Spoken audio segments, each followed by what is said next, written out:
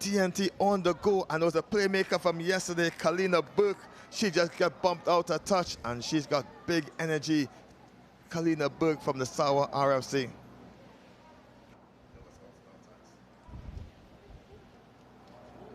Kalina Burke, the standout player for the TNT BA team yesterday. Even though they lost the Mexican outfit, she's back up and energetic again. Referee Rosales not happy with that. Not straight is the call, and TNT get their first scrum and first set piece for them to strike the DR team. Dominican Republic had a tale of two different matches yesterday against Jamaica. They got out to a 12-0 lead and dominated the opening 6 minutes and 15 seconds before Jamaica just flipped a switch and scored 40 unanswered points to take the victory. So DR will be looking to have a better start in today's competition. Of course, these athletes are playing 2 games today, so much harder on the bodies than yesterday. TNT lose the prisoner scrum as the Tainas is get going, trying to get the space out wide, looking for the speedster. Steps in, she's off to the races. Can TNT stop her? Great valiant effort by the TNT team, but they won't catch her, and DR gets in front. First try of the match. Let's get a number and a name to it. Well, Marlene Hendricks gets DR's first try of the game. From the Valkyria Rugby Club, Marlene Alexandra Henriquez, too much pace on the outside. Beautiful shot of our stadium here in Arima. So that one just kisses the bar, adding the extra 2 points. That's Denise Zambon here as we get a replay of this clip. Good hard step off the left foot, gets past the defender and just outpaces the final 2. Love to see it in the game of rugby sevens, pure pace. TNTB team, a development team coming forth. Bunch of age grades ladies participated last year in the CYG U18 tournament and just moving up and up as we continue. Nice high kickoff by Dominican Republic, taken well by TNT. Looking for the races, it's Fayan Johnson. She's got herself into that contact there, just knocking it on, and the young players just making a couple of rookie mistakes. Emphatic leader of this Dominican Republic side, Denise Zambon, started playing rugby in New York City after she emigrated there in 2011. So been playing for a long time now. Actually, the second sevens tournament. Also competed in the Rugby Americas North 10s competition recently as well. DR gets us back going. TNT just too excited. Advantage being played by the Mexican referee. No advantage gain. She's going to take it back for the offside, and TNT just too excited to get the game going. DR had a great showing against Jamaica, as you said earlier, and they're going to try to make amends for the poor start yesterday. Referee for this clash is Daniela Rosales, experienced match official and former player for the Mexican national team. As the captain taking it into her own hands, getting it back out to the try score, and she's streaking down the line, eventually pulled into touch by the TNT defense. Aaliyah Davis just getting her hands on the shirt and pulling the attacker into touch. Great way to use the sidelines. From the Caribs RFC, second tournament for Trinidad and Tobago on the B side this weekend, continuing to develop. That's Aaliyah Davis. KDs gets a throw in for TNT. Seems to be infringement. Rosales not happy with the Tainas attack at that line out there. Unable to see what the call was initially, but need to be 10 meters back off of it. TNT get a free kick, and as KD, she's gonna get us back going, looking for her captain, T.S. Davis. Davis, a big strong runner from the Royal Lions RFC club, as Special Ryan takes it on. Johnson acting that scrum off, trying to free the speed out wide, but the Tainas defense is strong, eventually getting the TNT hands, but it's knocked on the contact, and a bit of rain fell early morning, so that makes a slippery ball for everything to happen.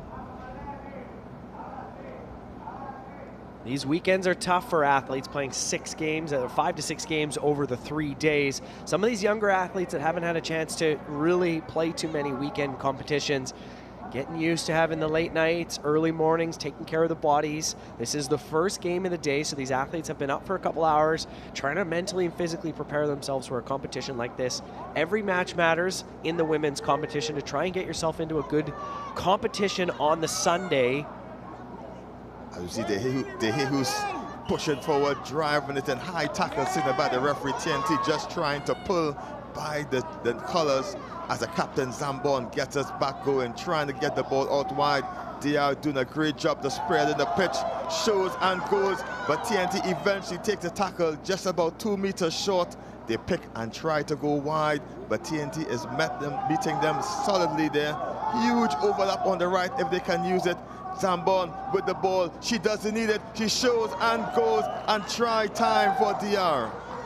Well, you saw that coming over the last couple minutes. DR was just maintaining possession and just phase after phase in the attack. And then Zambon, the emphatic leader of this DR side, slotting an easy one under the posts. Just showing the experience and maturity on that play there. Just holding the ball up long enough, as we'll take a shot at the replay soon to see what we're discussing. As you can just see here, simple work through the hands, one missed pass. Zambon just cuts through, hard step off the right foot.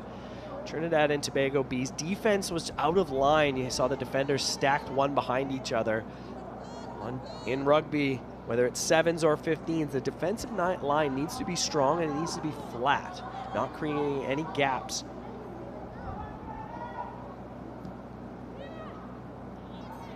Nice high kickoff taken by the captain Davis, and she's going to try to run it through the center, driving her way up to the halfway mark. Defense well done by DR, trying to get it out. TNT is looking for the room. They have runners if they can get outside. She's running more sideways than forward. She eventually wraps around. As you see, Kalina Burke scoops the ball off the floor. TNT's slow to get the ball going. A big hit by the vice captain Castillo. She just pushes TNT back even more until Johnson to the rescue, just scoops the ball off the floor. Wow, this Trinidad and Tobago team, I don't think they've really seen that there's a lot of space behind the DR defense right now. They don't have a sweeper behind them. That might be an option to just put a little kick in over the top, because there's some fast players on this TNT side. You see no sweeper in for Dominican Republic right now. TNT seems to have a player down. Ball in hand of Fian Johnson, and she just bumps into the contact. Forward pass signaled by the referee, and that's the halftime whistle there. 12 points to 0. Dominican Republic over TNT.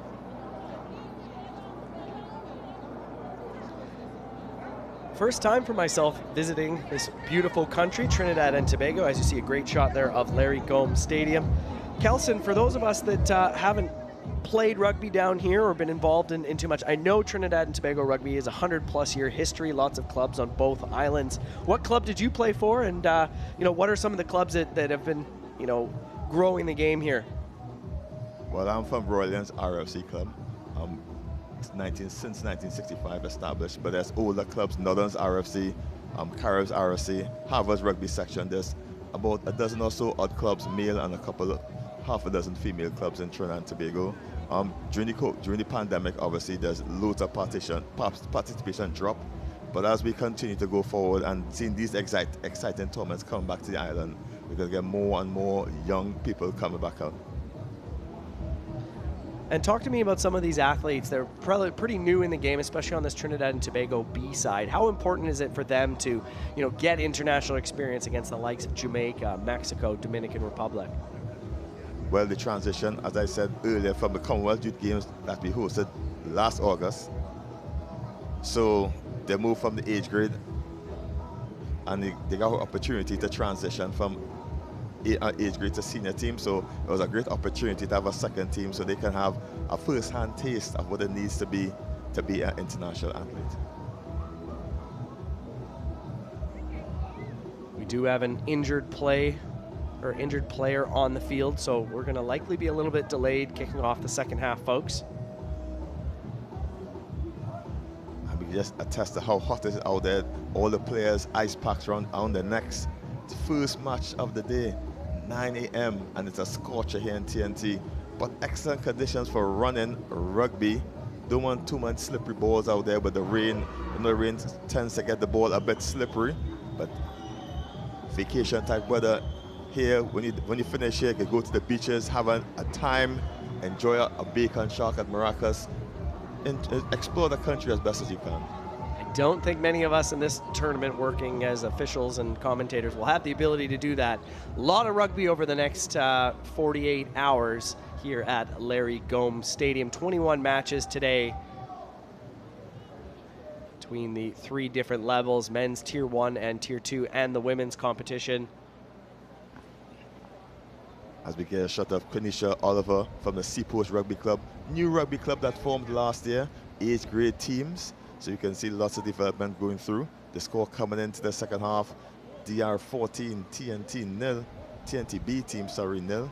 As TNT gets us back underway. As I mentioned, TNT in the red and black strips, DR in the familiar blue and red, as Zambon gets us going again, shoots and goes, trying to do it all her own, but great offload and through the backdoor pass into the hands of the number 12, and she takes 2 TNT defenders to take her down. There's a big run there by Castro. TNT get the turnover into the hands of Special Ryan, and she's charging forward, taking lots of effort to get her down. The referee brings it back for a penalty for offside. Well, everything starts through Zambon. She's the captain of this side, breaking tackles and then feeding out to Yasmin Valerio Castro from the Cortland Women's Rugby Club. Also a flag footballer and a wrestler. Very impressive, this DR side, when they're on, when they're dialed in. Big tackle there coming in from Adriana Castillo. And the TNT women are not used to the aggressive nature of the DR team. They're up in their faces quickly, and they're unable to handle the pill as well as they should. Adriana Castillo, this is her first sevens tournament. She's a theater major and a musical theater star from the New York Rugby Club, D2 Village Lions, RFC, and Old Blue. First international competition for her, representing DR. Zambon gets us back underway into the hands of Castro. Big arm by Castro. She's a handful. Eventually shifts the ball out to the right. They have space if they can use it. Big bump off by De Jesus. And it's stricken in as the vice captain Castillo. And she goes in for her first.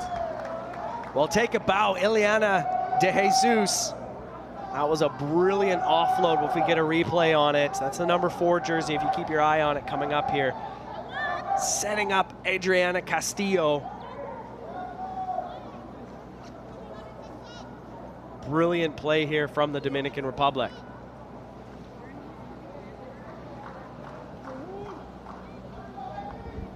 TNTB needs to make some changes. In comes Abigail Adams onto the pitch for TNT just to stop the hemorrhaging that's happening right now. DR in total control. Conversion missed. The score pushes 19 points to nil. DR over TNTB.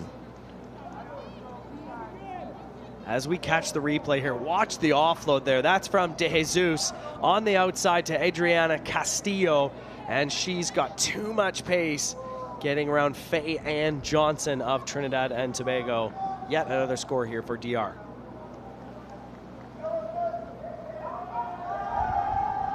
The captain gets us back underway. Just on the 10-meter mark. Perfect kick by the captain, and DR is back on the charge. Their tails are up, and they're busting through tackles. Is the number 9, Molina, popped it off the ground to that person again, De Jesus, and she's going to get her deserved try in this one. Unbelievable. Take a bow. Molina in her 4th tournament in the Rugby Americas North competition. Look at the power and the pace to get through that defensive line, held up by her shorts. Scampered through and touchdown under the post. That's excellent stuff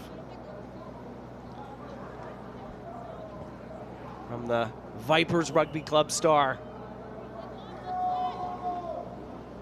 Conversion successful. As you just see her fending off one, held up by her shorts, goes to ground, pops it back up, and then she finds De Jesus.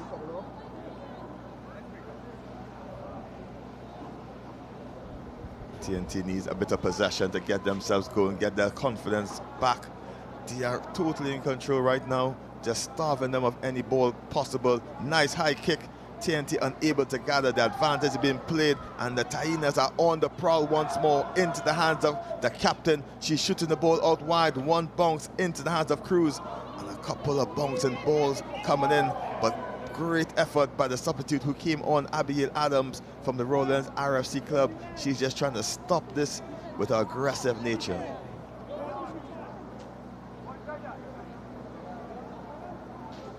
Been a successful opening match of the day for the Dominican Republic. 4 tries so far with 3 conversion successful from Zambon.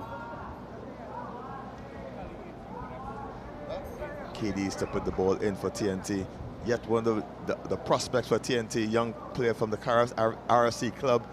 TNT just losing the scrum against the head.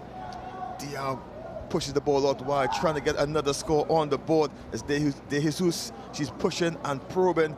Backdoor pass to her captain, and they're staying on their feet, making it difficult for the TNT women to even get their hands on the ball. Great footwork there, and she's through the gap. It's Cruz streaking down the line. She won't be caught, and Diao go in front even further. Gio Cruz, that's unbelievable from the number 8. First Rugby America's North Sevens competition, and with pace and power like that, you got to think it's not going to be her last.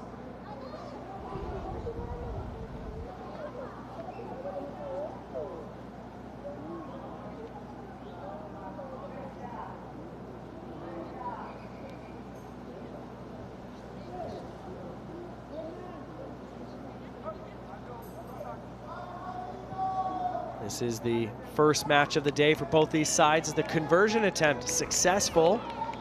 Trinidad and Tobago B will play Barbados later today at 2 minutes after 1. Dominican Republic will face Trinidad and Tobago at 12:40.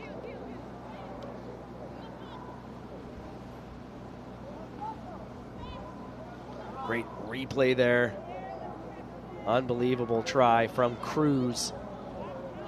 And the captain gets us back underway. TNT unable to gather the kickoffs, and that is problematic in the game of sevens rugby, as who gets the kickoff normally scores the tries. Well, we see it so often on the HSBC 7 series where these teams and these coaches, they put so much time and energy into restarts because possession plays a massive role. Coaches would rather have the ball on their own 22 or their own goal line than give possession away to these other teams, because you can basically run down the field, you can work your phases, you can execute your gameplay, but you need the ball to do that. And that's why restarts play such a big role. You get athletes that get jumped high up in the air and swat that ball back, the likes of, you know, Perry Baker, Martin Iasefo, some of those big American players that we've seen over the last couple of years from our region, just swatting the ball back brilliantly. Some of these younger sides, relatively new to the game, you see making errors off the restarts and handing possession back as we get set here for the final play of this opening match of the day. And Mora gets the ball going, putting into the scrum. A wrestling match to get to the floor. TNT trying to get themselves some possession on this one. Hands in the ruck. A little bit too excited there is Aaliyah Davis. And DR get to close this one with a quick one. Shooting the ball out wide into the space. Doesn't go to hand. TNT quicker to the breakdown there. Advantage being played.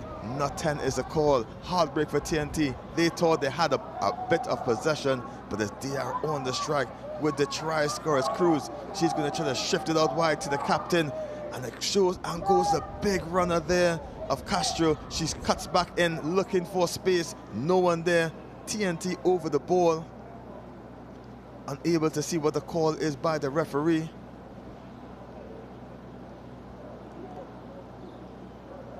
Yellow card is the call from Danny Rosales, Mexican match official. And the TNT captain gets her marching orders. She won't play any part more in this one. It's Ampura Mora over the ball. She's going to try to manage a score with a one-person advantage. Red card is to Natalie Samantha. Wayward pass, the ball bundles into touch. And that will be it. The final score here, DR 33 over TNTB. We'll be back for more rugby action shortly.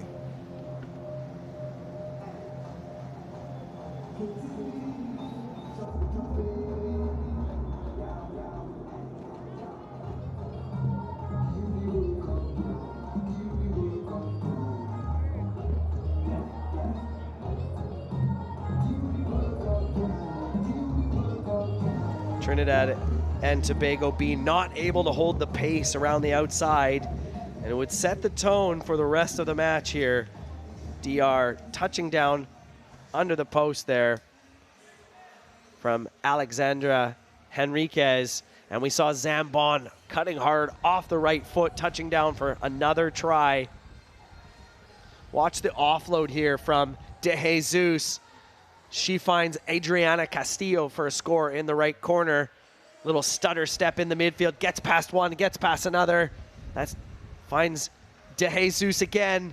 She gets past the last defender and dots it down. Brilliant team play here. And watch this hand fan, gets past, little stutter step, spinning out of it. That's Gio Cruz. She's got too much gas on the outside. Good showing here for the women from the Dominican Republic as we get set for a thriller here. The hosts, Trinidad and Tobago against Jamaica.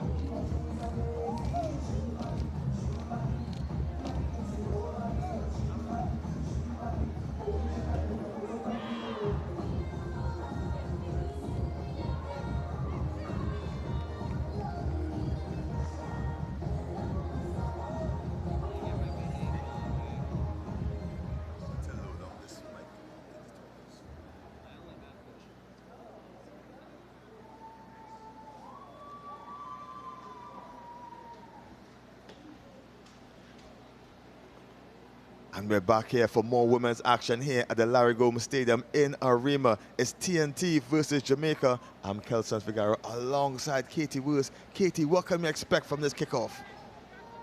Looks like a nice high ball bouncing backwards. Now time to scramble for it.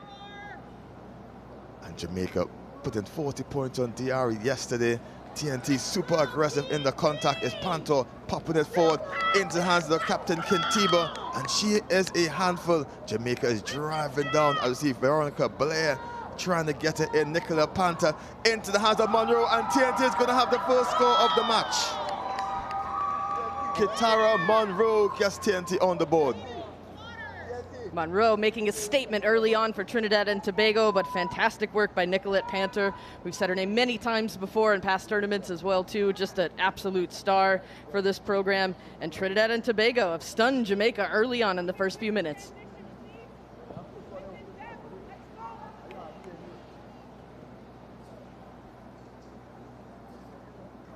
Here's another look at this beautiful outlet pass to the outside.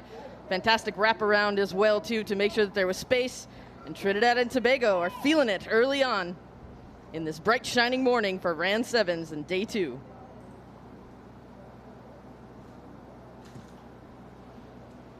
Nicolette Panta from the Polish rugby section gets us back going. Deep kick into space. Caught well by Jamaica. Jamaica in the black kits today playing TNT. And they started off slow against DR, and they're going to try to pick up the steam. Just hope that they don't let TNT get too far ahead. Penalty signal here by the referee.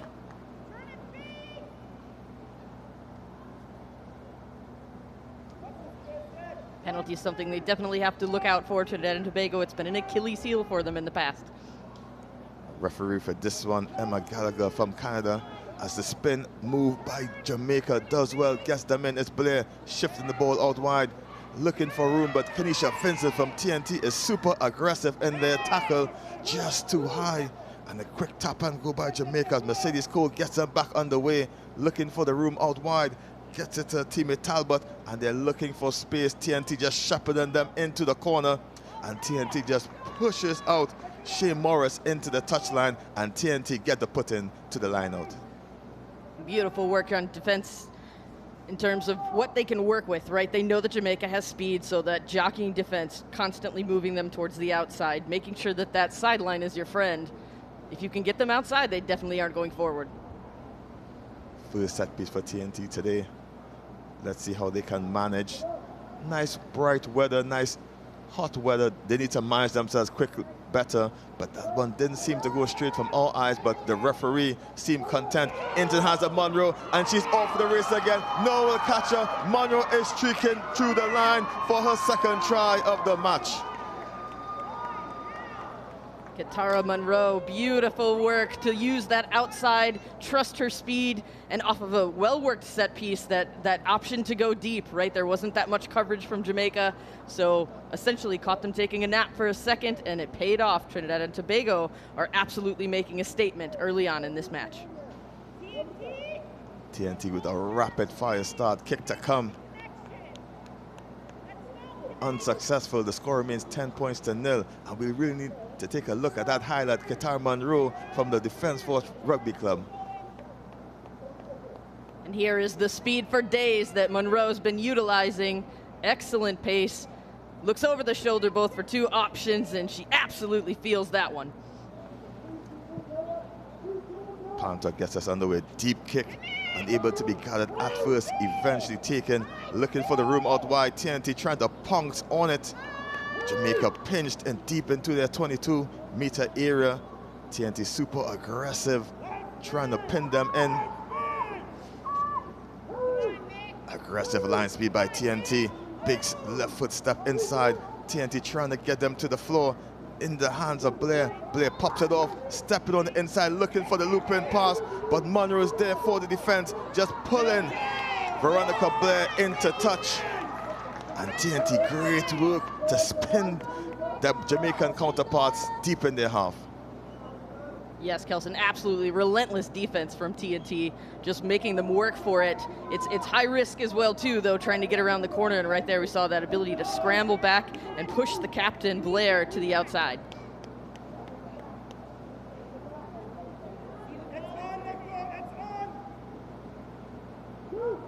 TNT pops it over the top. This time the referee signals not straight is the call, and Jamaica get the scrum. Relief, we'll say, for the Reggae girls in this one. Absolutely. Not as lucky that time around. It certainly missed the mark. It has to go through the middle of the tunnel. And that's exactly how they worked their last set piece try, that going deep option. Jamaica has to counter and make some adjustments to make sure they can find that coverage defensively. The Lady Crocs going to have opportunity now to put in. It's Eleanor Bonnet. She's going to be getting the ball in. Jamaica is going to try to pinch on the short side. It seems to be effective. 10 meters upward. They get in that attack. Jamaica trying to make amends and trying to make up for the 10-point deficit. TNT pressing hard in defense. Blair with a wraparound pass into the hands of the speedy Mercedes Cole, and she's going to try to take around the outside of Monroe, and she handily gets her down. Counter rock seems to be successful. Ball is out. TNT is really aggressive, and that's Vincent really just making a nuisance of herself at the breakdown. Jamaica trying to shift the ball wide if they can, but it's Kintiba with a strong tackle. TNT over the ball quickly, and Jamaica is trying to make the room to go wrong into the hands of Bonnet. She isn't able to get through Akila Lohman, and over the top of the ball is the captain Kintiba, but the referee says tackler is not rolling away. Quick tap and go by Bonnet. She tries to get around Lohman. Lohman makes a tackle. Penalty signaled by the referee. Offside is a call. And TNT really trying their best to keep Jamaica pinned in here.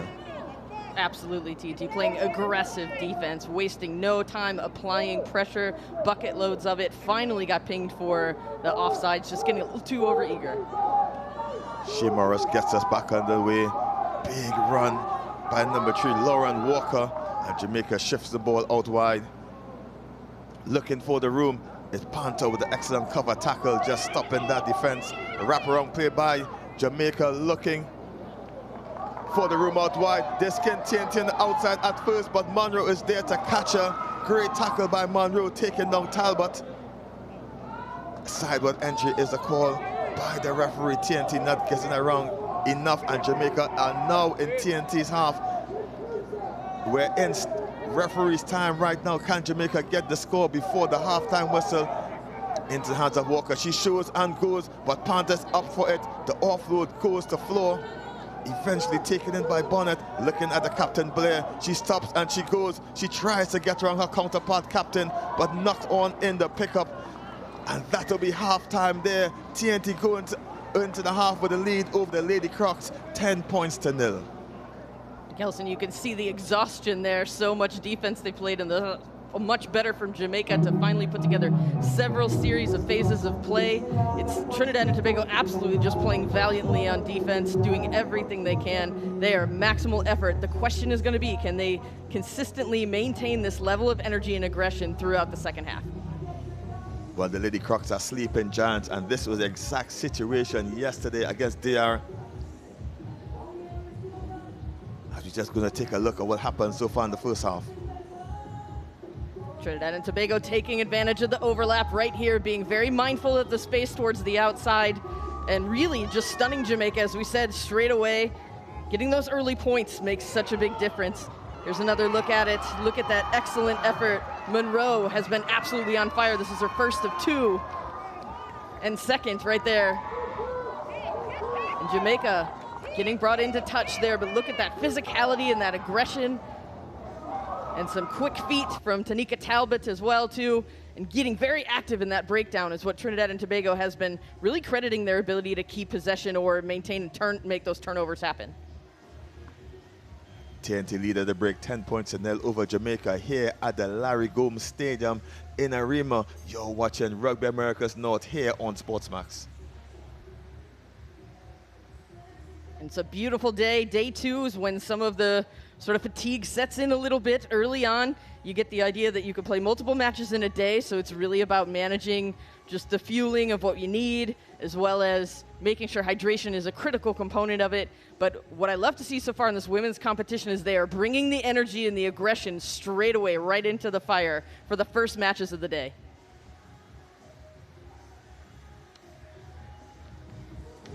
And Kelson, the question is going to be some of the substitutions that they'll look to make for the second half.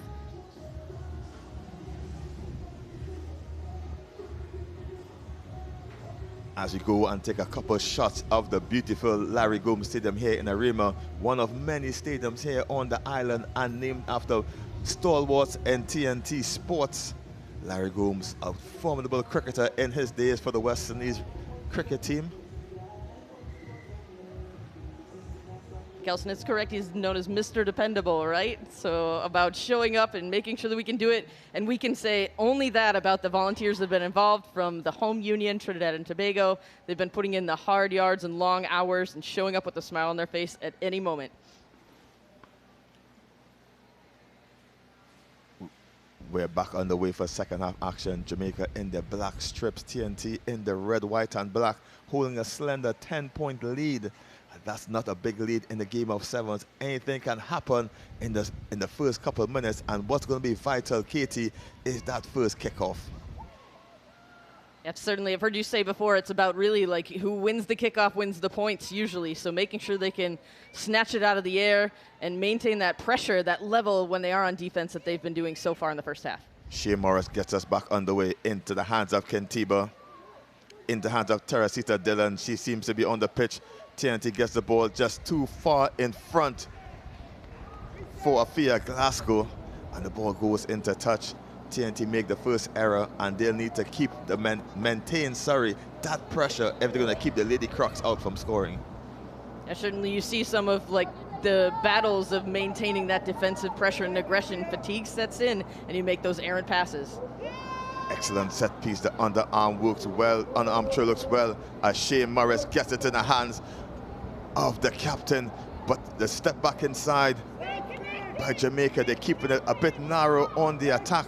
The pick and go, looking for the wraparound. Kanisha Vincent just pushes forward, and as the captain pops it forward in the contact, but a forward pass. Veronica Blair trying to find Bonnet on the wing, and the ball just goes forward, and that's the danger that these Lady Crocs possess. Absolutely, Kanisha Vincent, just a beautiful read, right? Seeing where the defense, forcing the defense to make a choice. Do I go towards the ball carrier, or do I cover the space? And when they make that decision, you can have some options. Unfortunately, you have to have your support, maintain that balance, create that spacing, and don't get over eager. And TNT sets up wide. They're going to try to find it to the speedster, Afia Glasgow. Solid scrum by the TNT team. And TNT going to try to shift it out wide if they can. Gets it to Glasgow, and can she take it outside? Afia Glasgow is on the go. She's running more sideways. Sorry, my fault. That's Ketan Monroe, sorry, running more sideways than forward. She's grabbed up in the tackle there by Mercedes Cole. TNT slew to get it out, and it's Panther with a big step, but read well by Shea Morris. TNT eventually get themselves on the floor. Scrappy work by TNT, eventually get to the hands of Dillon, and she shifts it right to Kyla Simon. She steps one, looks for the offload, she can't get it, and Jamaica's over the top, and they ping the turnover to the delight of the Jamaican supporters. Bonnet gets the penalty off quickly, and they knock on the ball in the pass. We'll see if TNT lose the advantage for not being back 10, and that will be the call, exactly what the referee's going to make there. And great bit of work there by Eleanor Bonnet just to be on top of it, create that turnover. As soon as they hit the ground, get over the ball, get your hands active, and make sure you avoid the penalty. Quick tap to the captain, Veronica Blair. She sees the space going forward, but not past Kintiba. It's, as we see Mercedes Cole picking it quickly and diving over the top, and Jamaica gets her first score of the game. Mercedes Cole really did the work defensively as well, too. And when you saw Trinidad and Tobago with their last attack option, just ran out of options for support. And Mercedes Cole was very involved with it.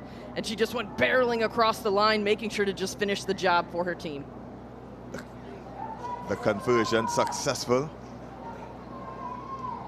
TNT holds a slender 3-point lead, and there's one more look at it right here. That sidestep from Veronica Blair creates the spacing you look for, and the pickup by Mercedes Cole. So she had downward pressure, as called by the match official right there, had good line of sight, and was able to maintain it. So even if you see that ball bouncing forward, it's about making sure it touches the ground. But there was just, it's sort of a measure of the amount of force that was involved with her getting that try.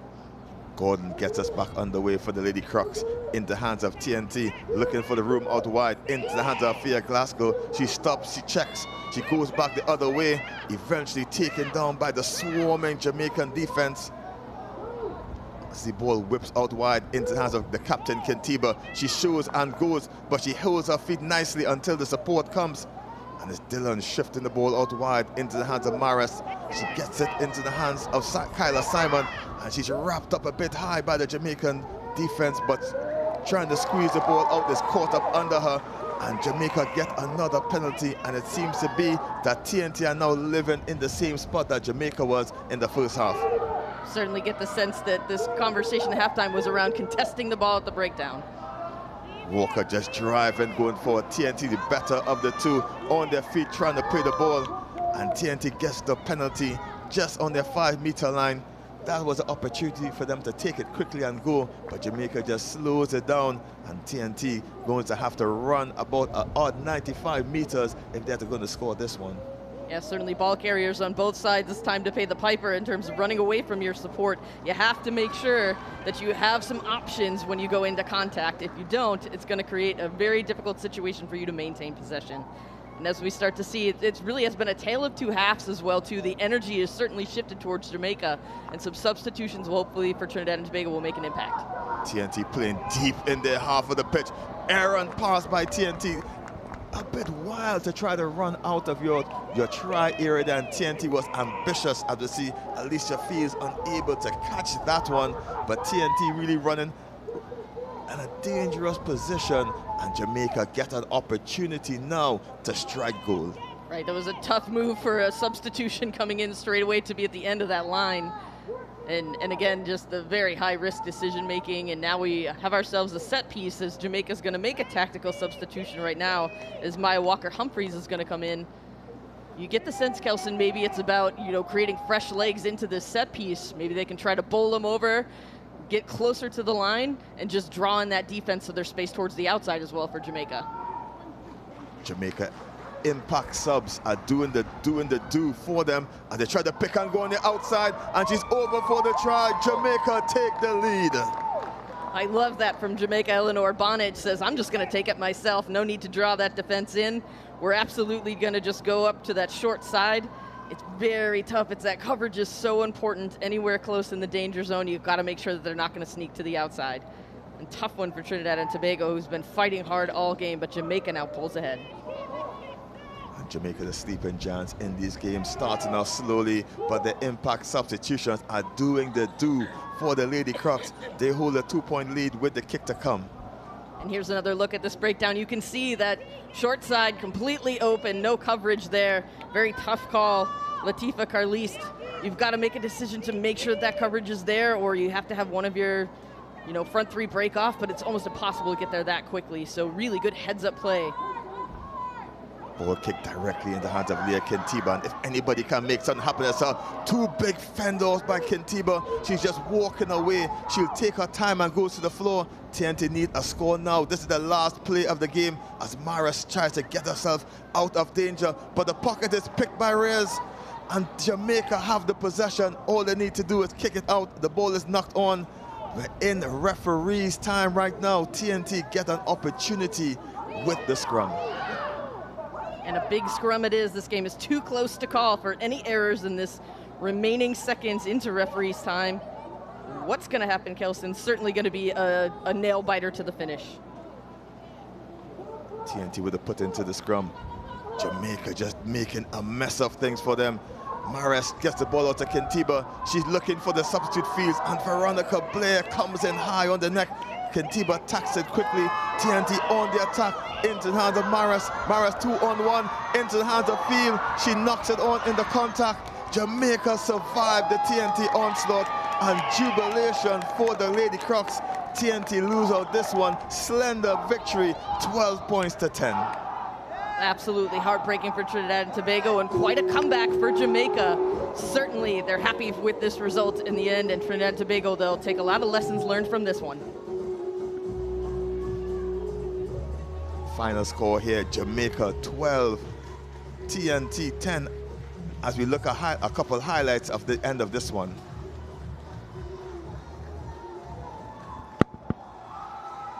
Here's the shot scoring in the corners. Trinidad and Tobago finishing this one up. You got that energy from it.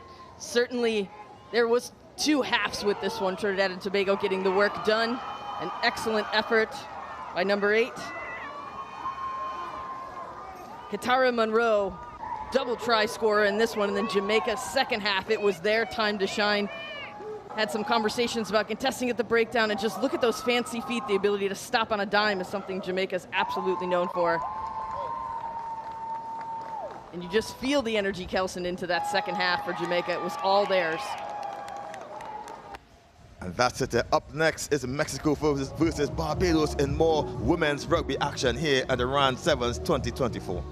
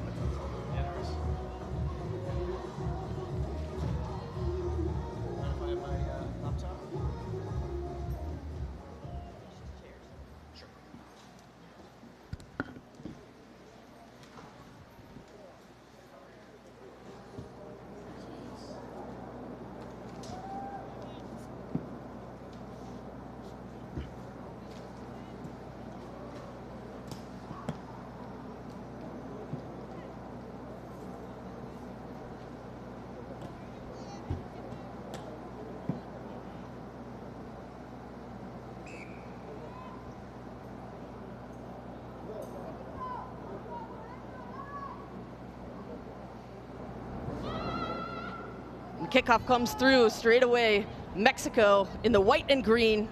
Good pickup. Towards the outside now. Plenty of space to work with. Blocked kick, bounces back.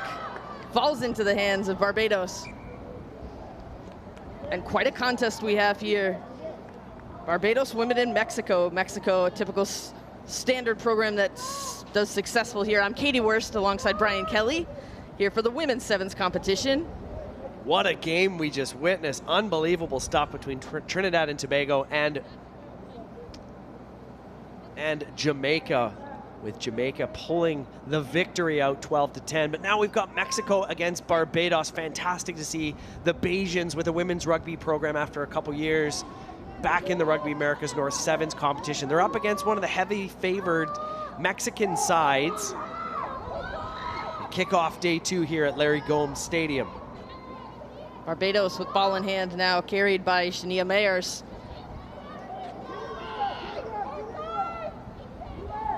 Picked up once more. Mayers striving forward, has a bit of green space to work with, dragged down from Mexico now. Beautiful offload pass by DeSarah Jones. And they'll make it happen early for Barbados. Playing in her 5th tournament, that's DeSarah Jones. Unbelievable stuff there from the young Bajan.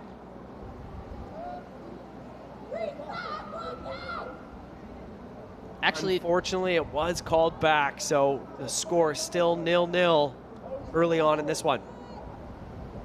Match official made the call there. Now Mexico under big pressure will take that set piece. They'll thankfully take that instead of a try awarded. Now not held in the tackle, picked up from Mexico. They're so fast to get back to their feet. Scrambling forward now. They've got the outlet pass, multiple options, and here's some great depth. Striving forward now for Mexico. Gloria Espinola. Giselle De Leon, we've seen her much of her action yesterday. Gloria Espinola again, and the pass just went slightly forward, Brian. Referee in today's contest, that's Caleb Hector there from Trinidad and Tobago. This is his 3rd Rugby Americas North Sevens, the Olympic qualifier last year in Langford. Played 10 years himself as a junior, college, 15s and 7s.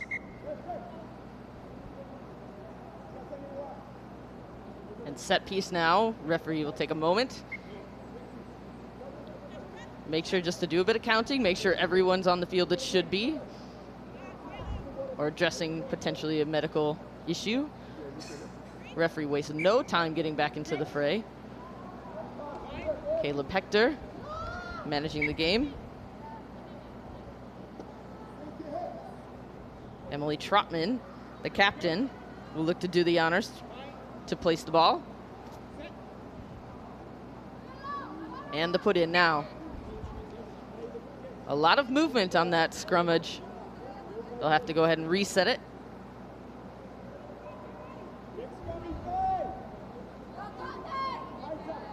A little bit of a conversation now.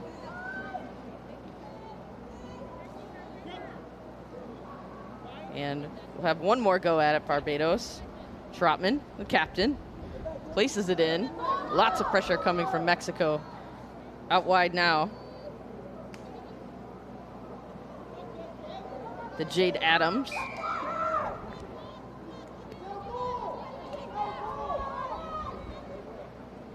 Been a bit of a sloppy start in the opening 4 minutes of this contest. This is the 2nd match of the tournament for both of these sides. Striving upfield now. Barbados has it with an offload from the ground. Mexico scrambling to make some tackles. Not rolling away is the call. You gotta have support when it's necessary. Barbados will look to have it. Or actually, not rolling away was the call. Mexico will give that one up. Barbados with ball in hand, crashing forward.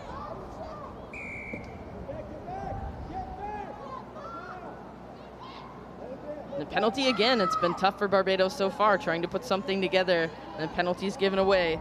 Looks like Mexico. Amy Ramos will look to gain some territory by a deep kick over the shoulder of Jade Adams. And that will bounce into touch.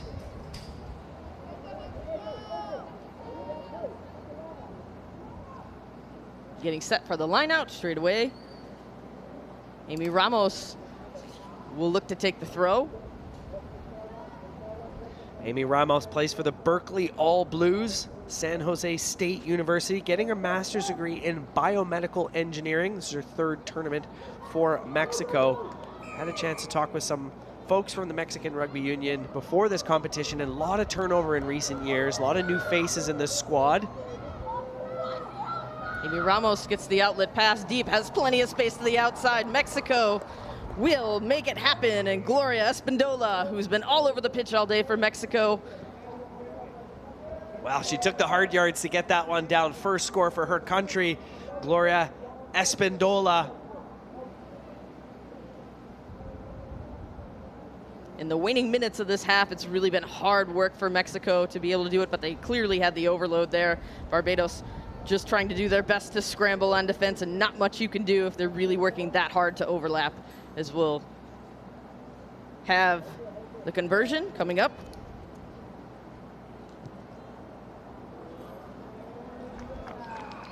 Beautiful strike there on the conversion attempt. As we just see the replay on this ball through the hands, it's simple stuff. Trying to make that last-ditch tackle was DeSarah Jones.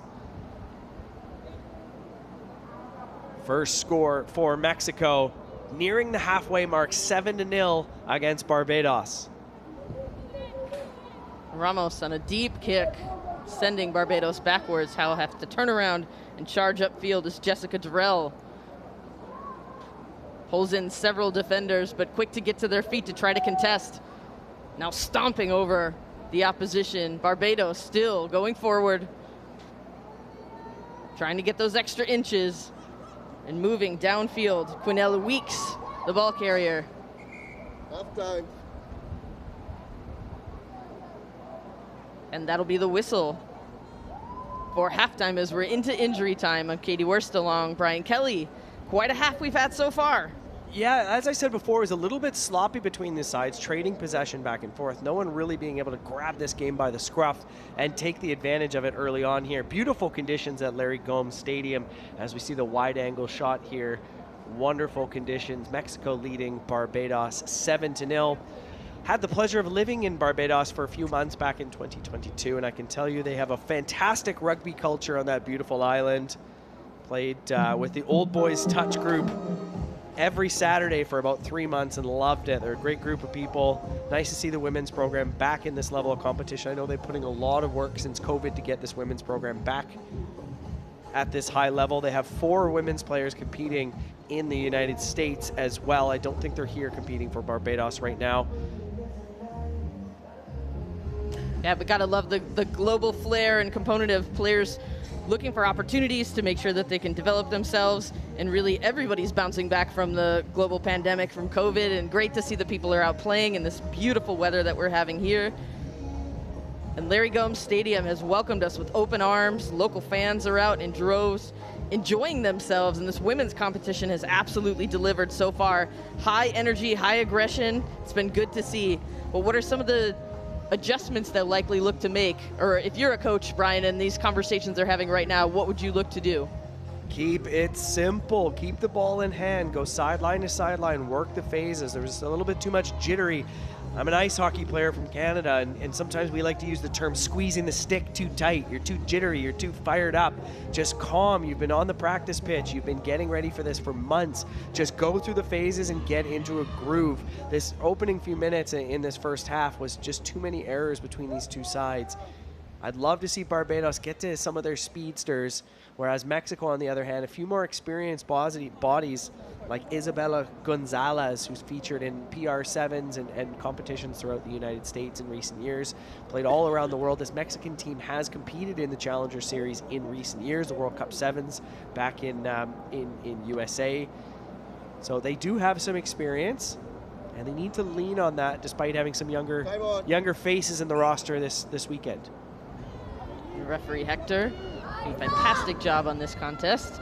As a high kick again, signature from Mexico. Brilliant pickup, but just bundled into touch, but you gotta love that energy that Mexico's putting in already. Well, there's a great start to the half, gathering it on the trot, but the Bajans smoking the tackle. That's like NFL there, going into the touch, flying up into contact fearlessly.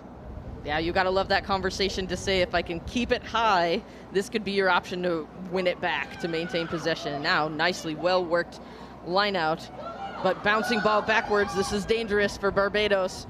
Good pickup, scrambling. That was an excellent job by Shania Myers to sort of clean it up. But Mexico have it now. They've turned it over. Can they get over the line? And they do. And solid work there by Aurelia Rodriguez to pick the pocket of Barbados and turn it into something beautiful. Once again, Mexico taking the hard yards to touch that ball down, going into the contact full speed. Argelia Rodriguez, second try of the match for her side. And beautiful stuff from Mexico just in terms of their ability to contest at the breakdown is something they're well known for. They get to their feet fast and they maintain pressure consistently, and we've seen that level of energy has risen, and with that has been the score starting to tick up in favor of Mexico. Conversions play such an important role in the game of rugby sevens, adding those extra points. As we get a replay here of the just bobbled ball, can't be pinned deep inside your own territory like that and losing it. Very quick poach and try scored by Argelia Rodriguez. Sensational stuff there. Another deep kick as well. Passed out of the tackle. Barbados have it now. Support not quite there in time. Again, lightning quick to their feet, but a big tackle coming forth. That was Kenya Aline. This is just the experience of the Mexican team. I know there's a lot of new faces in the squad, but they have the experience as a whole and as a team, and you could just see it starting to shine through a little bit against this young Bayesian squad. We're just taking a bit of a moment. Looks like potentially some medical attention on the field. This is match number 3 of the day and 12th of the tournament so far. We have 21 games today. Our voice are going to be shot by the end of it, but we're loving the atmosphere here at Larry Gomes Stadium. Coming up after this one, we have Turks and Caicos against St. Vincent and the Grenadines and Dominican Republic against Curacao. Both of those matches in the men's Tier 2 competition. Isabella Gonzalez, but now ball in hand for Carla Ortiz. And Mexico again getting across the line, but looks like potentially it was almost there, maybe a bit forward on the pass. No, it's going to come back for a second movement, actually, Katie. Was down, took an extra little emphatic roll, I believe, is the call from our match official.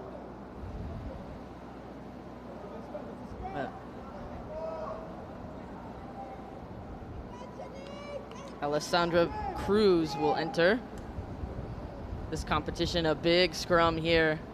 Yeah, that hand signal looked a little bit almost like it was a forward pass, but in the replay definitely looks like a second movement. Always trying to eke out just a couple extra inches. And ball placed in, goes to now high pass. Big trouble, but a fend off. Big stuff for Kenya Aline. She has plenty of daylight if she can really turn the jets on, but Mexico in hot pursuit. What a chase down tackle. Phenomenal work by Gisela De Leon. Absolutely went off to the races on that one, and now ball in hand. And Barbados turned this into a great opportunity.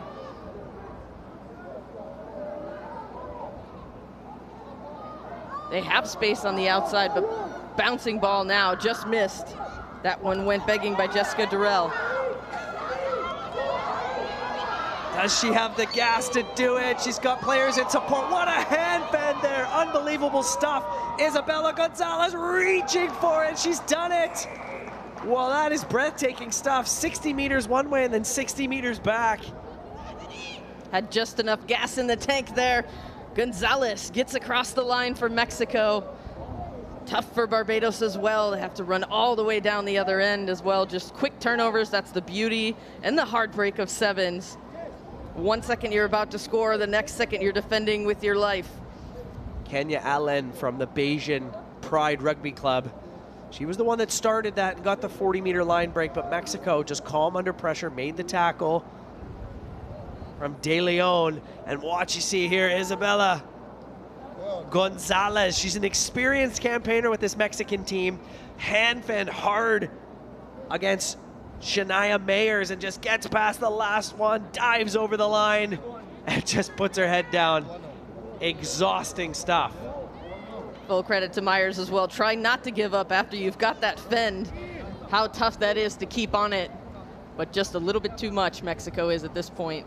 Now high kick again, managed. Here's a toughly contested breakdown now. Barbados still with possession. Moesha Daniel. Barbados once more. Aoife Clark to Jessica Durrell. Double tackle there. Absolute smash by Barbados. Picked up well off the ground. All of the Bayesian players with the ball in hand on attack are in about a 15-meter space on the field. And Mexico just trotting through there. Alessandra Bender, another veteran in this Mexico team. The Bayesians just giving it their absolute all, phase after phase, but then an error turnover, and Mexico going the distance on the way back. Bender has been a veteran on this team for the last couple years now. She seems to always be around the ball when there's an opportunity for a turnover, and absolutely lightning quick, very tough to chase down. Plays for Legion de Cuervos Rugby Club in Guadalajara. Her wife is Karina Landeros, who played for Mexico for about 10 years. This is her 16th tournament representing Mexico. So between her and her wife, that's a lot of tournaments representing Mexico. And in that replay, you can see she's just such a really sharp stutter step. It's so difficult to have that ability to chase down a very evasive attacker. And there's just great cohesion within this Mexico side as well, too. So quick on the turnover, outlet pass, and score is really what's been working for them.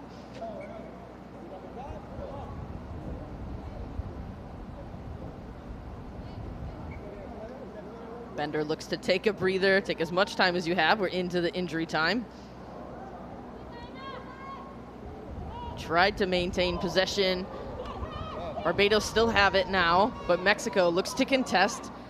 Picked up off the ground. Looks like it went backwards, so we'll play on. Multiple fend-offs. Kenya Allen making them fight for it. Several quick passes working. Just lost the fitting again as Allen. Support is near. Mexico, big tackle coming through. They'll skip over a player now. Through the hands is Emily Trotman.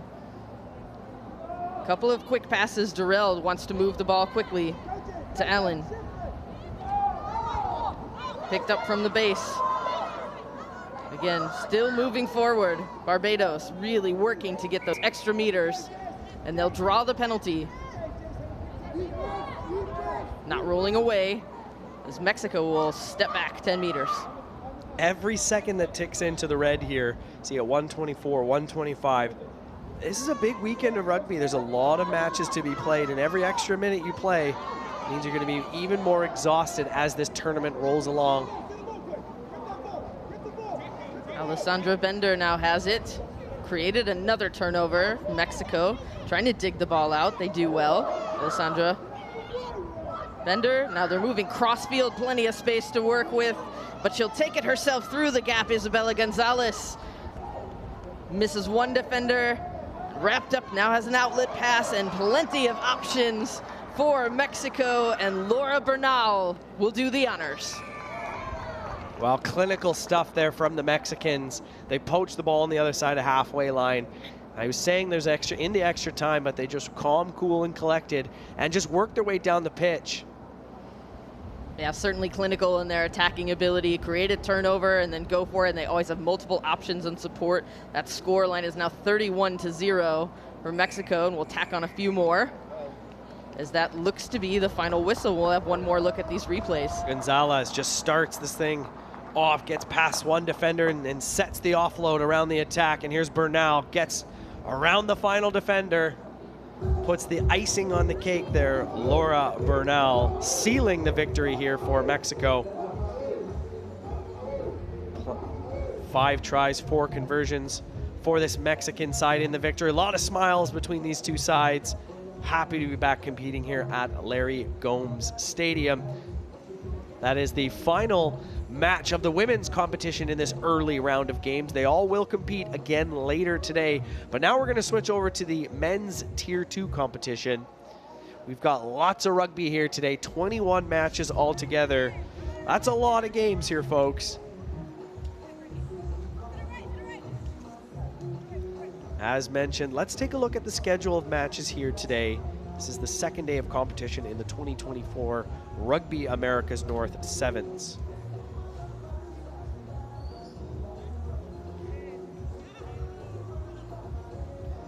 A couple of early matches. 3 matches for the women's competition. Now we're getting into men's tier 2. TCI against St. Vincent and the Grenadines, Dominican Republic against Curaçao, and then off to the men's tier 1. Canada against Bermuda, Barbados against Guyana, Mexico against Cayman Islands, Jamaica v Trinidad and Tobago, all before noon. Unbelievable stuff that we're talking about all these matches before the strike of noon, followed by Mexico v Jamaica in the women's competition. Trinidad and Tobago, Dominican Republic at 12:40. Barbados against Trinidad and Tobago B. And then we're back into men's tier 2 again. TCI, Dominican Republic, 124. SVI, St. Vincent and the Grenadines against Curaçao, followed by Canada against Barbados, Bermuda, Guyana, Mexico, Jamaica, Cayman Islands against Trinidad and Tobago. Circle that one in your calendar, 3:14 p.m. The hosts with a big victory yesterday against Mexico. They'll be looking to try and set themselves up for success in tomorrow's quarterfinal. 3 women's matches to end off the day. Mexico versus Trinidad and Tobago, Jamaica, Trinidad and Tobago B, followed by Barbados and Dominican Republic. Look at that shot, folks. Larry Gomes Stadium here in Arima, Trinidad and Tobago. My name is Brian Kelly, alongside former Trinidad and Tobago international Kelson Figaro. Kelson, this must be a dream come true for you, working at this tournament in your home country, back from Ireland. You must be loving this right now. That's right, Brian. Back home it's about 1 degree. So great to be back in Trinidad. I love it here. It's so warm, it's so friendly. TCI against St. Vincent and the Grenadines, and St. Vincent and the Grenadines, a developing nation in the rugby world. As you see the shot of the flag of St. Vincent, they have support from every corner of the Caribbean here in this tournament here today. And Trinidad and Tobago, the melting pot of sports, culture, and food. As you see St. Vincent in the green strips up against TCI in the blue and white. TCI last participated in 2021 when they hosted their event, this version of the event in their country, and they're back in the fray once more in Tier 2 rugby action.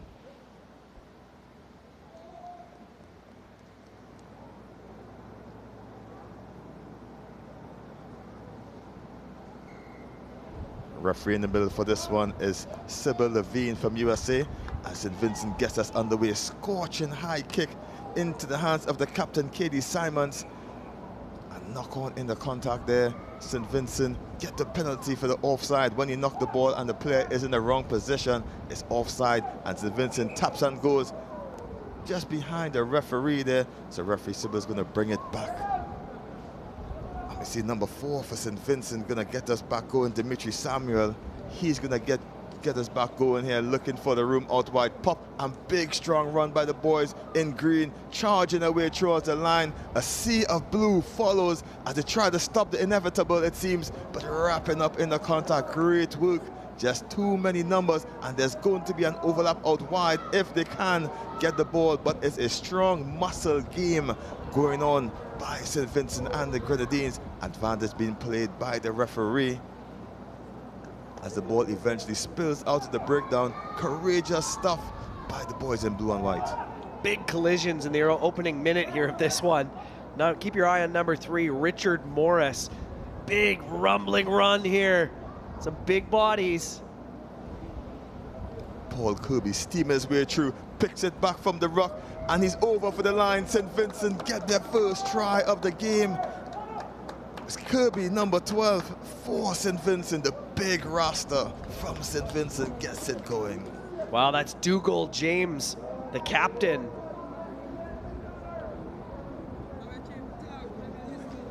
Playing in his 7th tournament representing St. Vincent and the Grenadines. Conversion attempt is unsuccessful. Brilliant opening couple of minutes here, definitely in the physicality side. Watch up Main Street. He's brought down by Caddis Simons, but he releases the ball, gets back up to his feet, and hammers over once again. The big fella rewarded for his hard work. Conversion unsuccessful. The score remains 5 points to nil. St. Vincent over TCI as they get the ball back going. One bounce into the hands of Trevor Watkins, and he's driving his feet up over the line there, just knocked on in the contact, but no, it seems to be off the feet. Counter ruck successful, but referee Levine says it's knocked on in the pickup. Well, we held the Firemines Rugby Americas North Sevens back in 2021, fresh out of COVID in Turks and Caicos. Fantastic rugby nation, great facilities there. That was one of the highlights of my career working for Rugby Americas North, was heading down to TCI for that competition.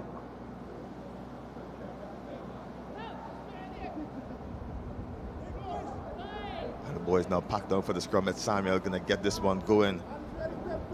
Right on his back is Samuel French. He's making sure he give him a hard task to get the one out, but St. Vincent with a wraparound play, looking for the room out wide. One more pass to do it, but he steps back into the traffic.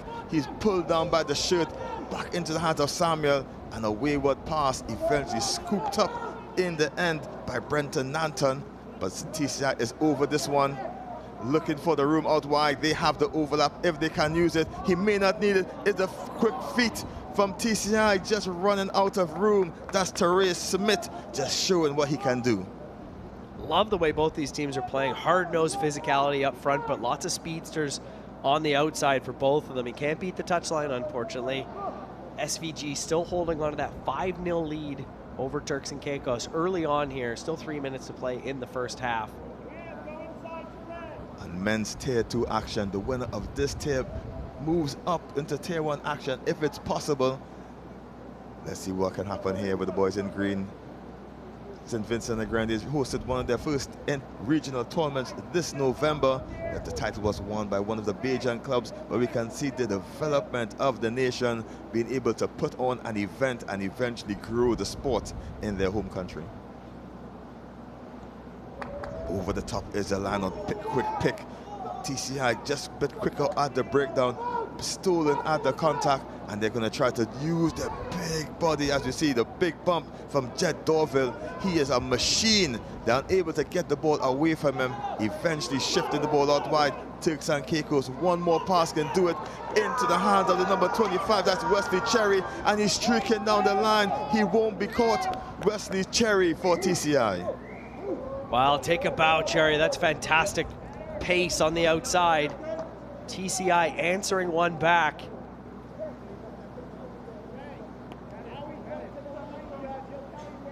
And you can see what these teams can do once they get into the space. Currently, they're playing a little too tight, just bumping into each other. And a difficult kick for Samuel French on the touchline here.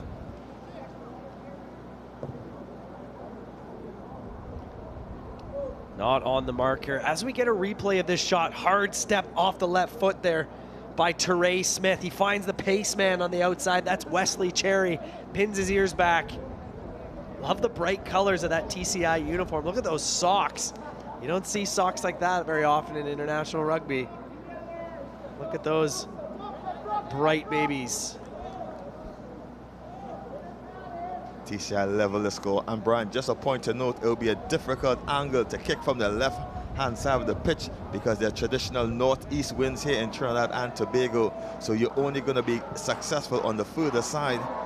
As you see, French gets us back on the way, eventually taken in the catch there. St. Vincent looking for the kicking option, kicks it into space, strong chase, picked up well, and that was a shot for the highlight reel. St. Vincent is going to streak it if they can. Great offload, great support, and over for the line is Dimitri Samuel for the boys in green. Well, take a bow, Sidroy Bentic.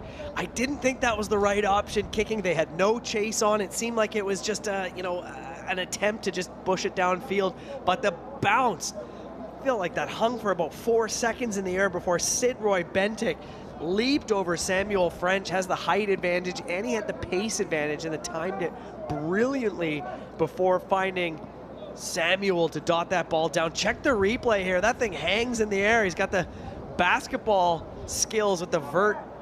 Good tackle coming in from Wesley Cherry, the try scorer, but that man there gets it down under the post. That's highlight reel stuff there, Kelson. St. Vincent and Grenadines showing that they mean business and they can produce at this kind of competition, just pushing the score 10 points to 5. Basically in the referee time, one more kick going into the half.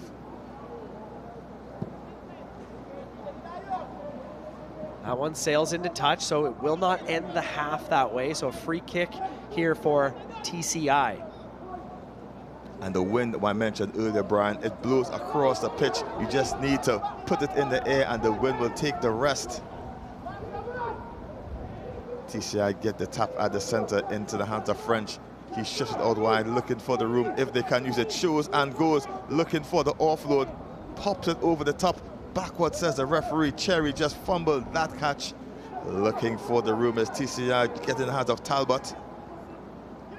And Talbot just driving his leg, looking forward, freeing his arms, looking for space out wide, into the hands of number 14 for Turks and Caicos. That's Therese Smith, and he just ducks it down for TCI. They draw level just before the half. Well, coaches, they love or hate the points, and they're just before and just after halftime. They play such a big role in 7s and 15s rugby. TCI tying this one up. This is a great game between two very evenly suited sides.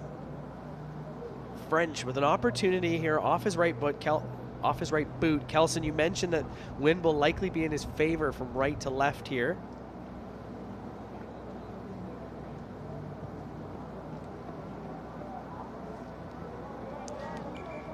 Conversion off to the right, and that will be the halftime score here. St. Vincent and the Grenadines, TCI, each 10 at each, and we'll be back for more second half action here at the Larragome Stadium in Arima.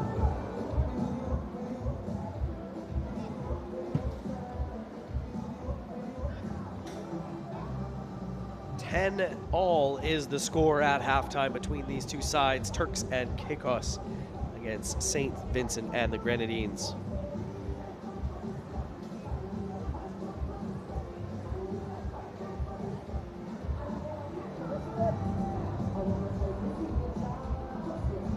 Let's take a look at the highlights of the opening half. Big man rumbling on. That's Dougal James, the captain. He smashes forward, releases the ball, gets back up to his feet. He's got 3 guys on him. And Dougal dives over the line. He's jacked up for his side. That's the captain. TCI would respond. Good hard step from Therese Smith. He finds the danger man on the outside. Wesley Cherry's got too much gas. Will touchdown in the left corner. Well, watch this kick here, folks. This one's going to hang up for about 25 seconds, it feels like, and gathering that ball brilliantly. That's Sid Roy Bentic. He's got a man on the inside. Dotting it down is Dimitri Samuel. That's highlight reel stuff from St. Vincent and the Grenadines. Not to be outdone, TCI get one back to tie things up at the half. Stutter step. Good offload. Plenty of numbers on that far side. Here's the pace man, Therese Smith. He gets past the last defender and dives over the line. And we're all knotted up here at 10 apiece at the halftime break between these two sides. This competition, of course, supported by World Rugby. Good shot upside down of the ball there. These athletes are trying to qualify in the tier 1 of the men and the women's competition for the World Rugby Sevens Challenger Series. This tier 2 competition giving valuable experience for these sides to continue growing. And these games won't be possible without our officials. In the middle is Sybil Levine from the USA. ARs for this one is Will Nelson from the USA. And also Kelvis Figueroa from Trinidad and Tobago. Name sounds very familiar to me up in the commentary booth. Little brother out there doing officiating stuff. Congratulations, I didn't know that. Enjoying it? Both of my younger brothers actually play rugby well, one for my club and one for Royal Lands RFC and the other for Caribs. So it eventually became a family sport.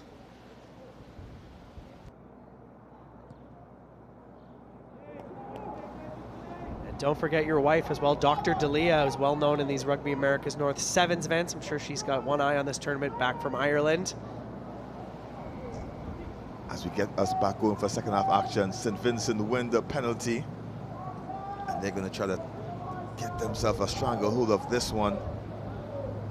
Referee Levine just pushing the team back 10 as St. Vincent gets us back going. And everyone back in St. Vincent will obviously be proud of the boys. Big switch play there by Smith. Pops the ball, one bounce, scooped up off the floor, and it seems to be number 14. He's going to be streaking away for his second try of the match. It's Therese Smith. He's ended the first half with one, and he started the second half with another. Well, I called it. Points before the half and points after the half play such a big role. That's a 10-point swing.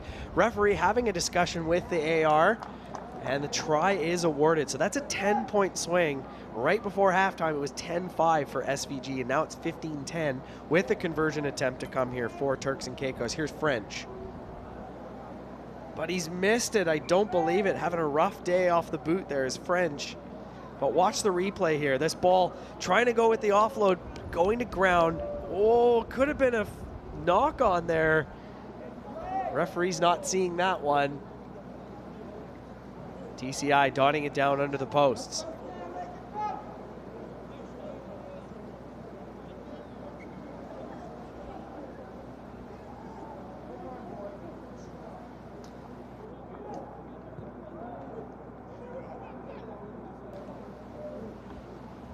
St. Vincent gets us back underway. Great catch, but the ball bubbled, and excellent work by French. Does he have the legs to get it?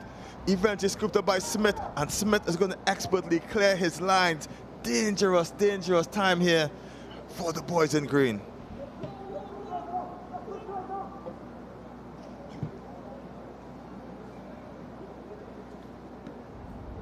Great game between these two sides. Still 4 minutes, 40 seconds left on the clock. Here's French.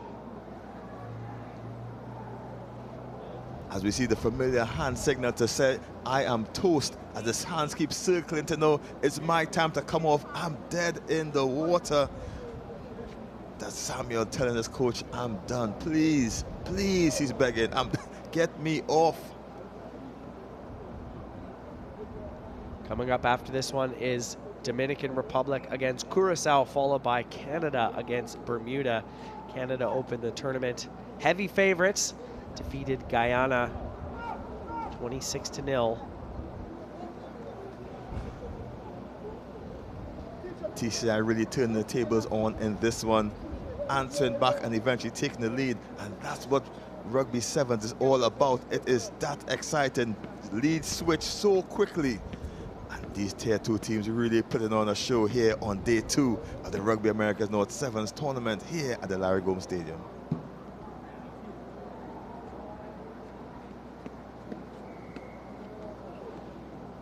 Referee unhappy, feet in the tunnel seems to be the call. St. Vincent get the penalty. They're going to tap and go quickly into the hands of the captain. Looking for the space, one fend off. They have the overlap if they can use it. Big bump, shifted out wide. St. Vincent on the charge, looking for that offload. One bounce and pick up into the hands of Richard Morris. Excellent stuff, but TCI illegally pinched the ball there. Offside is the call. St. Vincent and the Grenadines, they need to have a bit more support in the phases. The ruck support is arriving 2 seconds, maybe 3 seconds a bit late. Great offload, but not going into the hands. Now the race is on. It's Stanley Haven. He's streaking down. He won't be caught. Track style running, and he is too swift, too quick, and an acrobatic roll, front roll, and then dot down by Haven. And that's one for the fans back home in TCI. Well, mistakes, they can kill you in the game of Rugby Sevens. You have front football, you're securing possession, marching up the field. One quick error and it goes back 60 meters the other way. Another missed kick from French. Having a rough day off the tee. As we get a replay here, tried to get the offload there. That's Jonty Bowens. Lands right in the hands of that man there. Stanley Haven. No one will touch him. Love the theatrics. Didn't get it down the first time, but got it on the second spin. TCI doubled their lead, 20 points to 10 over St. Vincent. Just about 2 minutes left in this one. St. Vincent with acrobatics. Big feet drive there by St. Vincent, trying to get themselves possession. A bit slow at the breakdowns. TCI able to compete, but the ball isn't really going to hand for the boys from the SVG. Looking for room out wide, shows and goes, free the arms up. Cherry is stepped easily. He's streaking on the line and smartly just pushed into touch. Minimum effort to get the maximum result. Well, Jonty Bowens, he's got plenty of pace. Have to be careful with a man like that.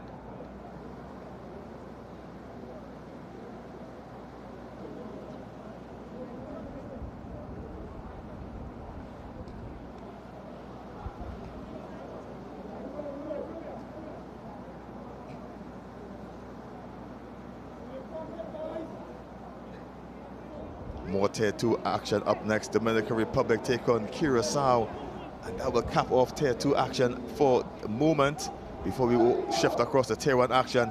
Line out, not the straightest of it, but TCI get it going, trying to get the ball into the hands of Haven. But it's that man again, trying to put the cherry on top. Is Cherry, can he get another force? TCI, he rounds around and gets under the post. TCI extend their lead.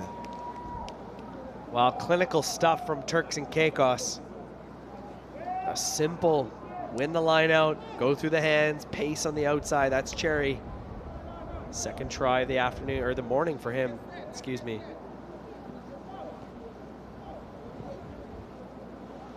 I will say this Turks and Caicos side, plenty of pace, need to work on their conversions. As we see, French gets that one out through the hands. That's Cadis Simmons. Finds Cherry, gets past one man, puts it under his right arm. Long strides. And finds under the sticks. We have time for one more kickoff here. The ball eventually passes the 10. St. Vincent trying to add another score. Big looping pass out wide. Shows and goes. Tries to skin him on the outside. Great tackle off the feet. Into touch, and that'll be the last of that action here. TCI take this one 25 points to 10 over the boys from SVG.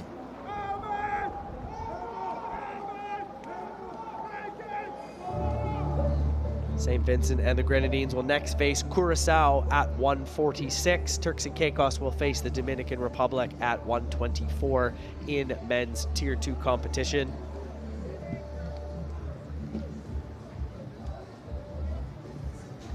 Field here at Larry Gomes Stadium in beautiful conditions. Lots of rugby to be played over the 52 matches here this weekend. Let's take a look at the highlights of this one. The captain, Dougal James, smashes his way forward, releases the ball, gets back on his feet, looking like a 15s breakdown there, and smashes over is James to get his team on the board early on. TCI would respond. Good cut off the left foot there. Finding Cherry on this near side. One of his 2 tries in this match. In the left corner. Now this is likely the highlight of this game. Watch this ball just hang high up in the air. Gathered brilliantly by Haven. He finds his man on the inside. Dimitri Samuel touches that one down. TCI get one back right before halftime though. That's the big difference in this game, the before halftime and after halftime tries. There's Teray Smith touching that one down right on halftime, tied up 10 apiece.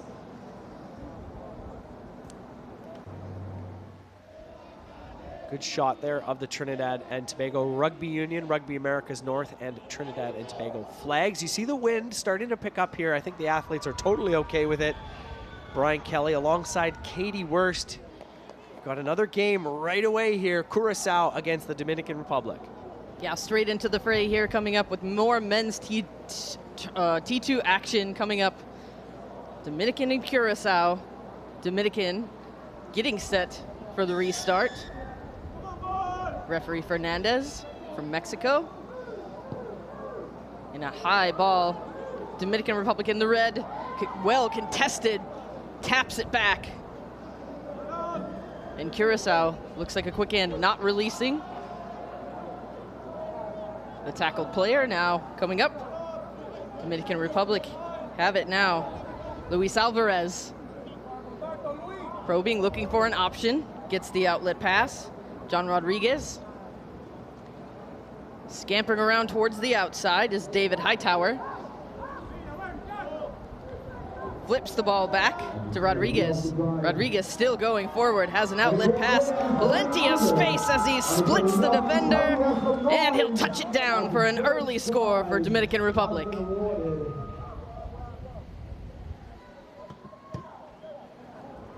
And they gets the first try of the game here. Great persistence, aggressive running by the boys in the red, and we can expect more of that for the boys in there as the kick is successful by the number 9. That's Van der Waal. As you look at the replay, a big run there by number 11 for Curacao. And they get the conversion, 7 points the better over Curacao. Dominican Republic makes good on the conversion. And another high kick, it worked for him before, why not? Curacao punches it back. Tough move now, trying to scramble for possession. Dominican Republic have it on ground, except lost in the fray there. Now Curacao have the ball, quick show and go, met with a big hit by a defender. Penalty again called, wasting no time now, Dominican Republic. John Rodriguez. Katie Wurst alongside Kelson Figaro will be here all day with a quick tap now. John Rodriguez gets it outside to Jesus Robles. Big hit by Curacao, driving back now. That's minus 10 meters and change, but handled well. Luis Alvarez, vice captain, gets it wide to John Rodriguez.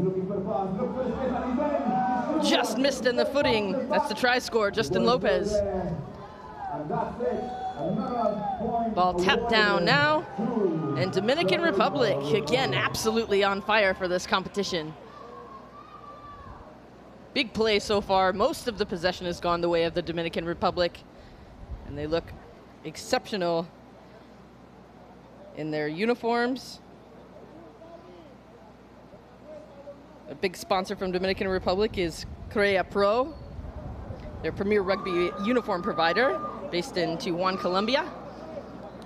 And there's another look at the shot, just took advantage, even lost his footing and was able to maintain composure. And David Hightower, the captain, does the honors to finish it up. Gotta love the real concentration and control it takes. Lost your footing, but still get that outlet pass, and the conversion kick was done well by John Rodriguez. 14 points to 0. Dominican Republic in the driver's seat. That high restart has paid off consistently, except this time penalty was called, looked like the knock forward. You're right, Katie, that skyscraper of a kick is difficult to handle in this breezy conditions. Curacao unable to handle it, and usually they put a lifter in the air to really sort those stuff out. I see Curacao making some changes, trying to stop this sort of hemorrhaging. In comes number 9, Van der Waal. It seems to be 2 changes being made, can't get the extra number as yet. But Curacao trying to stop this hemorrhaging early in this one. They're down 2 converted tries, and they're going to try to get themselves a score on the board. They just haven't had many opportunities in terms of possession whatsoever. Dominican Republic have been absolutely on fire on attack. They'll be looking to maintain possession here with this set piece as the ball gets set to be put in. Big pressure from Curacao, using those big bodies to push them around.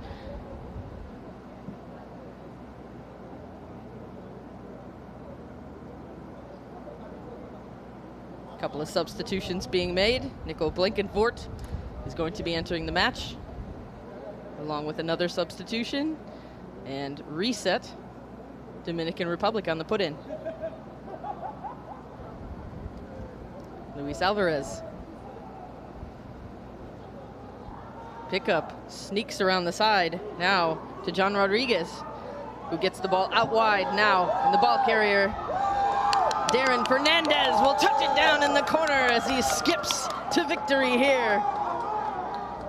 Clean play, he's by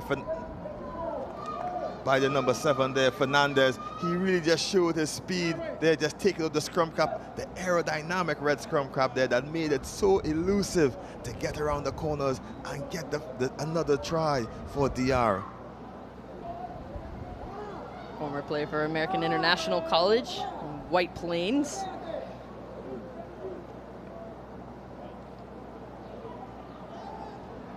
Also a Brazilian Jiu-Jitsu athlete. Gotta love the crossover, the versatility of these individual athletes across the board. They find a number of different ways to stay fit. There really is no off-season for rugby, as that conversion does not quite make the mark. And here's another look. As you look at the replay, big looping pass into Xander Fernandez. One help, skip on a jump, and he is away, streaking down the line there. Jet shoes of the man there as he just struts off the track like a track star. The fans really getting into this contest again high, this time well taken by Curaçao, but met with a absolute smothering tackle by Hightower. Curaçao, ball in hand now, big pressure, shooting up on the line. Dominican Republic did his best to just flip the ball out. And anguish for Curaçao as Dominican Republic look at the option to potentially go quick, and they take it. And ducks and dodges around the defender. Fancy footwork there by John Rodriguez, and just missed the outlet pass. There can be a card here, Katie. Intentional knock on, it seems, just stopping the try from happening. But the referee says it's all good. The rule of sevens, once you stop the play, the try from happening is an automatic yellow card, but this one just goes out in the touch. We won't know better than the referee, so we won't question the call, but Curaçao just survived the scare. Yeah, certainly trying to do anything they can to keep them out of the end goal area now. Getting set for a line out, and the toss by Luis Alvarez. Picked up Curaçao. Getting involved, and a penalty is called now. Wasting no time, Dominican Republic through the hands. Luis Alvarez gets it wide, and a high bouncing kick. A bit too deep on that one, maybe a bit fancy at the moment. I guess all these playmakers looking at what's happening in the autumn series so far in the Northern Hemisphere. That kicking game works excellently in the world of 15s, and they're going to try to introduce it here in the sevens format as the first half closes. They are with a dominant performance so far. Yes, absolutely. Score so far, Dominican Republic 19 points to 0 for Curaçao. Tough one. Curaçao really just been starved of any type of possession, and the restarts have been critical for Dominican Republic. That sky-high ball, as you mentioned, so tough to handle, and really it's about the defensive pressure they've been pouring on. As you take a look at the highlights of this one, Curaçao really doing the do. Big run through there for number 11, Justin Lopez. He gets it over for Dominican Republic's first. Conversion successful, easily dinked over there by Alvarez, the vice captain, and then using the ball out wide as you look back at the try again, shrugging off one, looking for the offload. Great run by the captain. He just strolls over. Huge unit is this Captain Hightower, and he gets in for another for DR. Once again, looking for the big room out wide into the hand of Fernandez. A hop, skip, and a jump. He's too quick. He's too fast. He's too stylish, and he just skips off Usain Bolt like into the sideline, showing the John Cena celebration to the crowd there, pushing DR up 19 points to 0 going into the halftime break. Yeah, certainly some high stepping there for Dominican Republic. They've been just playing in a very cohesive manner as well, too, constantly having support where it's needed at the right opportune time. Curaçao thinking about halftime, what are some adjustments they need to make? They have to do something to counter these very high restarts, doing something to just have the ability to maintain possession, but straight away know that if you move the ball quickly, you're not going to get into any type of contest, especially on the ground, because the Dominican Republic's been highly aggressive so far. Curaçao, interesting conversation, but for the Curaçao team in the half, they're going to see how they can make amends for what happened in the first half. Basically pinned in their territory for most of the half so far. And in the center, we have the referee from Mexico. He's been around a while. That's Fernando Garcia from Mexico. As the referee gets us back started for this second half action. Yeah, referee Garcia certainly has had his hands full. Quite a lot of movement around the breakdown, but well managed. Dominican Republic. It's a deeper kick for Curacao. Now ball in hand. Jesus Robles. Been a big playmaker for Dominican Republic so far. That's much better at the contesting from Curacao, getting involved at the breakdown. And ball through the hands for Dominican Republic. Skip pass all the way to the outside. Some fancy footwork from Dominican Republic, looking for a seam. Finally finds a bit of one. David Hightower, the captain.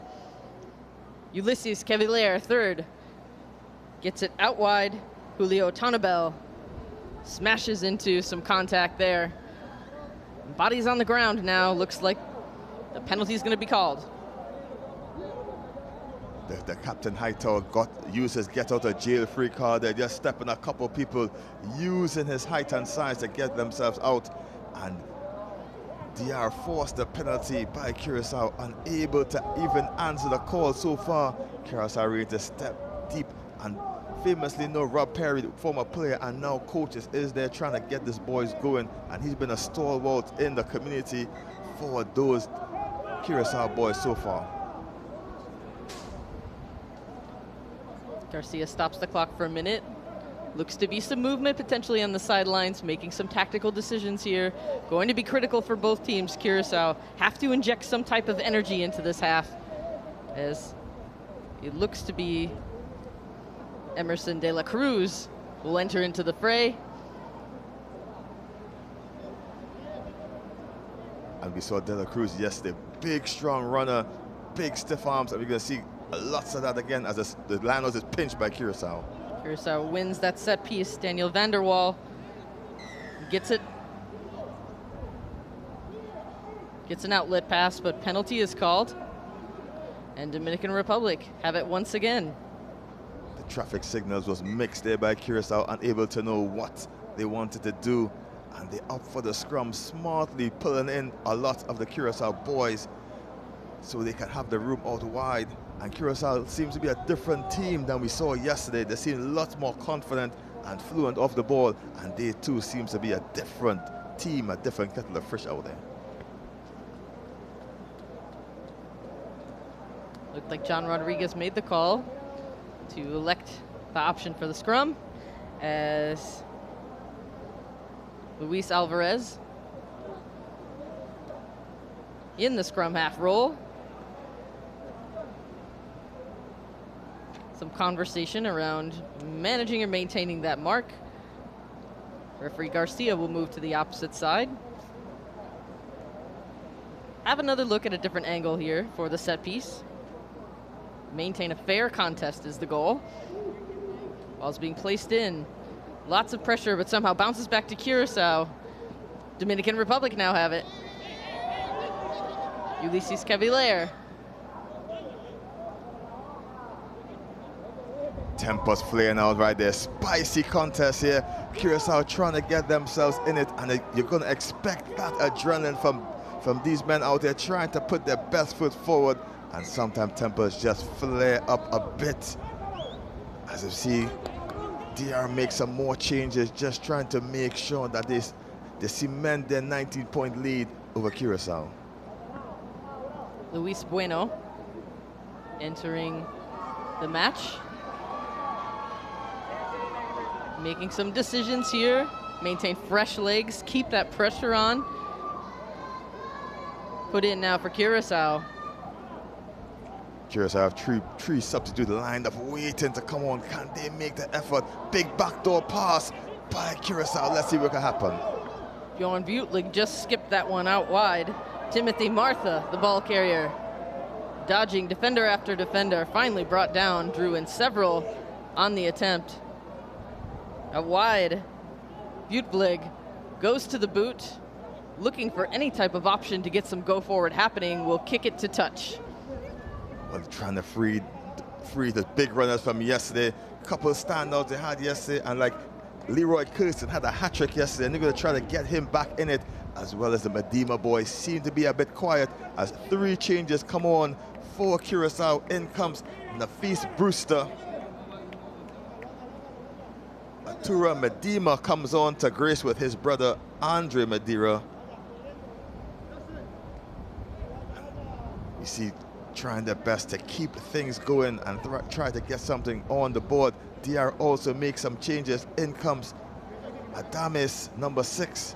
He's going into the scrum.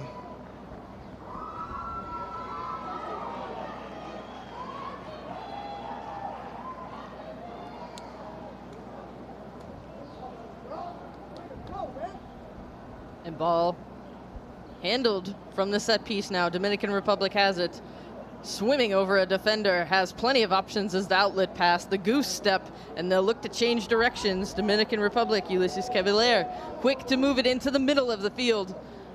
They'll go all the way outside, bouncing ball, under big pressure, tough one to handle.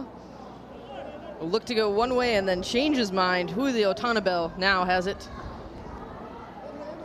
Emerson De La Cruz gets it to teammate Tonabel.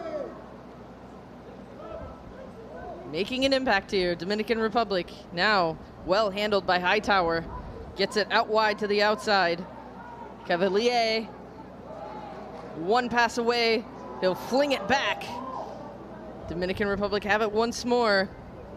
Cavalier on the ground with the ball now. It'll be scooped up. Bueno to midfield for Alvarez. Alvarez finally brought down, has support in the breakdown. And a hammer tackle now. Ball looks to be spilled forward. And quite a series, several pass after pass in short contained area. Well, DR trying their best to execute the 2-on-1s, but it just didn't work out here. As we take a look at the replay, just signaling to his teammate to run the inside channel and unable to read the psychology or the cyclist. It's not working for them, the mental for the two boys there, but DR still hold the lead. Curacao can breathe a sigh of relief. DR had them on the ropes for just 1 minute. Arturo Medina absolutely broke up that potential 2v1. Did a great job of just committing to the ball carrier, making the tackle early so he had no way, wrapped him up, and we'll get set. Trying to take that space away, Curacao. Getting as low as they can and maintaining some pressure with the big shove, but lots of heat coming on him by Bueno. Curacao have it now, trying to swat the defenders away. Big driving hit by Nafis Brewster. Actually, Calais. Curacao still trying to find some options now, dancing his way through several defenders. Great bit of work by Libra Kirsten. Shuffle steps now for Curacao. Trying to go the distance, but brought down Nathaniel Ignacia Maria. The tackler just too excited on that one, unable to release. The tackler is a call. Tacklers need to release. We're into referee's time as Garcia looks at his watch. There's not much more in it. Curacao one tap to remove the donut off the score if they can get this going. Yeah, they'd love to get some points on the board here now. Big charging hard body stomps over one defender now, trying to be brought down. Cavalier holding on for dear life. Curacao finds it. Daniel Vanderwall trying to move the ball. And unfortunate knock on, and that will be the final whistle. Dominican Republic dominant, 19 points to 0 for Curacao. A tough one, certainly. Dominican Republic shines in this contest. Hard ass for the boys in blue after being down by so many so quickly. DR just dominant in this one, unable to get themselves on the score. 3 tries by DR and 2 conversions was enough to put away the boys from Curacao in this encounter. As you take a shot at the crowd, the stands are packing up this Saturday morning.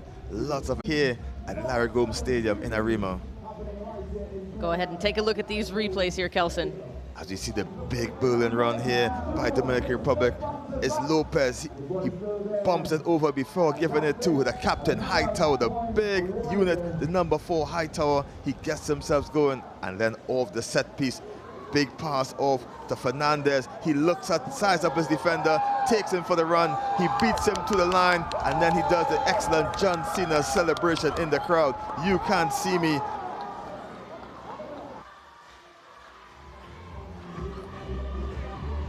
And such good go forward there for Dominican Republic. And we have more competition coming up straight away from this men's division. We just saw Dominican Republic and Curacao. Coming up shortly, Canada and Bermuda. And Larry Gomes Stadium in Arima, Trinidad and Tobago. What a beautiful sight that we can see. I'm Katie Wurst alongside Brian Kelly now. For Canada, Bermuda, what a matchup we have here.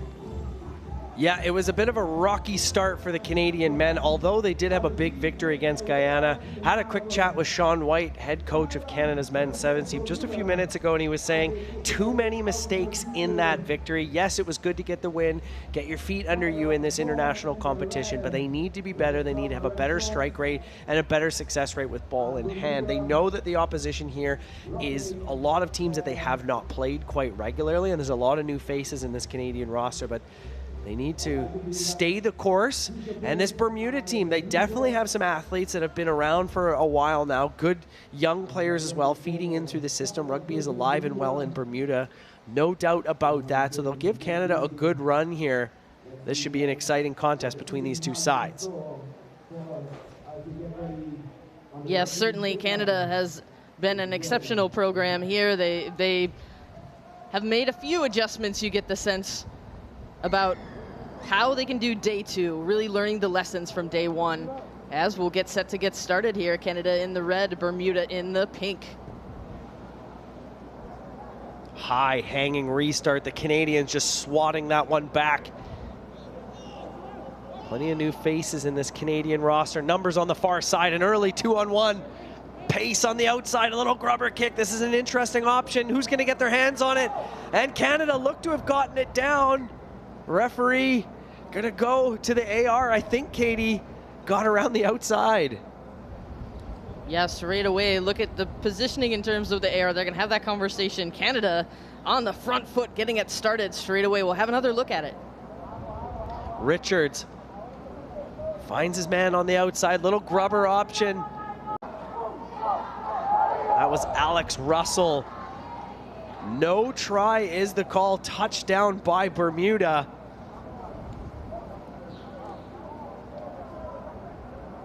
Always a tough call to be made too. It's part of the beauty of the game, right, to have assistant referees as well, but really final judgment is the center match official as Canada picks it up. Here goes Canada, sniffing for their first try. Through the hands, there's Richard. He finds Josiah Mora, one of the most experienced players in this tournament, touches it down. There's Joe getting it done. And Canada really utilizing this field position they worked so hard to earn.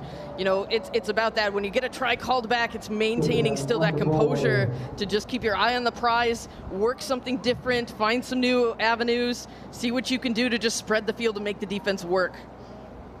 Josiah Mora from Ontario, Toronto Intercity Rugby Foundation.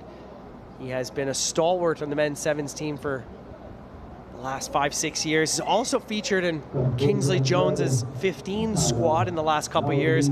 As we get a replay here, Richard through the hands, high looping pass, hard cut off the right foot, not once but twice, and he smashes over the line. And Josiah Mora, really it's that high pass, right, that typically comes when you have to make a very quick skip, and he was able to bring that down and then still fancy feet all the way into the end goal. Richards can't get a hold on that one. It's swatted back by the Bermuda players.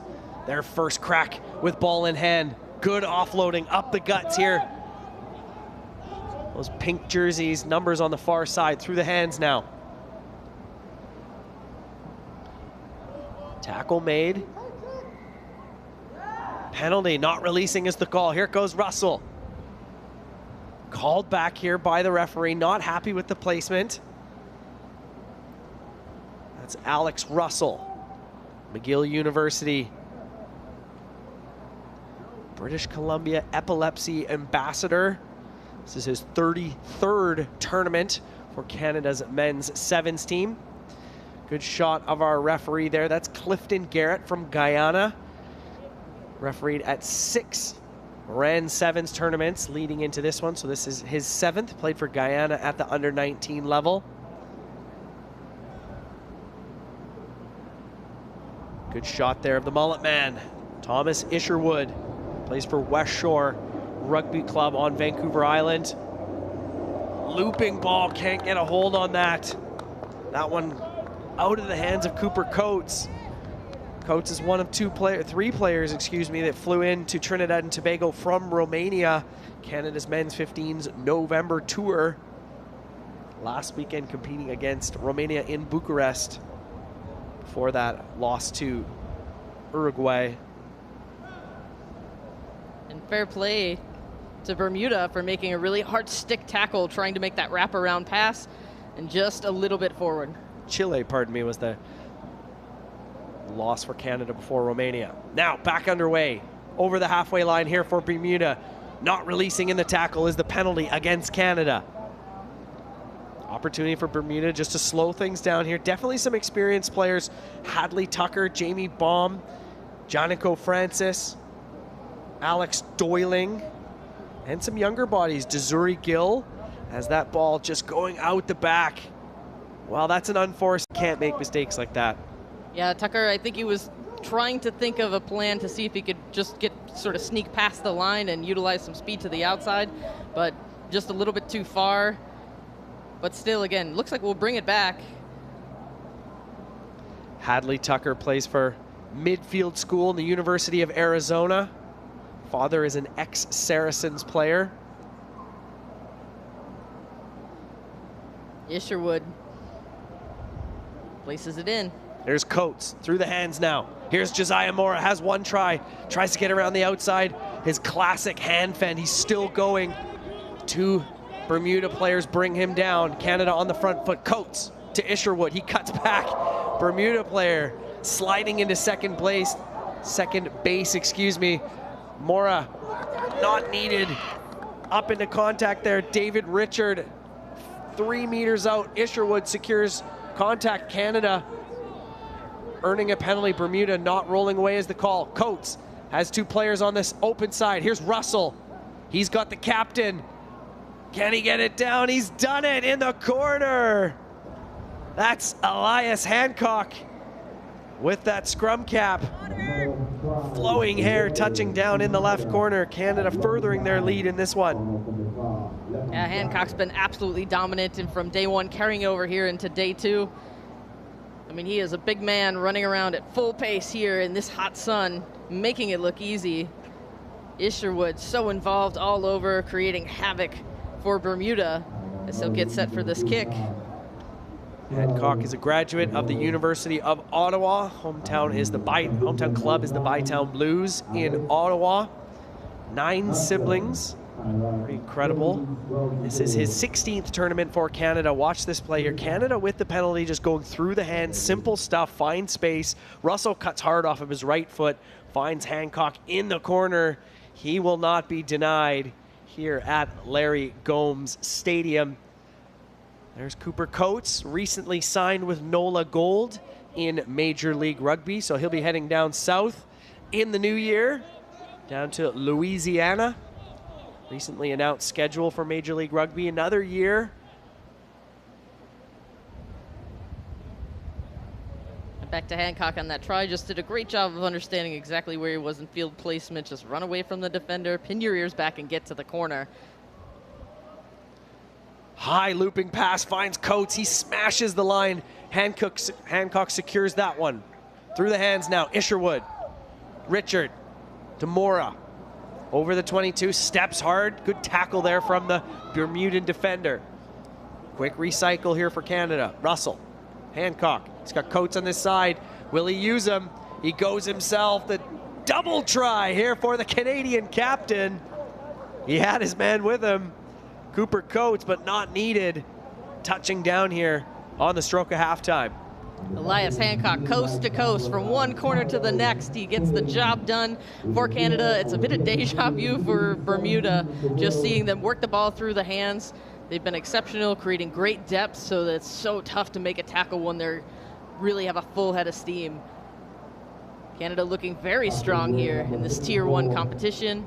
Bermuda just have to make a bit of adjustments, making sure to use that sideline as that extra defender they need, and just being aware of how much space they have. Going back to my earlier conversation with head coach Sean White on your screen there, wearing the gray top. Canada trying to get back onto the HSBC Sevens series, not getting onto it for this upcoming season.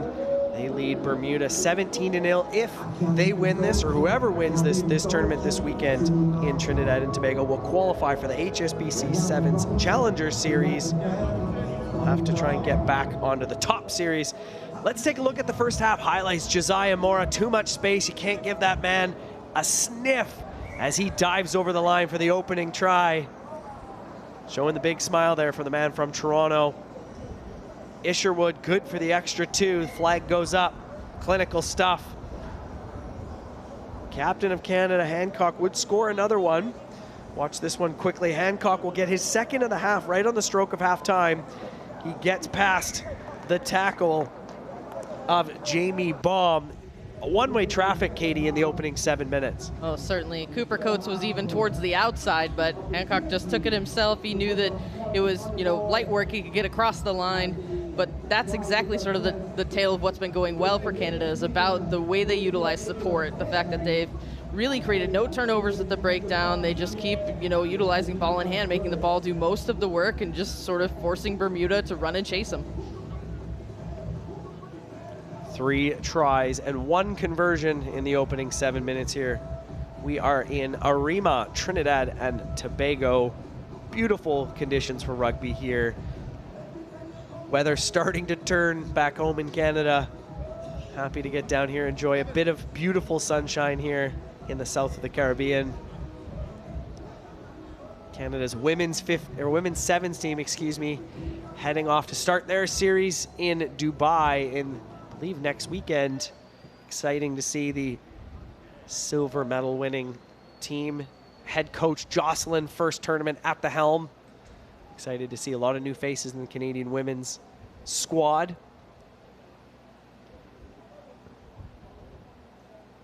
And Bermuda getting set to make some type of adjustments with this restart here. They have to start off quick in this competition. Referee Garrett's been all over any sort of nonsense at the breakdown, and a high ball to get it started. Here's Hancock. He's underneath it. Slow gather. He gets past one. He's got a man on the inside. He finds Mora. Here goes Josiah. Good wrap tackle there from Hadley Tucker. Needs to release, and he's done it. Hancock to Isherwood, to Russell. Here's Coates. Good burst of speed here from the man from the Halifax Tars Rugby Club.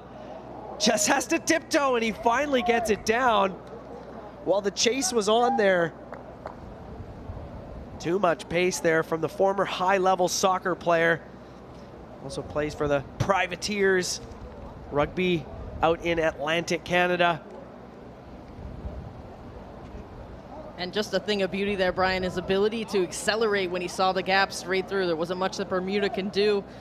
It's one of the tough things, right, as a defender. Sometimes it's not even the mistake you make. It's more about the attacking player doing something exceptional. Cooper Coates, you get the feeling that Hancock had that one where he took it himself. He's like, it's my time now. So he just goes right through. And just such quick ball movement, beautiful work through the hands. And there it is, that lightning quick acceleration. Valiant effort there. Bermuda trying everything they can for the last-ditch dive to no avail. That was KJ Dill from Bermuda trying to make that tackle. Coates, too much pace. Free kick. So an error against Canada. This is what head coach Sean White was not wanting from his Canadian side. Unforced errors off of restarts. They have a comfortable 24-0 lead. Let's see if Bermuda can get into this one. If ever there was an opportunity, it would be now for Bermuda to make something happen. They'll tap and move across field.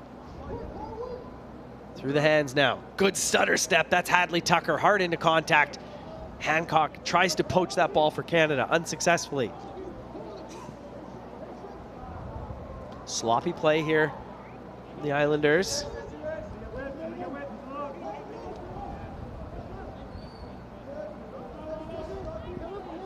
Coates wraps up his man. Mora will try to poach that ball. It spills out. So we have a knock-on against Bermuda. So some frustrated players for Bermuda. as they bring on some subs. That's Janico Francis and Tyler Kendall stepping on the pitch. As you see, Deshaun Bowen replacing Thomas Isherwood. Yeah, you saw some anguish in the Bermudian players, just, you know, essentially saying we had some attacking prowess there for a minute, and then, you know, it is about fatigue as well too. As you start to get into it, it's very difficult to play defense for that long at a consistent pace. Then when you finally do maintain possession, it's about what you're able to do with it while you're still in that sort of resource depleted stage. Here's Coates slotting into the scrum half position. Here's Coates, he goes himself. Held up just by his jersey. Josiah Mora slices in perfectly, gets past one, hand fend another.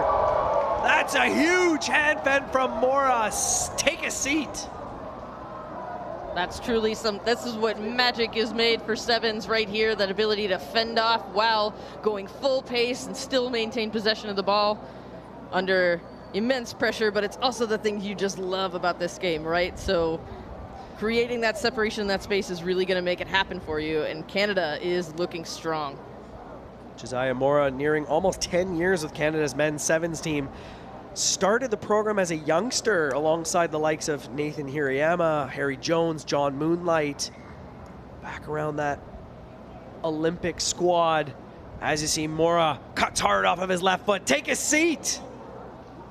And a solid hand fend from the experienced man, also heading to Major League Rugby with the New England Free Jacks this upcoming season. Just shows his versatility as an athlete to cut off one foot and then utilize the fend with the opposite while still maintaining possession, under pressure, and going forward full pace. 31-0 is the score, swatted back by Tyler Kendall. Here's Owaru.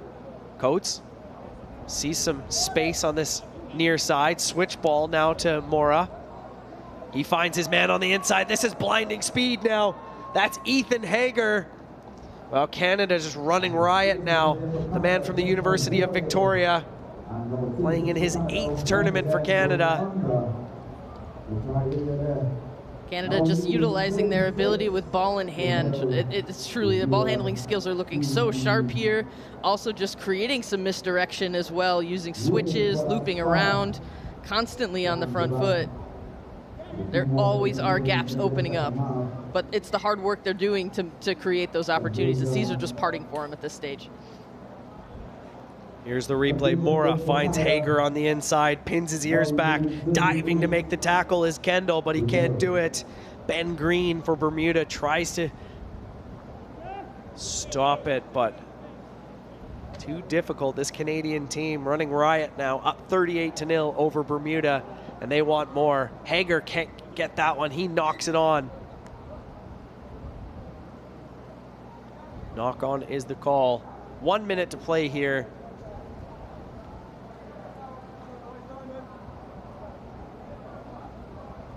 Both teams set to take just a half second of a breather here as we get set for a set piece.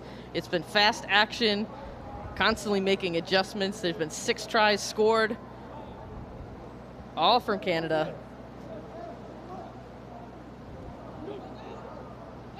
Under pressure now, Bermuda. Canada has possession. Here's Deshaun Bowen on the far side. Stutter step, gets around his man. Oh, but he can't beat the touchline. The flag is up. 3 players on this Canadian roster: John Franklin, Kyle Tremblay, and Jack Shaw, earning their first men's sevens appearance.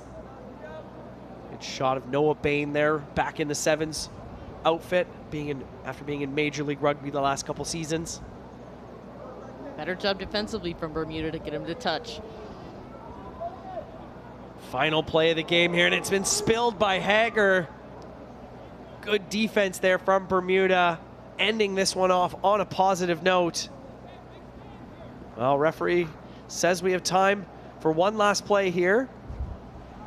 Yeah, solid work on Bermuda on the tackle, just to punch that ball through. Doing anything to just disrupt the flow that Canada has been able to put forth for this contest. It's been all about just ball in hand. It's the first spilled ball I think we've seen.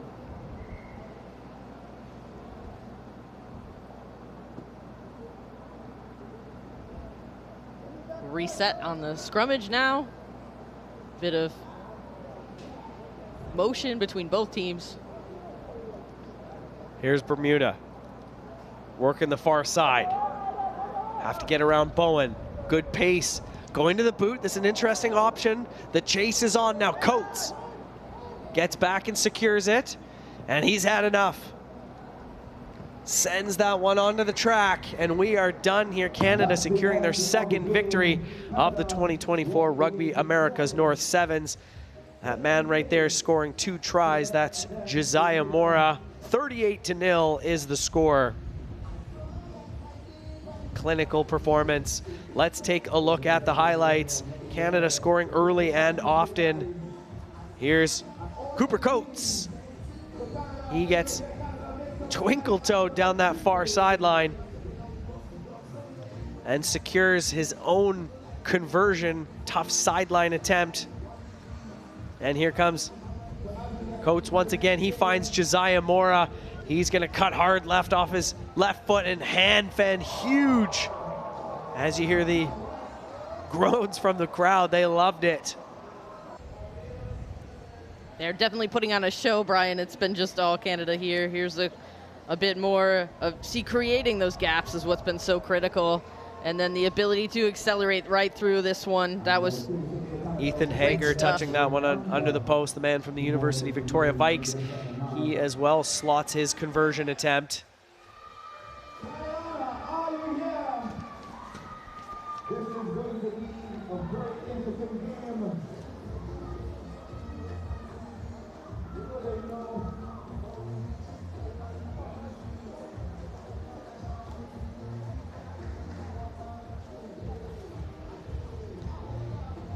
Another men's Tier 1 action coming at you.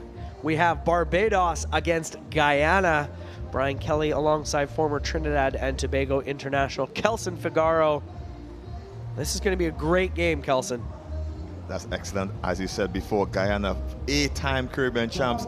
They have the history, they have the pedigree, and they're rebuilding their program, and they look excellent against Canada yesterday, even though they were defeated. And Barbados have been knocking on the door a couple of years now, and this is a mammoth clash between the two titans of sevens rugby in the Caribbean.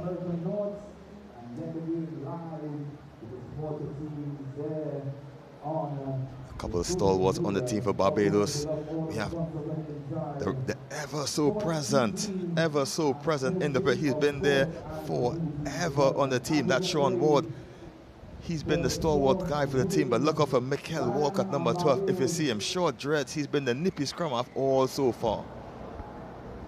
Here's Barbados getting things underway. High hanging kick just over the 10-meter mark, taken brilliantly there by Guyana.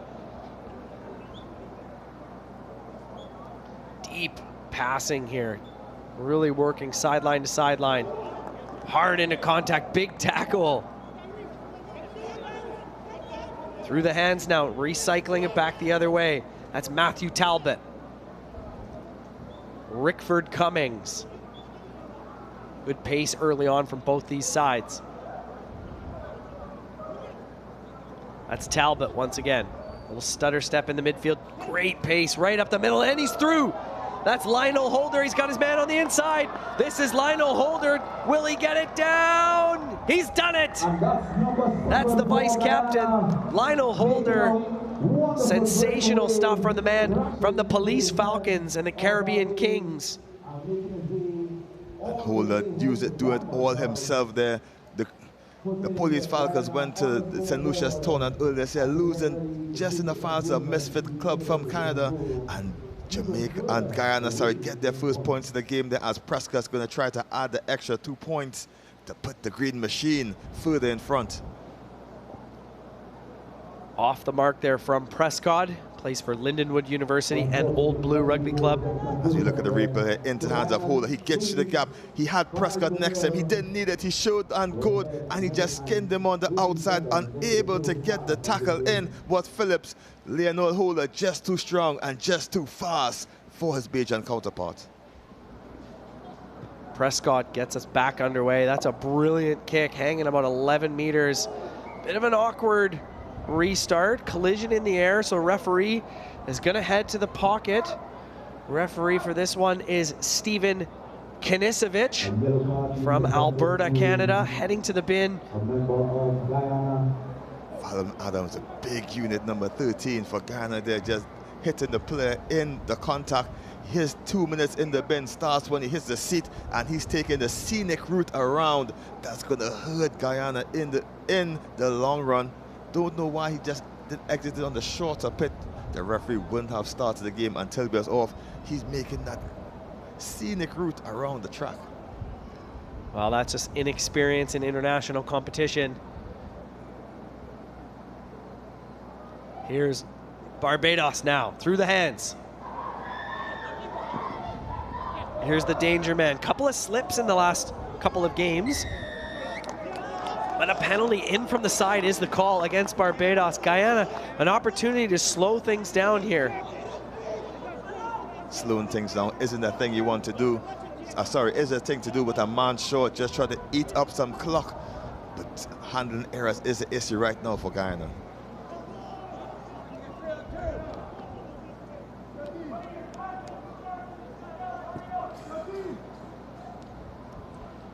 Fallon Adams, the man with the yellow card, has 20+ caps for the Ghana team. He's been around with the legends of the Guyanese game, Claudius Butts, Richard Stagland, to name a few, and he really is doing his team an injustice by being on the bin for 2 minutes.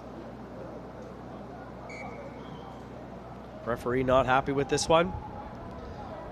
Barbados coached by long-standing Caribbean coach Joe Whipple. Joe Whipple has been around ages, coached me with the West Indies Sevens team back when my playing days as well. He's really been a very pivotal person in the Bajan culture for rugby. Quick tap now. That's Jaden Howell. He finds the big man, hammers his way over. That's John. And a penalty. High tackle is the call. Quick tap coming in from DeAndre Phillips. Here's Phillips. He will score. Barbados first try. That try started by the big unit, Simeon John. He takes a lot to get him down. Simeon John plies his trade in Canada, plays all around the world, and you may see him soon in Hong Kong playing some sevens rugby. And Phillips just making amends for not making a tackle against Holder in the earlier exchange, and he gets run right back for the Bajan boys.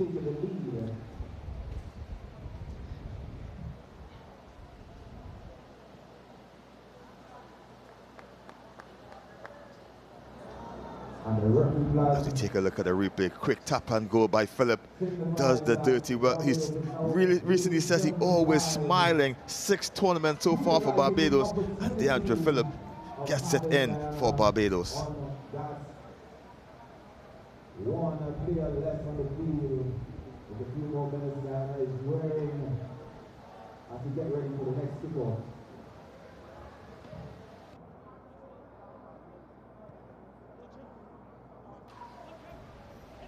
7-5 is the score. A bit of confusion between the match official and referee if that conversion was successful or not. It is on the board, 7-5. That spilled forward through the hands. Opportunity now for Guyana on the front foot. Here's Talbot. He finds Niles. Has to put that one back over his head. Barbados looks to have secured that pill, and they've done it.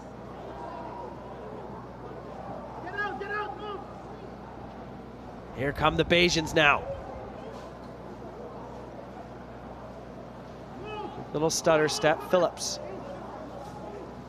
Switch ball back inside, good support. Not gaining a whole lot of territory. Up into contact now. Ball squirts free. Well, you can tell the conditions on the grass are starting to cause a lot of the players to fall. Not releasing the ball, penalty against Barbados. And the Sin Bin players seems to be called back on. They're going to be even numbers now for Guyana. And we talked about the pitch and the surface is a nice hard running surface. Valen Adams back on the pitch, making it 7v7.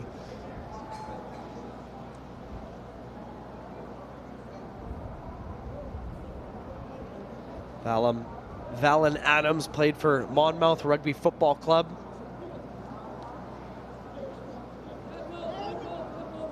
Need to release. Ball for Guyana now. Last play of this opening half, and it's spilled. Another unforced error. A little bit of discrepancy between our broadcast clock and the referees, which is the sole judge of time. So we will have time here for another restart here for Barbados. Barbados get opportunity into the scrum, see if they can get a little bit more ahead going into the half, and teams really want to get a score before the final whistle in this first half. Through the hands now. There's Ward. He releases, gets back on his feet. The veteran Bayesian captain on this near side. Great burst of speed. He's through. That's Jeremy Nelson touching it down. Well, that's huge for Barbados. Right on the stroke of halftime. The man from Mill Hill RFC and the Misfits playing in his third Sevens tournament for Barbados.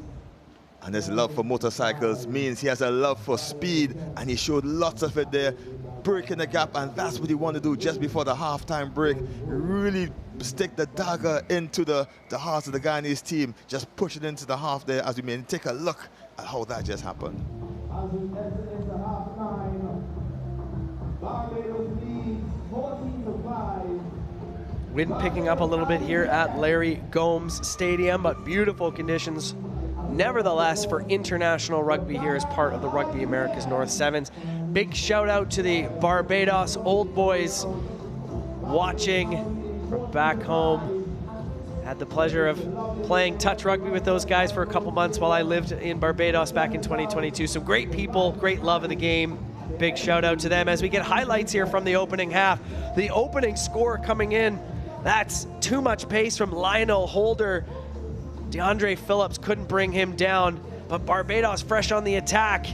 They get one back right away. And that was from the Phillips, who makes that score under the post. So that conversion attempt looked to have missed. Let's see if we can get that one rectified on the scoreboard. Barbados back on the attack. Around the outside, cuts back in brilliantly. Well, that's sensational stuff from Jeremy Nelson, furthering Barbados' lead under the post right before halftime. Joe Whipper will be smiling going to the halftime break. Everything seems to be going his way at the moment. Barbados just ahead of their rivals, 14-5 over their rivals coming into the half. They're going to need this as Guyana is a... As you see, in comes Simon John, the brother of Simeon John. He comes in to the fray for Barbados. Simon also playing for West Shore RFC. Fourth tournament representing Barbados.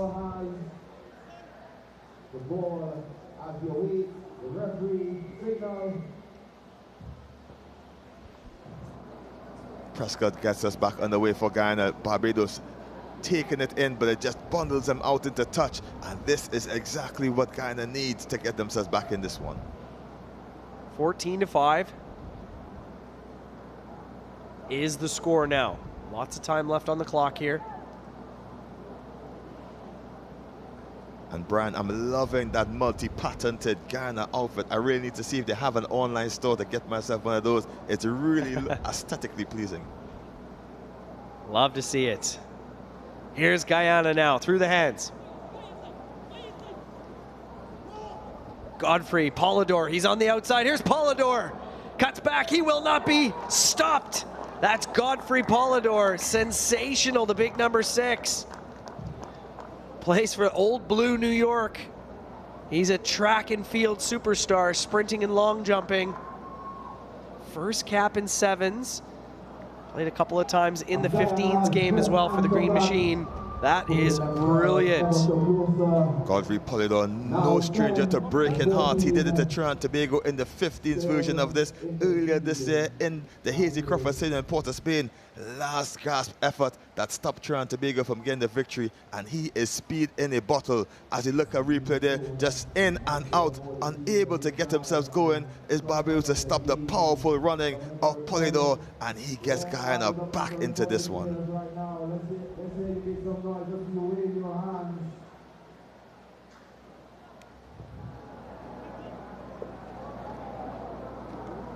Barbados swat that ball back. Here's Walcott. Still on his feet. Brought down at the 22 now. High tackle is the call from the Canadian match official.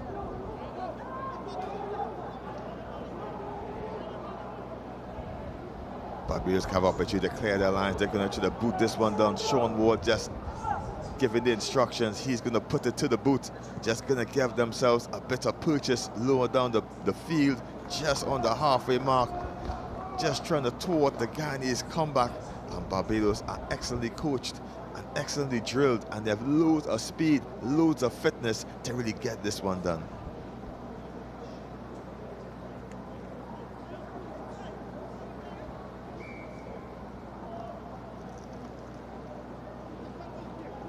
Barbados just taking a bit too long with the line out there. The referee just giving me a free kick to Guyana. Barbados just wasting too much time, and this format of the game is speed personified. You just got to keep moving, not trying to delay the game in any way.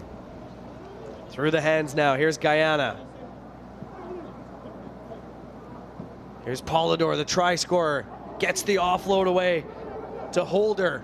Guyana on the front foot now. Barbados will have to scramble in defense. There's Adams spinning it wide. Talbot. Good tackle from the Bajans. Ball placement well for Guyana. Adams finds Prescott. Doesn't need his man on the switch the first time, but he finds Polidor again on the second attempt.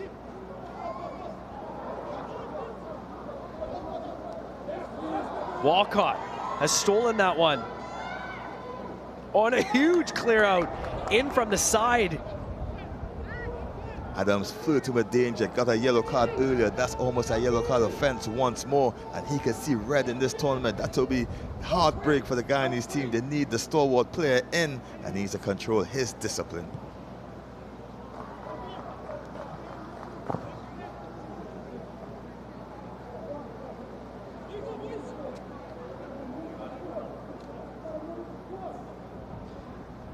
Well, the score is confirmed 14-10. That first conversion was successful. As we get a replay here, big collision. That's Valen Adams. He's already had one card here today.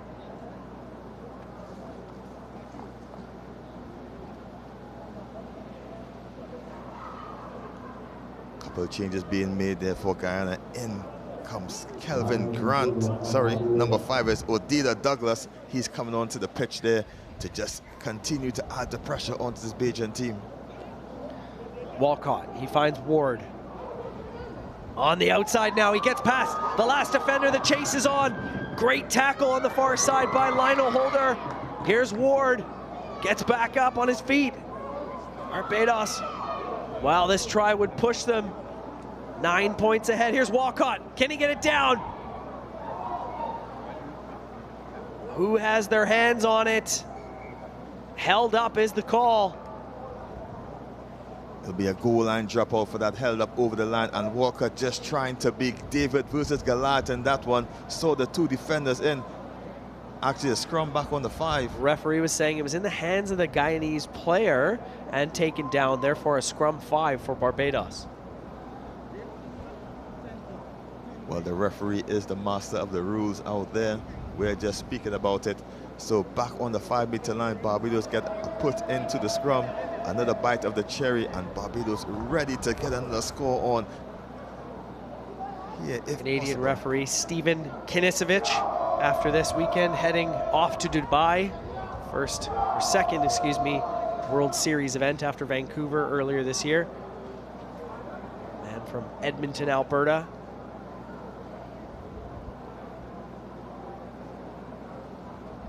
We see another change. Godfrey Brooms comes in for Guyana, the number 12. He's going to stand off. Just under a minute left in this one. Barbados have the tails in front, 14 points to 10.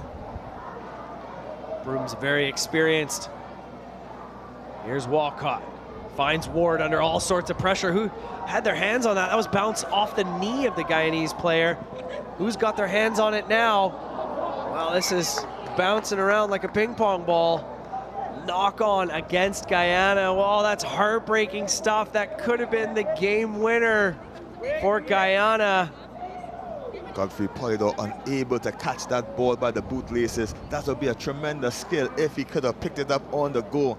And he has home run speed. No one would have caught him if he had it in his hand. As Barbados just makes some quick changes with just a couple of seconds left. Noah Paskins comes in for Barbados just to stabilize that scrum and to seal this match.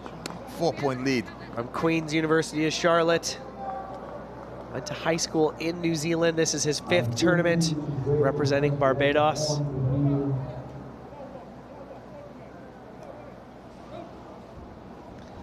Here's Kadeem White.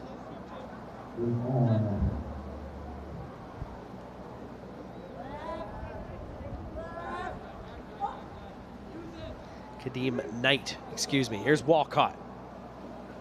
Through the hands now. Surely we're on the last play of the game here. Barbados can kick it out if they want. Enrique Oxley, high looping passes here. Down this near touchline. Big double tackle from Guyana, huge clean out. Staying on his feet brilliantly there. Big gaps in the midfield now. Here's Walcott, the pace man. Big collision, bumps off of one. Barbados need to secure possession here, and they've done it. Through the hands once again to the big man. Pops it back inside to Oxley. Paskins secures that ball. Through the hands now. Into the red. Brilliant offload on that far side. Who has the pace? Barbados will score to seal the victory. Scrum cap just flying in the wind. Well, he's done it there. Simon John just got it done. He has the speed to burn, and Barbados flirted with danger. Just a 4-point lead. Probably could have kicked it out, but ambitious effort, and points matter in these encounters as well. Barbados securing the points, 19 points to 10 with a kick to come. Outrageous stuff, but they're doing the do out there.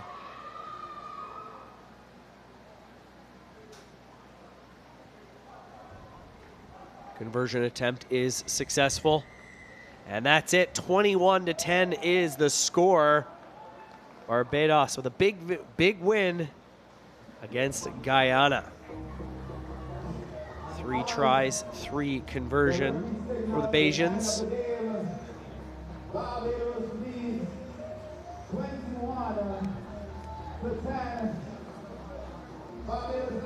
What a weekend we are having here in Arima, Trinidad and Tobago. This is the 2024 Rugby America's North Sevens competition. 52 matches, 18 teams representing 12 nations, Canada, Mexico, throughout the Caribbean.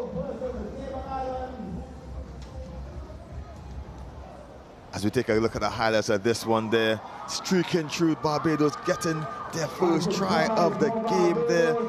That was Andre Phillips getting themselves going, and Barbados getting the try early on, and then moving forward again, picking off the floor. Barbados doing the good work here, looking up, seeing the pass, dipped, skipped, and he was through for that one. Jeremy Nelson, just nifty footwork, big running, and he got Barbados' second one of the contest. Successful conversion there by Phillips. And then number 4 is Polydor, looking, dancing, pushing off, streaking, too big, too strong is Godfrey Polydor, and he gets Guyana back into this one, just under 5 needed, but then the backdoor pass comes to Simon John, too powerful, just a little more gas on the guy in his team, and he seals the point for the boys, the Trident Blue of Barbados.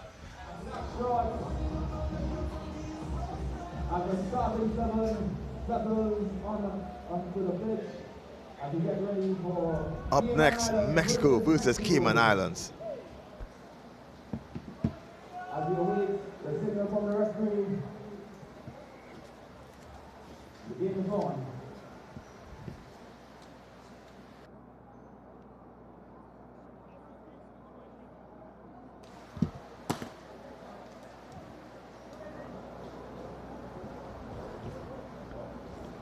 Back underway, men's Tier 1 competition. This is the Cayman Islands against Mexico. Two very evenly matched teams.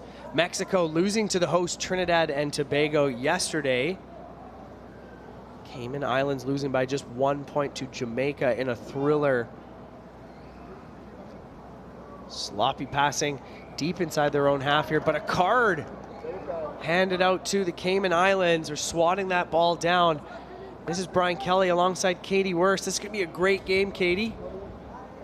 Yeah, certainly a great competition so far. Cayman and Mexico, a bit of bouncing ball straight away, but a card early on in this contest as they'll kick the ball to touch and get set. Kind of an interesting start so far. Now down to 6. As one of the players try to intercept. Through the hands now. A lot of new faces in this Mexican squad. Very experienced union in the Challenger Series and bigger events over the last couple years, but a lot of new faces, a lot of youngsters coming up through the system. Great development being done by the Mexican Federation. Oh, beautiful hands on this near side. Big tackle coming in. That's Avery Ebanks. We saw him so many times yesterday. He's a big unit, and they knocked that ball forward. Well, he started playing rugby because it's the only full contact sport in the Caribbean close to American football. 5th tournament for the Cayman Islands.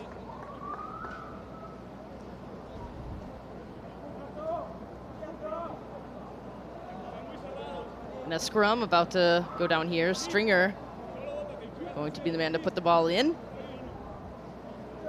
Referee for this one, Will Nelson, experience in PR7s, HSBC LA 7s as well. First Rugby America's North 7s event. Penalty in favor of Cayman. Offside is the call. Nelson is from Sacramento, California.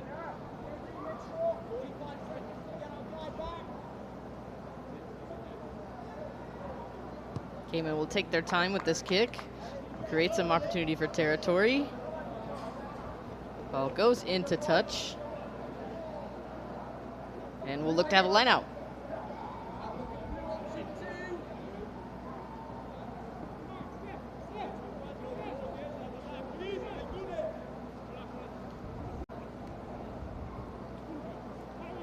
Line out one here from the Cayman Islands. Need to secure the ball, and they've done it.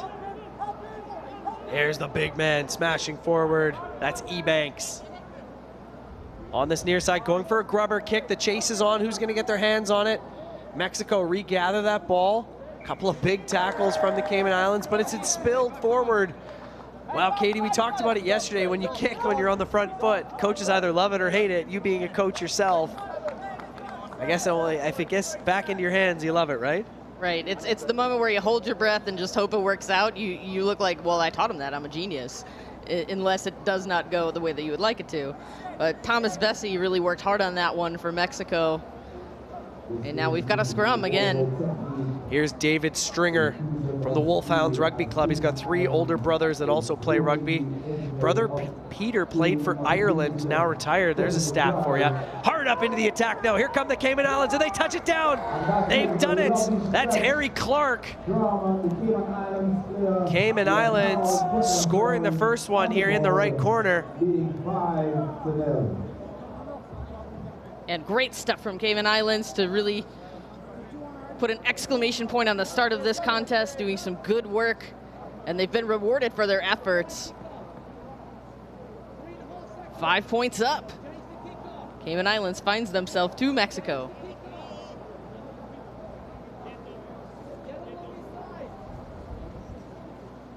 Clark looking to add the extra 2. Oh, does it have the pace? He's done it! Wow, that's a sublime showing of skill there. As we catch this replay, Cayman Islands, a bit sloppy at the back, but Clark gathers well, gets past one defender and dots it down.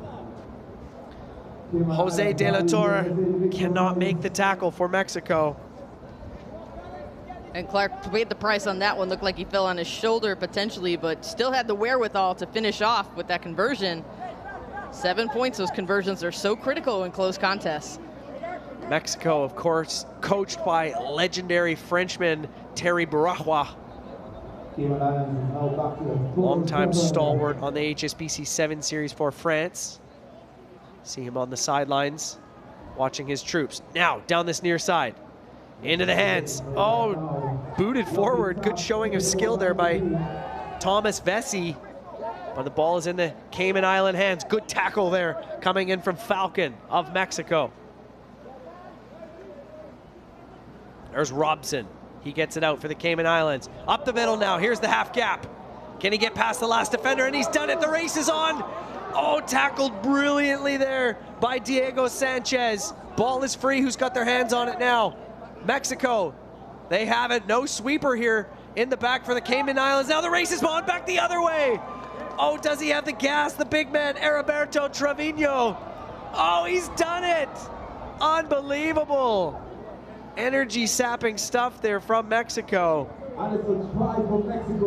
Long stride to the far from the far end. And back and forth we go in this contest, but a big step forward for Mexico. It was all about love in this one. As he keeps going, it's Juan Martinez. Well, from the Tigres University Club, first tournament representing Mexico in the sevens. Roberto Trevino, excellent stuff, tying this one up, nearing halftime. We knew this one was going to be a close game. Mexico, of course, losing yesterday in a thriller to Trinidad and Tobago. You know they're not going to want to go 0-2.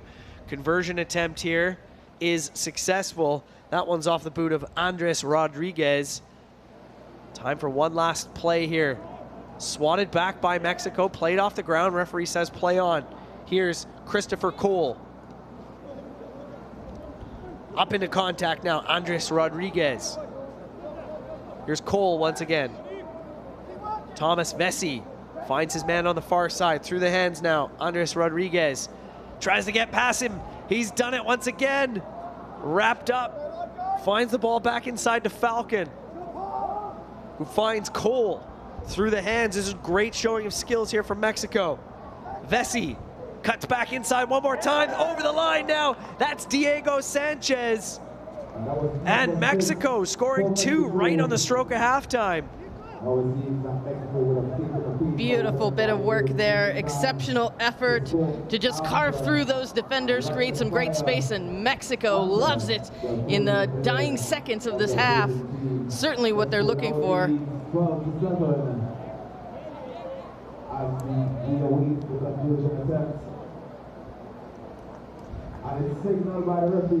Well, head coach Terry Bourgeois will be very pleased with the last minute of that one. Definitely looking stronger and just sort of building that momentum.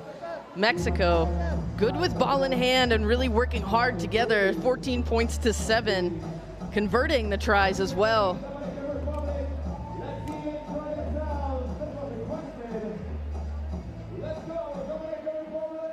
It's a very close contest we have here, Brian. Certainly one that they're taking a look at these replays as we get a shot at it. Big pressure on this breakdown, but that was quite a pickup by Clark as well. Stringer tried to keep it alive, just sort of pushing that ball forward. Clark was able to maintain on the conversion as well, too. Well, you love to see the showing of skill. There's been a couple of games here this weekend so far that conversions have been lacking. And look at the pace on the outside there. That's the big man, Heriberto Trevino. You can see the exhaustion.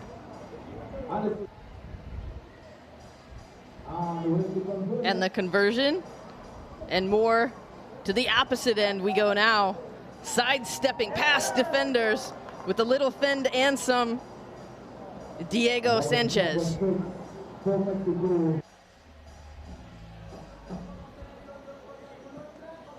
Diego Sanchez plays for the Pumas Rugby Club, False Bay, Lancaster University. First tournament representing Mexico. Very proud rugby nation. 7s and 15s, men's and women's. Yeah, certainly have enjoyed attending the tournament in Mexico City, seeing the fans come out. Same for Trinidad and Tobago here. Local fans are so into this rugby experience. We have an exceptional set of vendors. Come on out if you're watching. Come check it out here at Larry Gomes Stadium. Arima has welcomed rugby for this weekend. And this contest in particular, razor thin margins between who has the lead. Referee Will Nelson gets us back underway here. This is the second half. Mexico up 14-7 over the Cayman Islands. This is going to come right down to the wire. You can feel it. Mexico on the front foot, back inside ball, gathered well, but a big tackle by Mexico. I think that was Nicolas Falcon making the tackle. Cayman deep inside their own half now. Going to just send this one downfield. Not a bad option. Well, I think that's bounced into touch. It was inside the 22, so no problem there. Sometimes not a bad idea to just get out of harm's way. Yeah, you gotta love, Brian, when you're the kicker, you're just sort of looking at it saying, wind, help me out here. I need the bounce, or at least hit the line. You saw the chalk come up.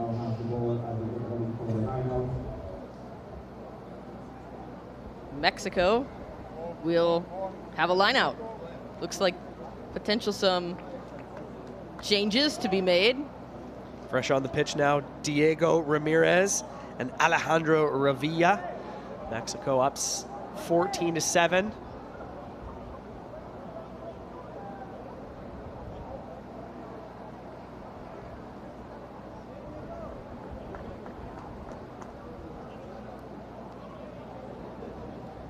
Good shot of Chazelle Fleming, AR on that far side, Trinidad and Tobago. Well, it's been gathered by the Cayman Islands. Huge collision there on the far side. Through the hands now. Hard step off the right foot, cutting back, little stutter. Trying to find the final man on the outside. Up into contact, there's Tommy Kehoe. Well, that's sensational from the Cayman Islands. Touching it down is Freddie Robson.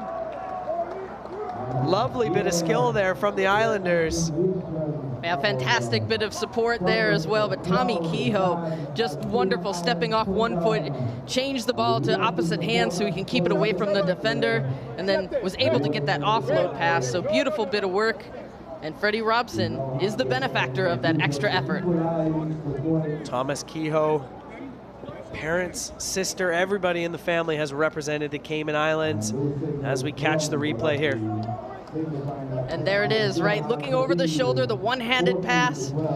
As he looks for a little show and go, has the support. And it's that effort to just show the ball to the defender, just to wrong foot him, that made all the difference. Frederick Robson's dad, Mark, commentates for Cayman Rugby TV. He's the youngest player on this roster from the Cross Keys RFC. Well, we've got a 2-point game on our hands now, 4 minutes to play. This is going to come right down to the wire. You can just feel it. Alejandro Revilla with ball in hand now on this touchline. Man from the Pumas Rugby Club. Low pass, stopping a bit of momentum, looping around the outside now. On the far side. Kehoe wraps up his man. Bit of assistance there from Paul Weston. One of the many Westons represented the Cayman Islands in recent years. Big Cayman Islands rugby family. You got the sense Kehoe wanted to go quick as well, too, to keep the momentum going for Cayman. They've come storming back in this contest. And they'll go with this line out and the back pass.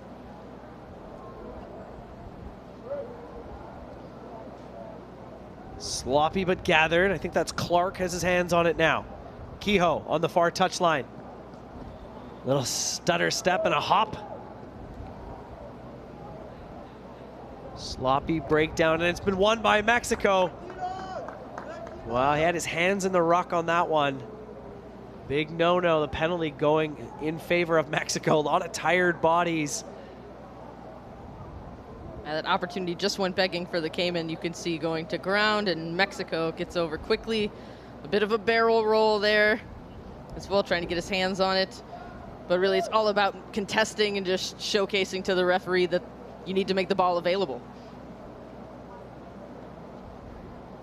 2 minutes and 15 seconds left on the clock. It's a lifetime in rugby sevens.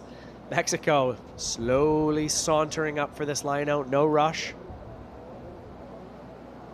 When you're in the lead, take all the time you need. Cayman win that ball. Spun out now.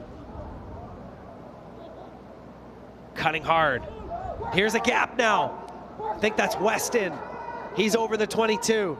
Sorry, that's Paul Weston, the firefighter. In through the side is the call against Mexico. Attacking platform here now for the Cayman Islands. There's Richard Hooper through the hands. Little stutter step in the midfield. Who's got it? That's Eddie Weston, held at 1 meter out now. That ball, referee says it went backwards.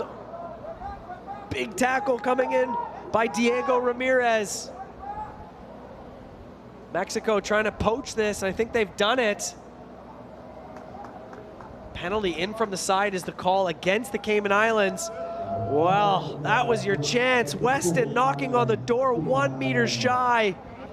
Heroic tackling by the Mexicans.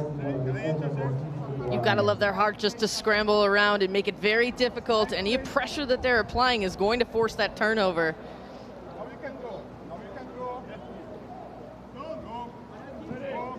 And Mexico will happily boot this ball downfield, create mud. It's a slow walk to this lineout. Juan Pablo Martinez and Bernardo Hernandez on the pitch for Mexico. 30 seconds, they have to secure this lineout. They lost the last one. Poached by the front jumper of the Cayman Islands. Trying to get up quickly will be Eddie Weston.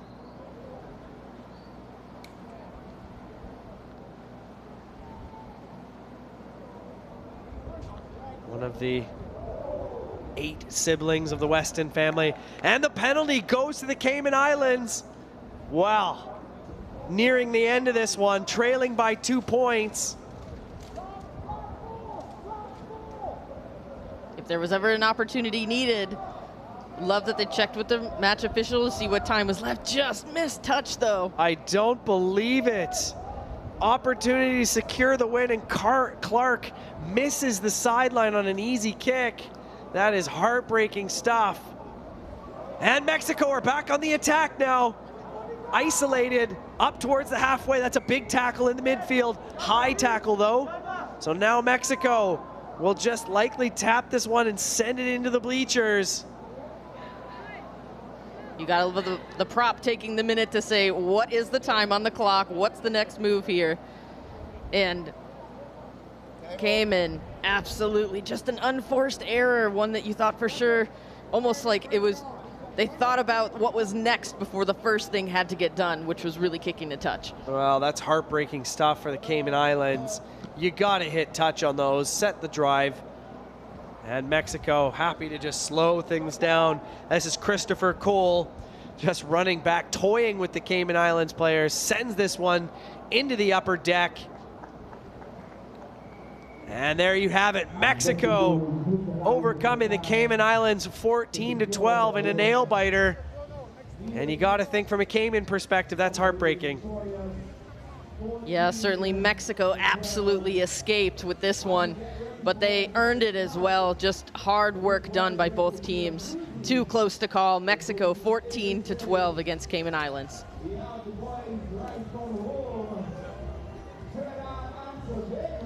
We'll take another look here at some highlights coming up for this one. Nail-bitingly close. This was Clark early on, just getting the job done, cleaning something up with Stringer under high pressure. and then converting his own kick from deep in the corner, setting Cayman Islands off. And then big amount of work coming through from the big man, Juan Martinez, streaking down the sideline. Last desperation dive for the tackle to no avail. He gets it done. Mexico starts to gain some momentum here. And you see ball to hands. This is the beautiful bit of work. Stutter step, back and forth he goes. Diego Sanchez, the man with the plan. Continue to be very effective with their conversions and well. And Tommy Kehoe sets up his teammate, Robson. And that's Cayman getting the sense that they have it if they could just keep it going. And then that unforced error at the end. A really tough one, too close to call as we get set for our next matchup, Jamaica and Trinidad and Tobago. I'm Katie Wurst alongside Kelson Figueroa. Thank you, Katie. And this is going to be a nail-biter. TNT just pulling out the excellent win in the end yesterday against Mexico. Jamaica is going to be tough opposition.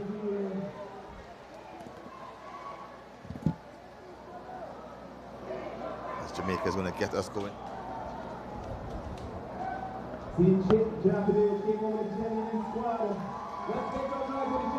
Nick Franklin for Jamaica is going to have the kicking duties for Jamaica, and the Crocs are going to be firing up.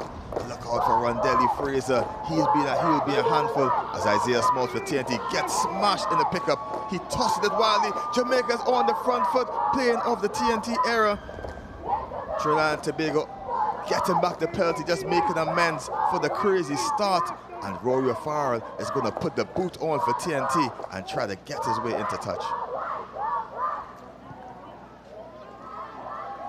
And some distance he puts. Oh, bounced right on the line into touch. Jamaica would have loved to have snatched that one up and run it back. But we'll have the line out. Rondelli Fraser almost able to snatch that one out of the air and just give Jamaica an opportunity to run there. But TNT almost not making that as we take a look at some cheerleading action down on the sidelines. Great to see some fan support, local efforts as the action is in the foreground.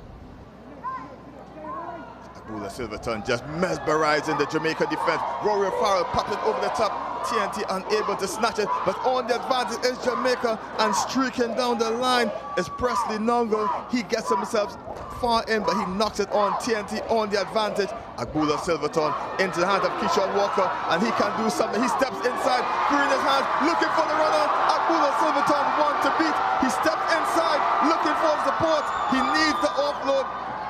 Bamboozles the Jamaican defense. TNT just short. O'Farrell gets it to Smalls. TNT unable to get it in, and Jonathan Taylor just trying to bump his way through, skimming over the top of the defender. Abula Silverton looking for the room. O'Farrell gets it into the hands of Shaquille Dyke. He shows and goes, and TNT streaks into the corner, and it's Isaiah Smalls gets the first try in for Trinidad and Tobago. Smalls makes that work look easy, and you can hear the crowd getting excited and absolutely hyped for this competition. Trinidad and Tobago really going coast to coast, working the ball. Isaiah Small from the Defense Force Rugby Club has another brother that plays as well for the club. So a brother thing here for the TNT team. Actually, rugby is such a family event. Lots of brother combinations in the tournament so far. Yeah, certainly a family affair for Trinidad and Tobago. As you take a look, steps to one side, looks for some options on the outside.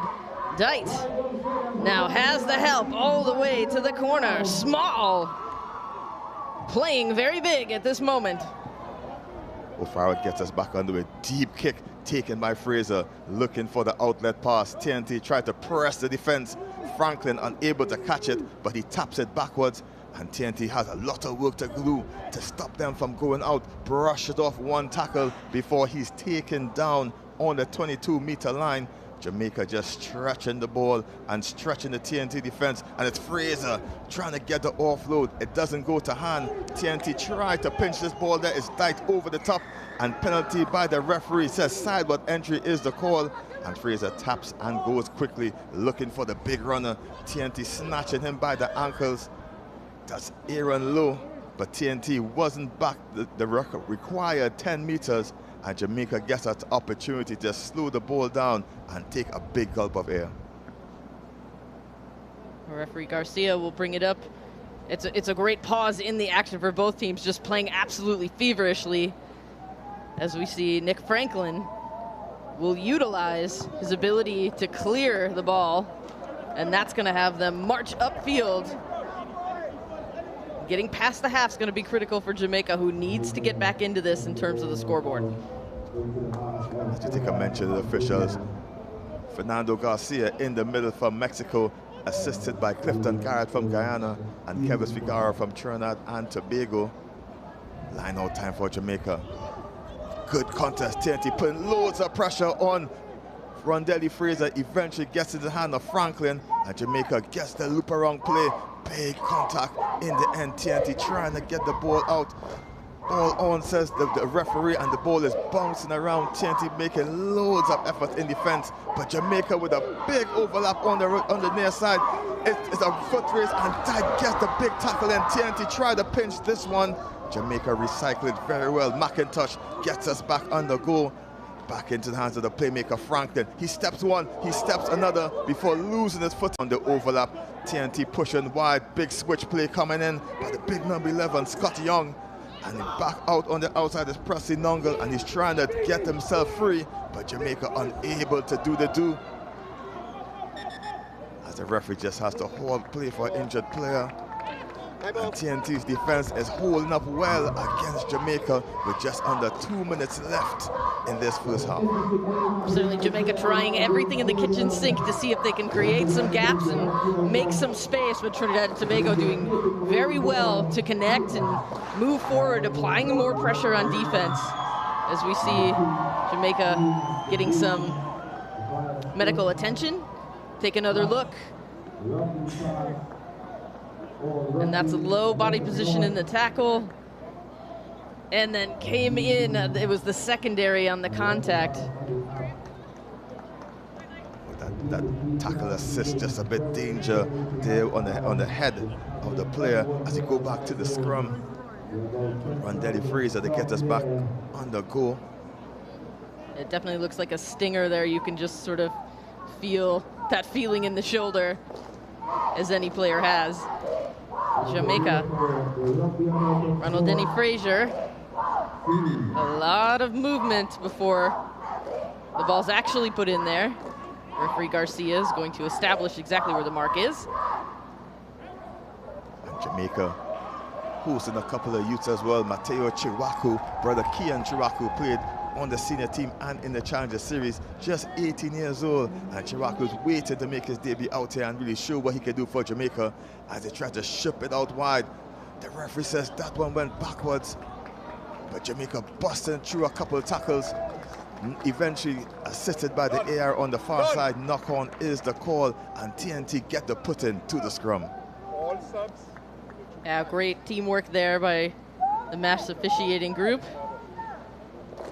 The center match official has the call. Assistant referees can assist. It's their entire point of existence. It is one of the unique aspects of the sport, is truly center match officials' law.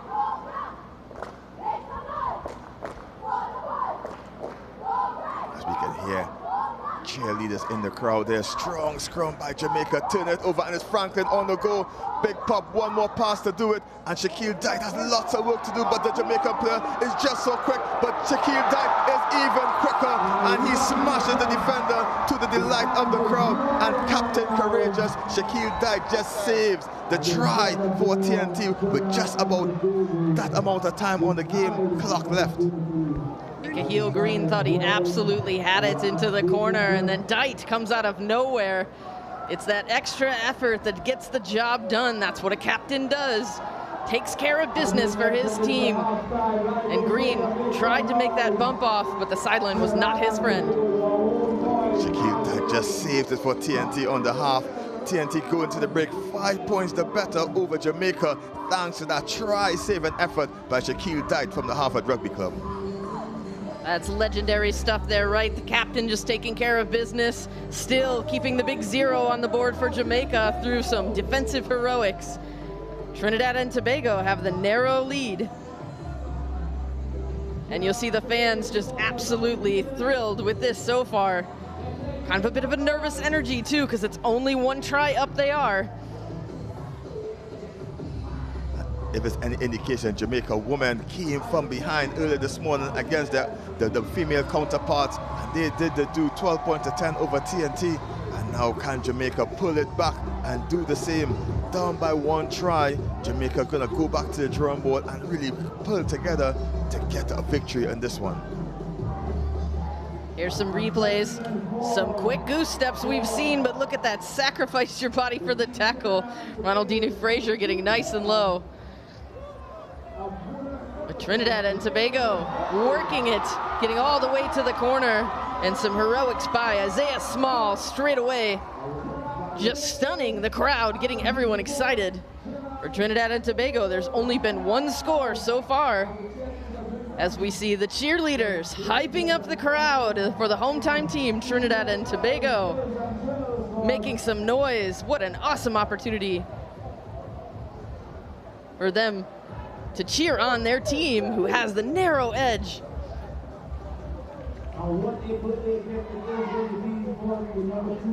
Trinidad and Tobago with their tails up, and head coach Larry Mendez will be proud of his charges. First getting over Mexico yesterday, and now having a tough task of Jamaica, as we see the acrobatics of the national cheer squad just really hyping up the crowd. And really we love to give all these athletes support in all their endeavors, and really appreciate the crowd and the showing up and really packing the stands for this encounter here at the Round Sevens 2024 at the Larry Gomes Stadium. Quite a bit of great athleticism from those cheerleaders. To get the sense Trinidad and Tobago's coach for rugby might want to venture over. A lift is also in this sport as well. Some substitutions as well at half, some big tactical decisions. Nigel Ballonton over the ball, strong as he like, but the referee says tackling not releasing is a call. And quick tap by Fraser, looking for the big man. He shows and goes. The big number 13, Omario Caro, the teacher from Kent. And see big hit by TNT. Shoots the ball right out to Green. Green tries to step one. He bounces off one, bounces off another. And it's Cairo again trying to shift the ball, as I see one of Jamaican players gingerly coming off the floor, hopping and skip for Nangle. He hops and gives it back to the playmaker, Franklin. And he meets solidly with the chest of the try score for TNT. That's Small. It's eventually given to Cairo again, and he shifts the direction to the other half of the pitch. Jumping and skipping to Jamaica, trying to get them arms free. The ball is knocked forward in the contact, and great patience by TNT to sniff out that Jamaican attack. Trinidad and Tobago still holding on, doing everything they can to try to shut them down. Referee Garcia signaling with the score table, likely to be some more changes coming on. Also some attention to, it looks like, Nick Franklin getting some assistance from the athletic trainer. It's grueling stuff here. Nice hot weather, maybe too hot for some of the boys here, but hydration is key in any athletic event. Make sure and layer up on the waters and the isotonic beverages to make sure you replace all those energy that you've lost while sweating and putting it out on the pitch. These guys are professional at what they do. And here's a bit of a look at likely went on. So tight wrestling match, trying not to go to ground. Look at that upper body strength with the Fend, trying to hold the ball low so they can't wrap an arm around it. And I think what Franklin won for his troubles was getting some attention, maybe a scratch or something, try to avoid the blood sub situation. TNT makes a substitution. Isaiah Small comes off, and then comes James Phillip from the Northerns RFC. Penalty here seems to be Jamaica get the penalty. And Rondelli Fraser takes it in his hands. Big pass, it goes to no one. TNT has the opportunity. James Phillip gets a boot onto it, but the players were offside signaled by the referee. And Jamaica get a penalty right in front of the post. And what was one opportunity for TNT now becomes the other for Jamaica. And here's where Jamaica really has to cash in, right? Take advantage of what's been afforded to them.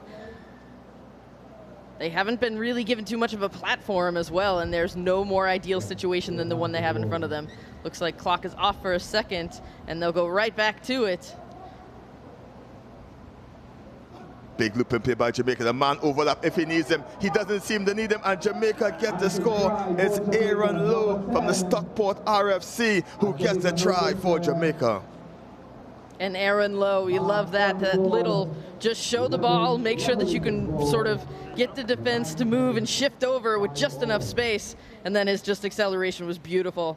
Had the option for support if he needed it, but it's really about making that decision whether you pass or just keep it and hope for the best. And the best was certainly to come for Jamaica, as we see. Show and go, gets through and over the line.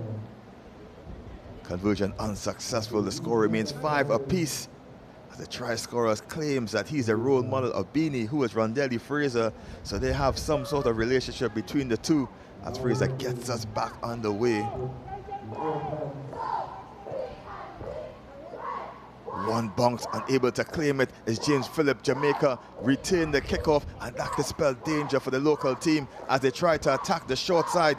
TNT over the ball, trying to force the turnover. But Jamaica does well. Player losing his feet, and quick tap by Jamaica. They're going again, wrapping around the TNT's defense. Big bump. TNT eventually gets them to the floor. Advantage being signaled by referee Garcia as the ball gets shifted out to the big man. There's Cairo, and he decided to go the straight route. Eventually popped off to Simon Reese. Into the hands of Beanie, and he stops and goes, pops out wide, the overlap if they can use it, pop back inside. Jamaica slowly shows close to the line now. Big overlap out wide if they can use it. Jamaica switches the play back to the big man. He stretches, he leans forward. TNT is there to stop him.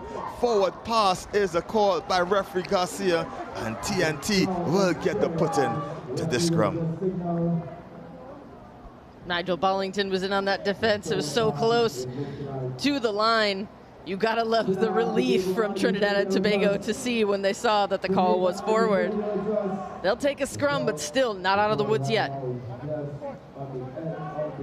Difficult scrum for TNT. Just under 3 minutes left in this one. They need to escape this danger, and Jamaica's defense is really working well for them.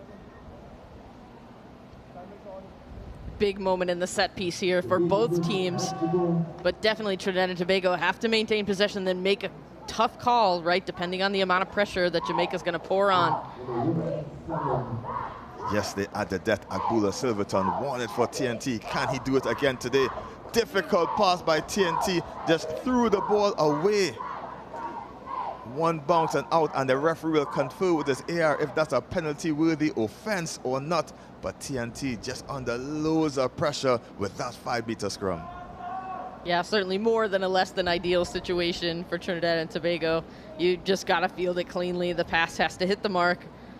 And now Jamaica has another opportunity. Again, getting some more medical attention. This has been a fierce physical battle between both teams anywhere around the breakdown.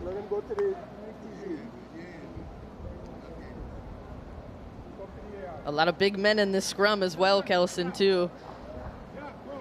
Love to get the weights on each of these packs because they certainly are putting everything into this contest. It's tied 5-all. And here's a couple of strategic decisions in terms of substitutions.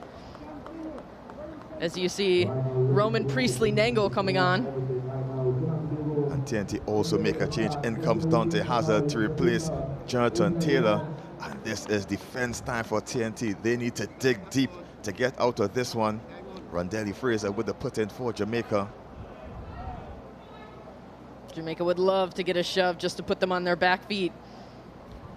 Hopefully Trinidad and Tobago can weather the storm. McNally Drew tries to go themselves, steps one, he's going to reach out for the other, and Jamaica scored a go-ahead try. It's the number 9, Luke McNally Drew, that gets it over from the Edinburgh University. And the floodgates open for Jamaica. Luke McNally-Drew did the job. Full head of steam going forward off that one. It's just too much for Trinidad and Tobago as Jamaica pulls ahead 10-5. The conversion was successful, pushing the score 12 points to 5 over TNT. Just under a minute left, and Jamaica just silenced the TNT crowd as we take a look at the highlights. Yeah, they're trying to do everything they can. He just zipped past 3 different defenders. Beautiful work by Luke McNally-Drew, making it look easy. But he's definitely a tall order to tackle. Cheeky play by Randeli Fraser. He recovers that ball, and Jamaica with the possession again. The big man, Cairo, he's hard to take down. He just bumps off everyone. Back in the hands of Randeli Fraser, and the overlap out wide if Jamaica can use it. Big tackle coming in for TNT to try to get themselves the ball in this encounter. We're into stoppage time right now. Jamaica just needs to ding this one out and they will be victorious. Fraser shoots it back to Cairo, the big man. He hops and steps, tries to find the 18-year-old, that's Mateo Chiwaku from the Cardiff Met University. He gets his hands on the ball, and Jamaica dominating all the pressure. Dominated all the possession, TNT under loads and loads of pressure. Jamaica tried to put the hammer on the coffin and they slipped through, and Jamaica will seal the deal here at the Larry Gomes Stadium in Arima.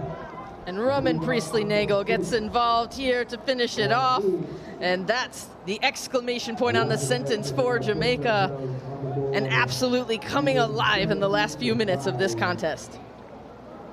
Trinidad and Tobago unable to absorb all that pressure. A couple of mistakes in key zones of this encounter, and Jamaica gets the victory in the end, storming away 17 points to 5 over Trinidad and Tobago. Yeah, beautiful contest between both teams. Gave the hometown crowd something they can cheer about, except for the outcome, which went the way of Jamaica. But Trinidad and Tobago have to be proud of that effort. Really quite a great bit of defensive work, but Jamaica just too many weapons in the arsenal, and they finish it off. Final score here at Larry Gomes Stadium, 17 points, Jamaica 5 TNT. Up next is more women's rugby action. It's Mexico versus Jamaica in the women's encounter. And so much to talk about for this contest. It was absolute acrobatic athleticism. Trinidad and Tobago. This was in the far corner. Small had this one, but look at that flow moving all the way through. And that's Trinidad and Tobago right there in the driver's seat saying, we came to play. Now Jamaica storming back with some solid efforts. Just taking it himself, no need for the support to the outside. Jamaica once more. This was at the death, the big one that made all the difference. Roman Priestley-Nagel letting everybody know he's here to play, pounding his chest, letting everybody know Jamaica has pulled this one off and made good with the conversion. And that's the conclusion, and we'll be set for next contest, Mexico versus Jamaica, coming at you for the women's competition. Well done, Katie and Kelson, dream team commentator duo. Now Brian Kelly alongside Maria Thomas. This should be a fantastic contest. These two sides, Mexico and Jamaica, have faced off against each other so many times in Rugby America's North 7's championship finals. Could potentially be a preview of the final tomorrow, although Trinidad and Tobago will have something to say about that. Joined now by the president of the Union, Trinidad and Tobago. Maria, you must be pleased with how this tournament is rolling along so well. Absolutely. It is amazing to see the energy in the stands, the cheerleaders cheering everyone on. This match is a big, big one to watch. Hola Mexico, Wagwan Jamaica. It's an incredible competition in front of us right now.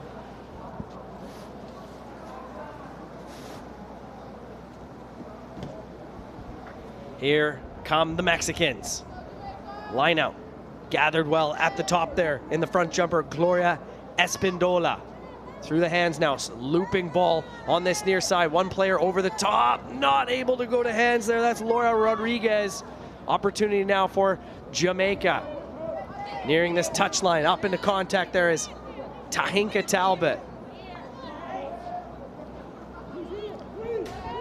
There's Charlotte Gordon. Player down for Mexico, 6 against 7. The referee's gonna blow this one down. Time off.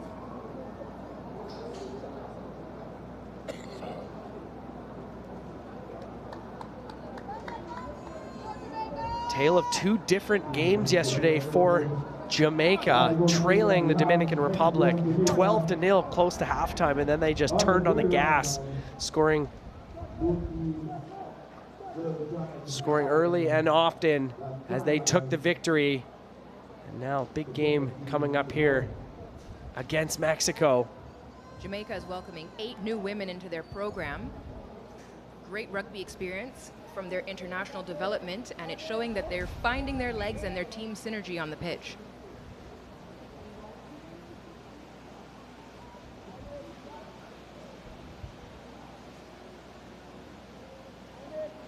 Ball in the hands now of Eleanor Bonnet, 23-year-old, playing in her 3rd tournament for Jamaica. Here's Bonnet, lots of room on that far side. Tries to get around Amy Ramos, and she's done it. The race is on now. This could be the first score, but tracking back to make the tackle. She can't do it. That's Alessandra Bender, can't bring her down. Try is awarded to Jamaica. That's all out pace right there.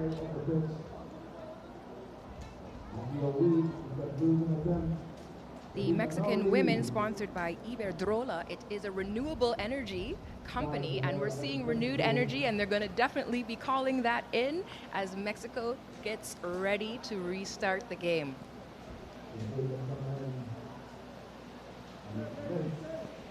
Unsuccessful conversion.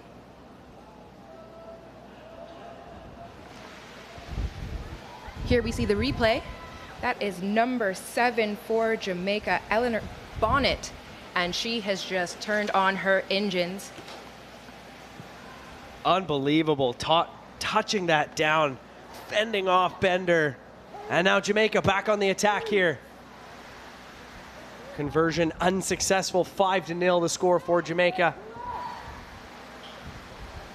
In the midfield now, has a player in support, but it's been spilled and gathered up cleanly by Gisela De Leon over the halfway. That's an awkward high tackle. Thankfully, no injury. Mexico back on the front foot now. That's Alessandra Bender. We said her name a couple of times here today. Sensational. Mexico respond right back. Mexico has such great experience, and they are able to capitalize on any mistake that is made. They play as a team, and they're always quick on the penalties. Conversion attempt now from Amy Ramos. From the Berkeley All Blues and San Jose State University. Certainly has the height, but missing on the left side. Score 5 apiece.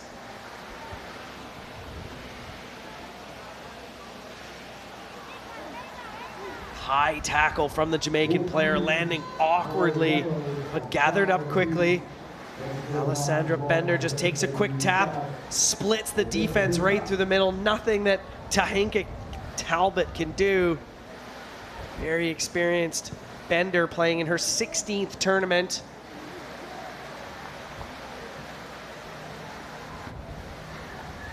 Talbot gathers that restart now. Just over 2 minutes to play in this opening half.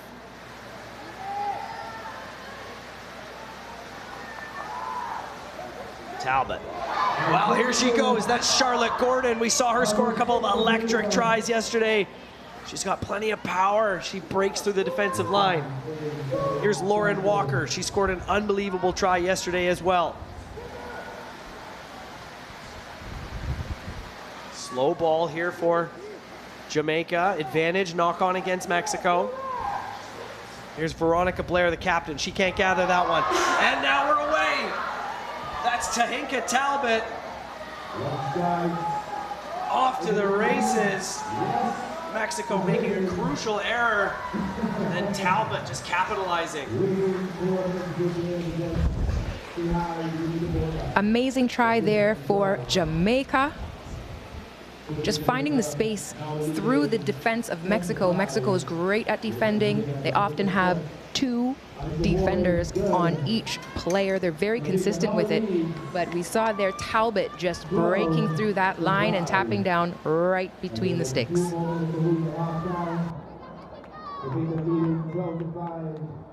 see what Mexico has in scoreboard before we enter the halftime. Unbelievable. Former amateur boxer Tahenka Talbot back underway here. Mexico deep inside their own half now. Not long. Long way to go, deep inside their own half. Smashing up on the attack there, Isabella Gonzalez. There's Bender. She spots a half gap, swatted down. That could be a card. Jamaica keeping the pressure on Mexico, and you can see that Mexico is really prioritizing gaining some yards and getting away from their precious try line. Jamaica will play the remainder of this half with one player down. Yellow card. Kick not finding touch. Who's going to get there first? There's the try scorer. Stopping, cutting back, wrapped up. Mexico looked to poach this ball. Jamaica playing with just 6 players on the field. Can't make the tackle there is Gloria Espindola. Here's Shea Morris. Finds Charlotte Gordon. Brittany Reyes spins it out. Good hand fend up the guts there. Eleanor Bonnet. Mexico could steal this, and they've done it. Taken brilliantly there by Amy Ramos, but we're going to come back to an earlier offside advantage for Jamaica, who will be in no rush to get this back underway with a player in the bin. Rugby Sevens incredibly fast-paced, playing the advantage, keeps the ball moving. But of course, if there is an infringement, it does go back, and we restart with this kick from Jamaica.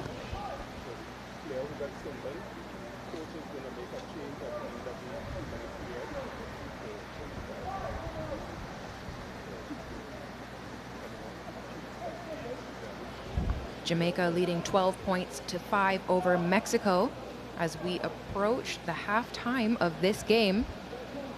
Mexico will definitely be looking to put some points on the board and close the gap. Taken well off the top. Not straight is the call. Scrum for Mexico.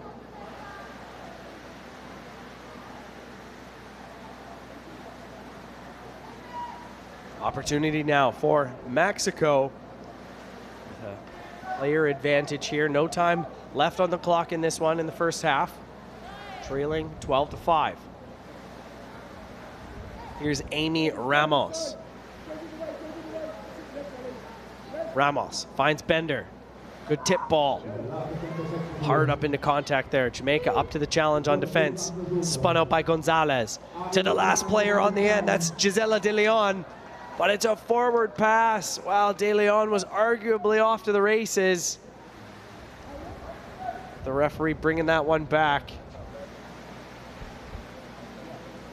Sybil Faustina from America is the referee in this one. Well, Maria, we knew this one was going to be close, and we knew it was going to be a thriller, and so far it is, with Jamaica leading 12-5. That's right, Brian. We're definitely not disappointed. Both of these teams have had incredible experience in the international circuits, and they are bringing that here onto the pitch at Larry Gomes Stadium in Trinidad and Tobago.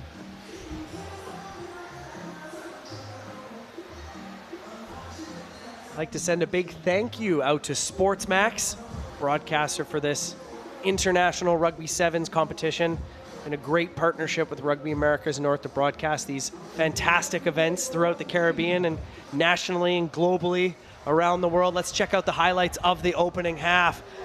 Well, the first try coming in from Jamaica, that's Eleanor Bonnet.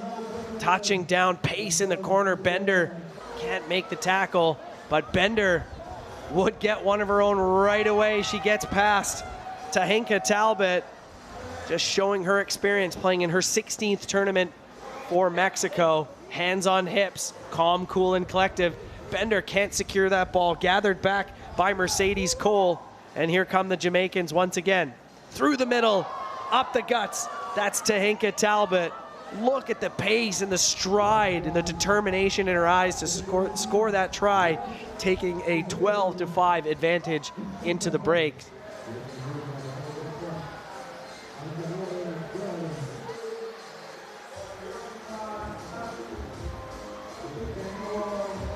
The women's competition, 6 teams competing in a round robin over the first 2.5 days, setting up a championship final in the end. Will rank between, after the round robin, 5 games. They'll get re-ranked into 1v2, 3v4, 5v6, with the winner of that 1v2 qualifying for the World Rugby Sevens Challenger Series. Fans are loving it here at Larry Gomes Stadium. Atmosphere is buzzing.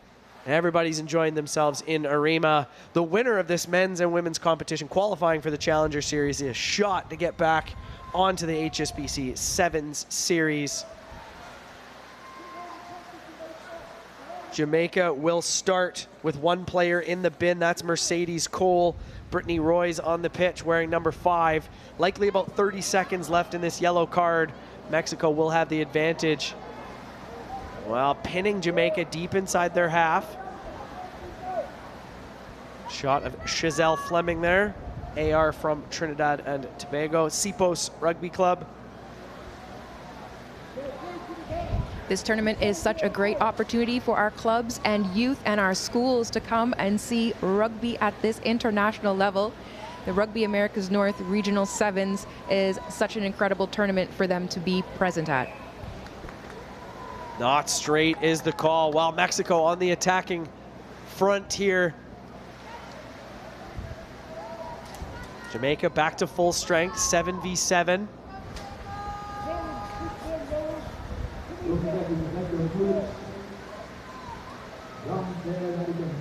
All in the hands now of Amy Ramos. Masters in biomedical engineering student. This is her 3rd tournament representing Mexico. Bender attacks the line. Good tip ball. Up into contact there is Gloria Espindola. Here's Gonzalez. She finds a player on the outside. That's Rodriguez. Gonzalez going down that far side. Good tackle there by Veronica Blair, the captain of this Jamaican outfit. Penalty in favor of Mexico. Quick tap. Here's Bender sidestepping once, and she dots it down. Well, that's Alessandra Bender. Calm, cool, and collected as you like. Scoring to level things here. Anytime there is a penalty that close to the try line, you can bet that Mexico will score. That brings the scoreline 10 points to Mexico, 12 to Jamaica, and with the conversion kick still to happen, it could be drawn.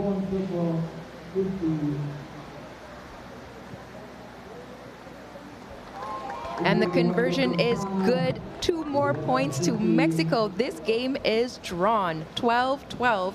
Mexico-Jamaica playing here at Larry Gomes Stadium in Trinidad and Tobago. Well, let's catch the replay here. Jamaica penalized for sealing off. Quick tap. Finds it in the hands of Bender. Whoop! Gets around the defender. Dots it down from the Legion de Cuervos Rugby Club in Guadalajara. Here's Ania Smith. We're all tied up here. We have not had a tie yet so far in the weekend. Here's Brittany Royce. Veronica Blair, the captain. She gets it out to Charlotte Gordon. Mexico, good solid, quick defense. There's Gordon trying to find some daylight on that far side, and she's done it. Here's Gordon, she's got 1 player to beat. Big tackle coming in from Amy Ramos. Well, that's Gordon, that's the captain of this Jamaican side. High, looping, awkward pass. Who's gonna get their hands on it? Up into contact there is Talbot. She's already got 1 try here today. Jamaica still in possession, but a lot of players walking out of your, in the back of your shot there. Gordon's putting on her boot, her right boot. On the top right of your screen there, but that's knocked on against Mexico. So I think Jamaica, with a lot of hands on hips, would be happy to have possession and slow this thing down. Brian, we're seeing these athletes leaving everything on the pitch. It's incredible competition. We love to see it. Rugby 7's fast-paced version of the sport. We're here at Larry Gomes Stadium in Arima. If you're watching online on these incredible feeds from SportsMax, Rugby Pass, and Rugby America's North, if you're in the area, you can make your way down to the Larry Gomes Stadium in Arima. We'd love to see you in person. Don't forget, this is the third match of the weekend in less than 24 hours for these athletes. Second of the day. So body's starting to feel the heat, starting to feel the exhaustion. An incredible number of teams in the tournament this weekend. Normally a 2-day tournament. This is a 3-day tournament. It is absolutely a test of the athlete's stamina. Especially in this heat. This is, of course, the first Rugby America's North Sevens competition since the Olympic qualifiers last year in Langford, British Columbia. Starlight Stadium. Here come the Mexicans. I think it came directly out the channel, not hooked back by either side. Referee not happy, going to bring it back. So we got about 90 seconds left on the clock. We're all tied up here. These two sides are trying to get into that championship final on Sunday, so all these points matter.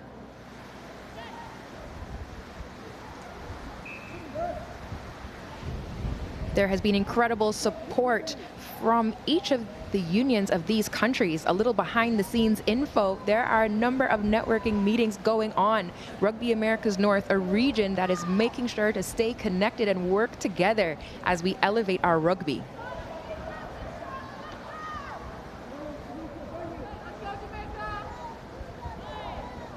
Under a minute to play. Who will be the hero in this one? Mexico have ball in hand now. It's spun out by Ramos. Here's Espindola. Wow, that one's been spilled forward. Heartbreaking stuff for the Mexicans.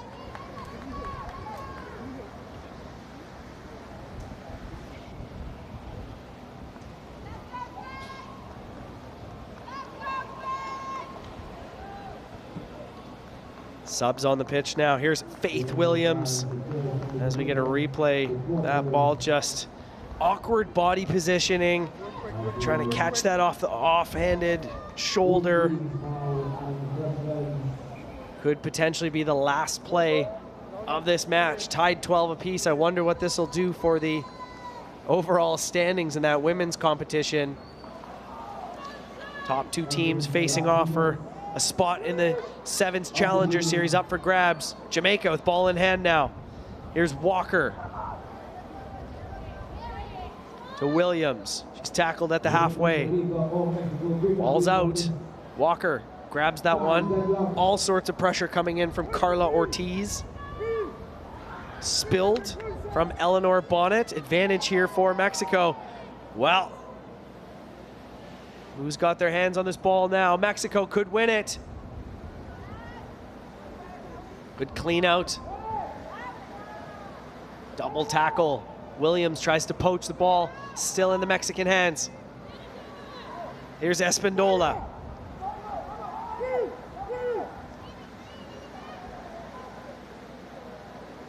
Could be a hero here. And there's a ball up the middle. This is going to be a famous victory for Mexico. Under the sticks. Well, who else? We've said her name so many times this weekend. Alessandra Bender. It's hard to defend her. Unbelievable. Mexico scoring at the death.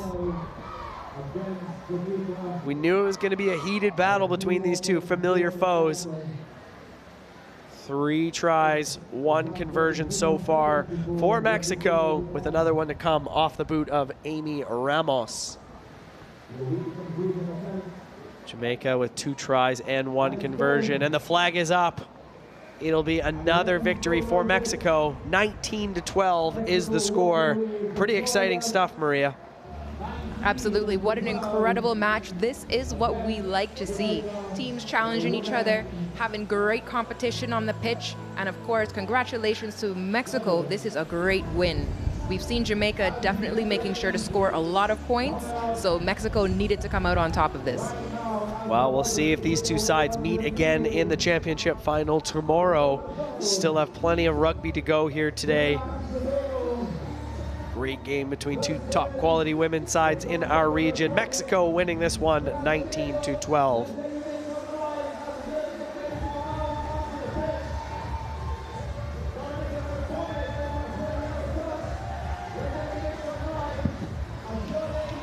As you can see, the flags blowing in the wind there, and the arena here at Larry Gomes Stadium is getting louder. That means the home team is about to come on as we take in these incredible highlights from the Jamaica-Mexico game. There you see Eleanor Bonnet touching down that first try of the game. Great effort by Mexico to defend, but it wasn't enough to stop the try. Jamaica again getting the ball out of the ruck. It bounces but finds the hands it's looking for. That is Tanika Talbot. And you see she just sails over, even has a moment to catch her breath as she touches down that try.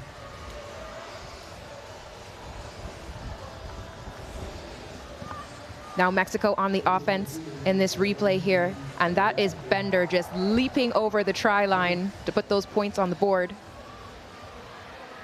Mexico again working really well together through the line. And there you see it, the winning try of the match from Bender. Coming up next, we have Dominican Republic, La Tainas versus TNT. The Tainas in the blue and the red pants, TNT in the red, white, and black strips. I'm Kelson Figaro alongside Maria Thomas. I'm being with you for this women's pool action as a Captain Zambon gets us underway. Picked up by Lowman, and Lowman pauses and pops it to Kyla Simon, who tries to go around the outside, eventually taken down near the touchline as Nicolette Panther shoots it to the captain, Kintiba. And Vincent trying to get to the speedster on the outside, Monroe, but she's thwarted in her actions. TNT just inside the 22-meter line as Kintiba picks it up, sends it to and looping pass by Kintiba. She's on the run, big push off, unable to get the player though. TNT just pushes it up deep into their half there. Vincent shifting the ball out wide into the hands of O'Brien. TNT one more pass if they can. Kyla Simon gets it into the hands of Akila Lowman, and she knocks it on in the catch. TNT make their first mistake of this one.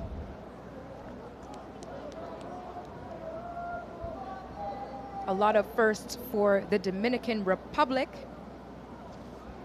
Their kit sponsor, Crea Pro from Colombia, has supported all of their teams in providing kits over a 2-year sponsorship. It's a great mark of the milestones. Patricia Comas, the first female head coach of the Dominican Republic's national rugby team. She is assisted by Isore Mosocos, and she is also the first association president in the Dominican Republic. DR gets us back on the way to the captain. She shoots the ball out wide. DR on the outside. If she can take Monroe. Monroe is excellent at it and seems to take out the AR in the process. Not quick on the feet. There's the AR. Figaro, that's a strange thing to say, but he's just been taken out in that play.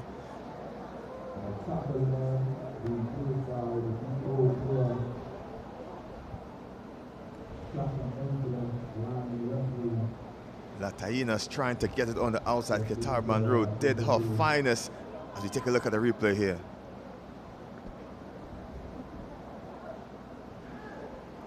Great effort to try and keep that ball in play. We can see how much danger the referee is at. He needs to be sharp as well, trying not to get injured. TNT gets it in the form of Kyla Simon, and she pushes her way up to the center of the pitch. TNT trying to get the first score of this one. Kintiba runs across the pitch into the hands of Monroe. She steps one, loses the footing. TNT trying to secure their possession as Vincent comes around the back door, trying to show and go. It's Aquila O'Brien. She lets go, gets up, TNT has a player down just a bit before TNT can do it. And the Nicolette Panther shows and goes, and clean pair of heels for Nicolette Panther. And she's going to get the first score of the game as Monroe tells her to slow it down. Panther waves to the crowd in the jubilation of the TNT supporters here, and TNT strikes first. Beautiful teamwork there, driving the ball up the pitch, and then Nicolette Panther, of course, she always runs those beautiful lines with support from Katara Monroe, and those are the first 5 points on the board for Trinidad and Tobago. The conversion kick is not good, but Trinidad and Tobago leads DR 5-0. Trinidad and Tobago just doing the do with a player short as well. Trinidad and Tobago doing the best as we take a look at the highlights for this play. Beautiful run there from Nicolette Panther. She's always able to evade the defense.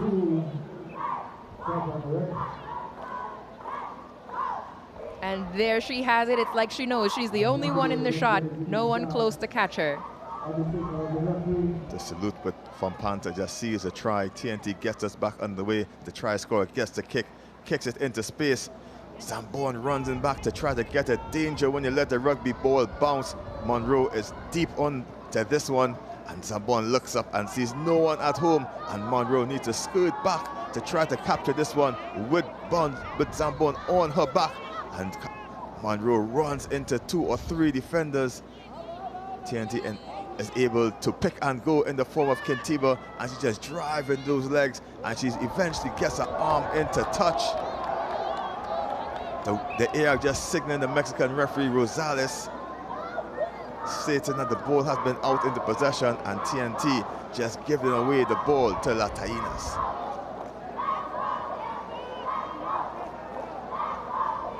You can see the energy from both of these teams. Definitely a lot of decisions to make. Trinidad and Tobago, a very strong team, difficult to run through, but also quick, so kicking is always a risk. Tainas on the strike here now, just brushing off a couple defenders before meeting up with a solid wall. That is Kintiba looking for the room out wide to the captain. That's Zambon. She shifted out wide, 2-on-1 if she needs it, and TNT let it through.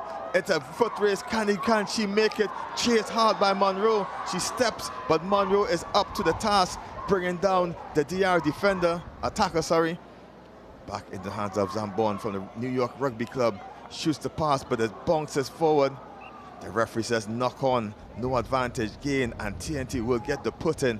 Grueling condition, the sun beating down on these players, and it takes a lot of hydration, lots of water and isotonics to keep up with this. Beautiful run by DR. They gained a lot of space, but Katara Monroe, speedy as ever, was able to catch them in the defense. Trinidad and Tobago now has the advantage of the put in on this scrum, and they'll be looking to move out of their half of the pitch. Trinidad and Tobago making some changes as Longman comes off as we take a look at the chase on the replay. Monroe chasing back. Henriquez unable to elude her defender, and that was grueling stuff as TNT makes a change.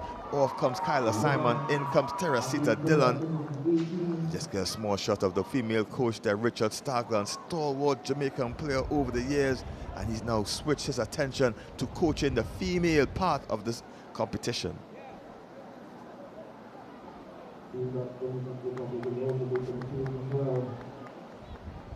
Henriquez will take no more part of this as he gingerly limps off the pitch. Into the hands of Kintiba. What can she do now? Gets in the hand of Monroe. Monroe with a one-on-one, steps inside, looking for the offload, unable to free her hands. TNT gets it in the forward Panther. She looks up, no one's at home, and Panther has the welcome mat to go in and score her second try of the match. Valiant effort running in by Castillo. She fakes the put-in, psychs out the defender, and she's able to use her experience to walk it under the sticks. Nicolette Panther, always a dangerous player. She's able to take it quickly and read the field very well. It looks like she'll be taking the conversion kick, so she helped herself out by touching it down between the sticks. The sea of red as you take a glimpse of the crowd there, chanting them on. Panther from the Panther clan, as we say. Father played rugby, 2 other brothers played as well.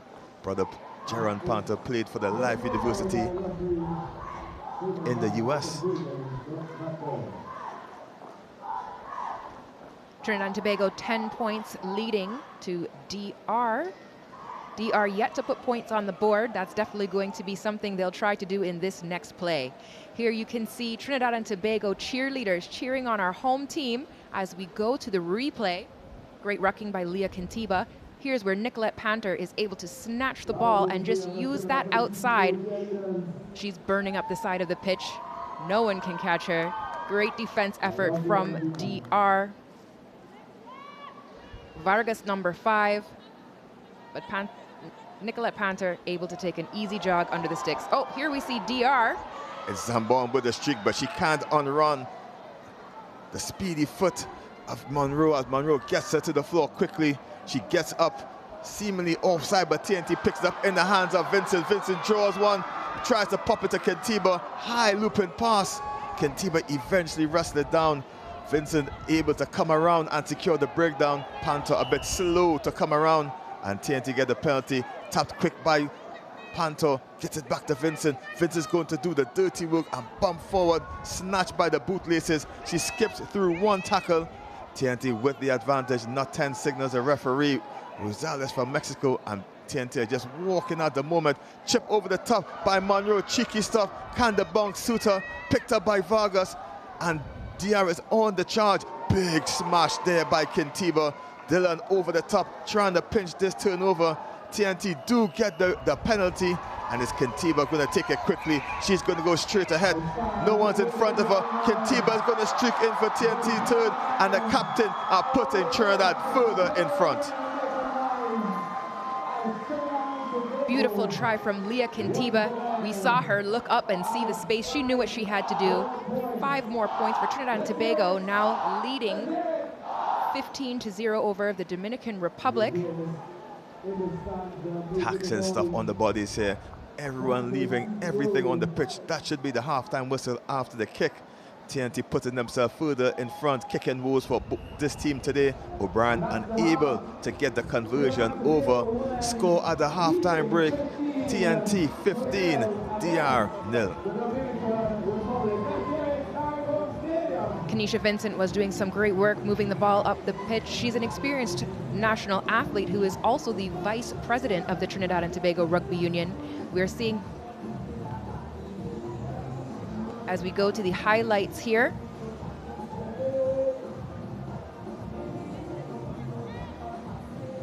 we're seeing great results throughout Rugby Americas North from programs like the Executive Leadership Scholarship and Rugby Rising.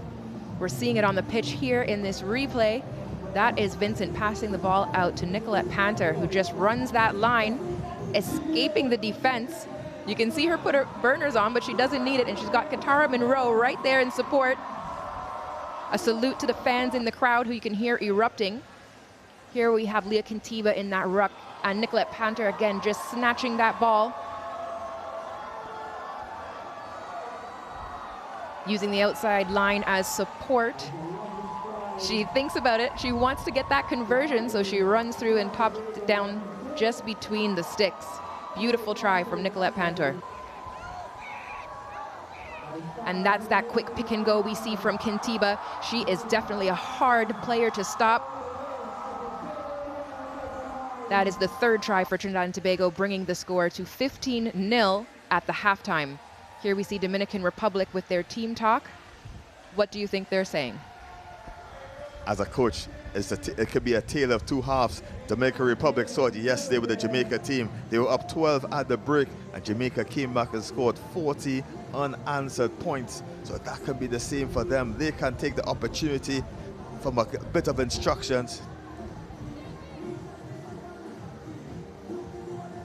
As both teams make some substitutions now just to keep the momentum going. Trinidad and Tobago in front, 3 tries to 0, unable to secure the conversions. But the coach talk from Richard Stagger at halftime will be to keep up the pressure, trying to maintain their lead. And Las Tainas will try to get themselves on the board against a dangerous TNT outfit. Interesting fact, from DR as the captain, Denise Zambon, migrated and started to play rugby over there at Dominican Republic. She plays basketball and does cross country, so that obviously leads to her athleticism on the pitch. And don't count on the fact that she's right now learning to speak Italian. Panto gets us back underway. High kick, unable to gather, eventually taken by Molina. She tries to dance over a couple. O'Brien over the top for TNT, unable to pinch it. Dominican Republic still has it. As Molina shifts the ball out wide. TNT with the overlap and show and go by Vincent, pops it off the boot. No advantage being gained by TNT. The referee brings it back.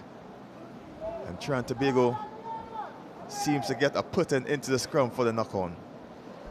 Great chance for Dominican Republic to catch their breath and line up defensively. Trinidad and Tobago was trying to get the advantage there and touch it down. There was a knock-on. See it quickly picked up by Panther. A little tap back. Kanisha Vincent, great work using her foot. But the referee's called it back for the scrum that you see on your screen now. Big shove by DR. Advantage gain for the Dominican Republic, not rolling away or offside as a call there by the referee. And DR get themselves back going, trying to get themselves on the scorecard into the hand of Zambon. She shifts it out wide, too far in front for her teammate to get. It's knocked on and just a couple inches in front of Vargas. She was unable to reel it in, just needed a couple extra inches on the hand. As you look at the replay there, just shoving the pass just in front of her, unable to get it. As a knock on there, TNT put into the scrum.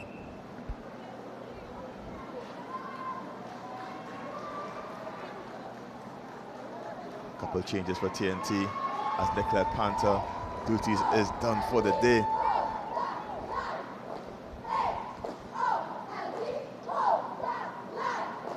In comes Thea Maris from Defense Force Rugby Club to replace Nicolette Panther. It's great seeing the clubs out in their kit representing the local clubs of Trinidad and Tobago. That is the foundation for the national team that you are seeing here today. Again, DR disrupt the scrum, gets the hand of Zambon. What can she do? She tries to elude Vincent. Vincent is on her ferociously, trying to get her to the floor. DR remain in possession, shooting the ball out wide. Can TNT take them down? Can La Tainas get a score on the board? Picked up by Molina, shifts the ball out wide, just doesn't go to hand. Excellent work to keep the possession. Nice hop and skip, just too far in front of her, and the ball will tumble out into touch. Thrown forward, says the referee, and TNT will get their scrum, and they're put in deep inside DR territory. Here you see the replay, just knocked backwards, so DR maintaining possession, but there comes Kanisha Vincent putting on the pressure. DR looking for some space out on the wing, doesn't find hands, and the ball rolls into touch. Changes coming on for DR as Gio Cruz comes on into the scrum, the number 8.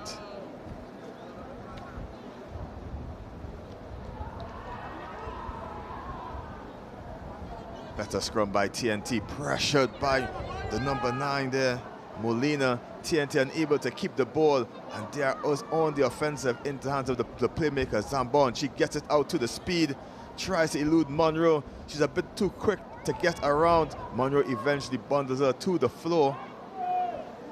TNT just creeping offside, trying to get the defense. The ball still not going to hand for Dominican Republic. Dominican Republic looking to get some space through the middle, using the hands. That's just knocked over, but it's still going backwards. DR has not yet lost possession. TNT trying to push themselves over, crawling on the feet, but just one possession, but then knocked it on. And valiant effort by Teresita Dillon, but just unable to come out with a portal in the end.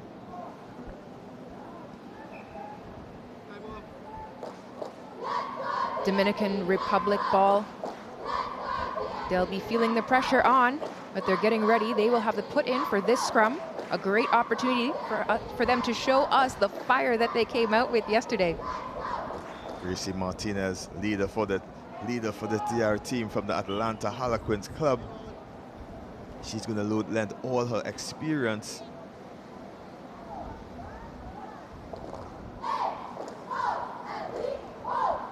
Ampura Mora gets us underway with the putting on the scrum. Nice solid scrum by DR TNT, trying to pressure it into the hands of number 9. She's looking for the room out wide. If she can, pops the ball up. It seems to be bouncing still, but Monroe is to the task and takes it to floor quickly. She springs back up to action. And just pushing themselves forward is DR, looking for that oh so elusive try. The ball still doesn't go to hand. TNT allowed to come up and close the gap. Big hit by Vincent. TNT needs to get back onside as DR gets the ball and is on the go once more, looking for space out wide. Shoves off one defender, but is sent backwards in the tackle. That's a big hit there by Kintiba.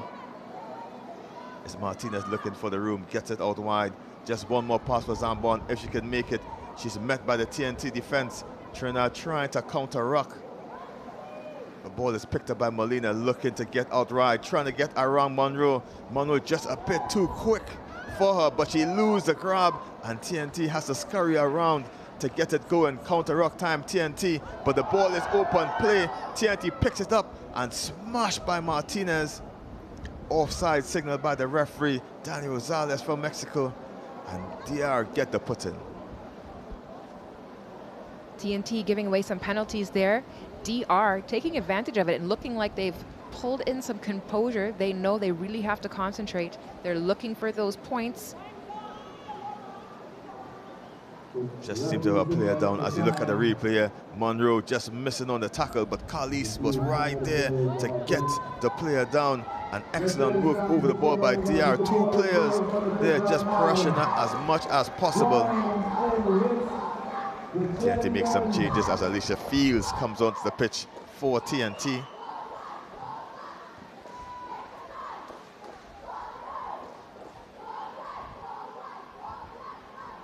Seeing some water going on the field. Kentara Monroe gets a much needed break. She's done plenty for TNT today and over the tournament as well. As we take a look at the cheer squad, really hyping the crowd up.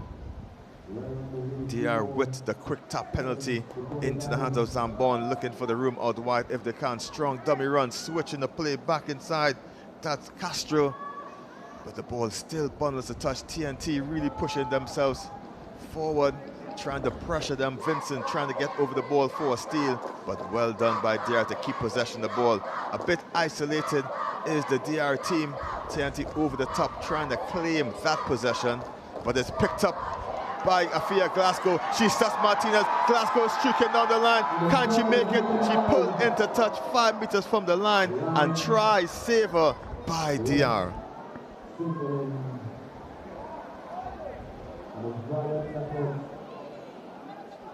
Trying to be unable to get the score as we take a look at the replay there. The speedy Afia Glasgow tries to get around the outside, just unable to get past the cover of Molina.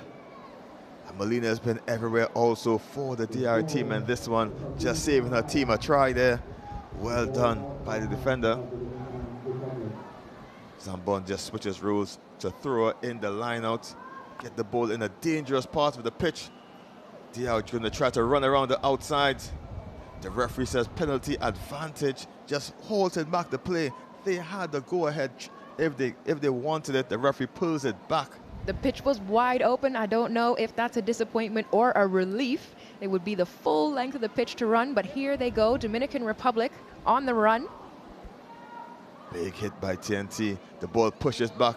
The ball bubbles just in front of the try line, trying to show and go. She brushes off one, brushes off another. The cover tackles coming in ferociously by TNT. A bit high as well. The advantage is being gained, snatched by the Buns.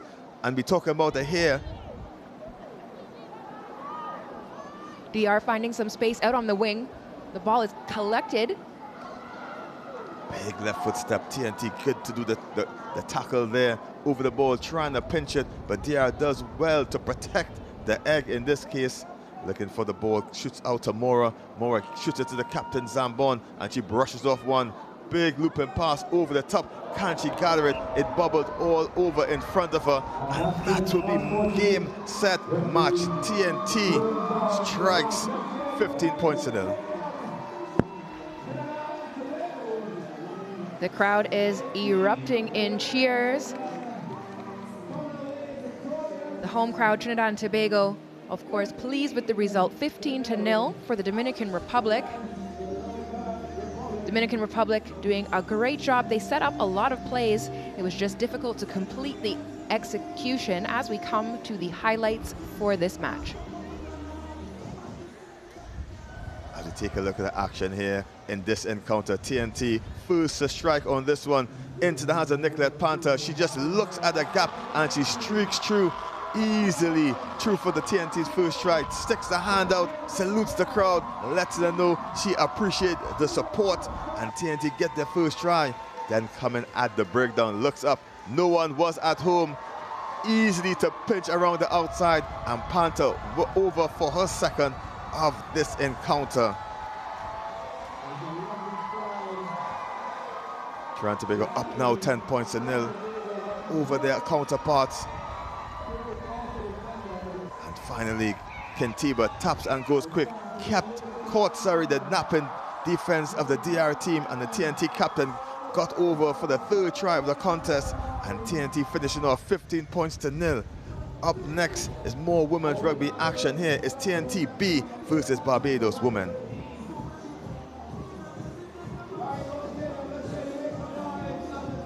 It's back-to-back home team action in this women's division. Trinidad and Tobago fielding two women's teams. They now face off Barbados.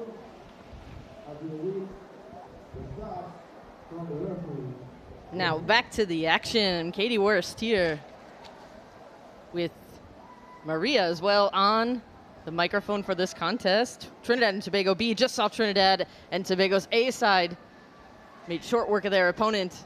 They'd love to carry over this momentum. For Barbados now, we'll get set for the restart. Love to see the home crowd excited about this matchup. Back-to-back TNT and a solid hit coming forward.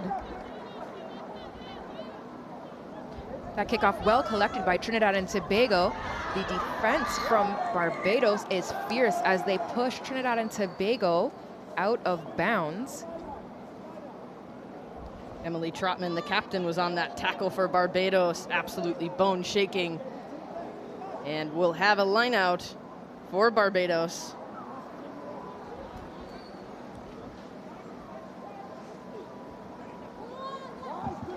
Well taken in air, Barbados has it now, trying to scoot around Jessica Durrell, the captain. The referee calls it back, but it is still a Barbados ball. The Bajan Pride women have been doing incredible work rebuilding their program. They've had competition with St. Vincent and the Grenadines, and they are ready here in this Rugby America's North Brand Sevens. Happy to be back on this circuit. And a big shove by Trinidad and Tobago B as they move across, now taking it forward. Anisha Oliver, very tough to bring down, making it difficult, but in on the tackle, Jessica Durrell. Jessica Durrell knows how to use the line as that extra player. That's twice in a row she's pushed Trinidad and Tobago over that outside line. You see Oliver just trying to fend them off. But don't argue there from Oliver as we get it set in for now. Again, more troubles with the line out. The set piece just not quite working, as we'll elect for the scrum right now.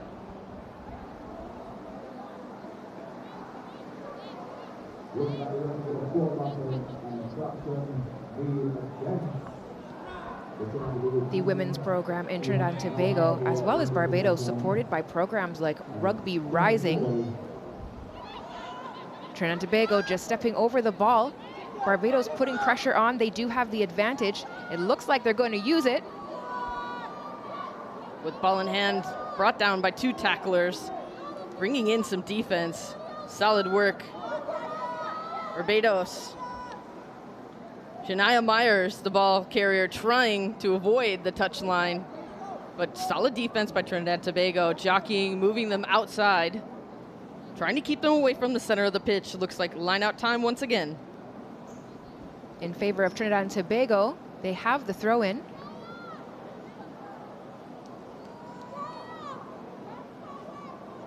The short line-out will play on with it now. Errant pass goes bouncing back, trying to grab it. Trinidad and Tobago in the danger moment, tries to place it back. Big pressure from Barbados. Can they outrun it around the corner? So far, she has plenty of space to work with. Does she have the gas to go all the way? Helena Burke has one in pursuit. Can she get across the line? And she does. Going absolutely all the way. Trinidad and Tobago pick up the points as she touches it down.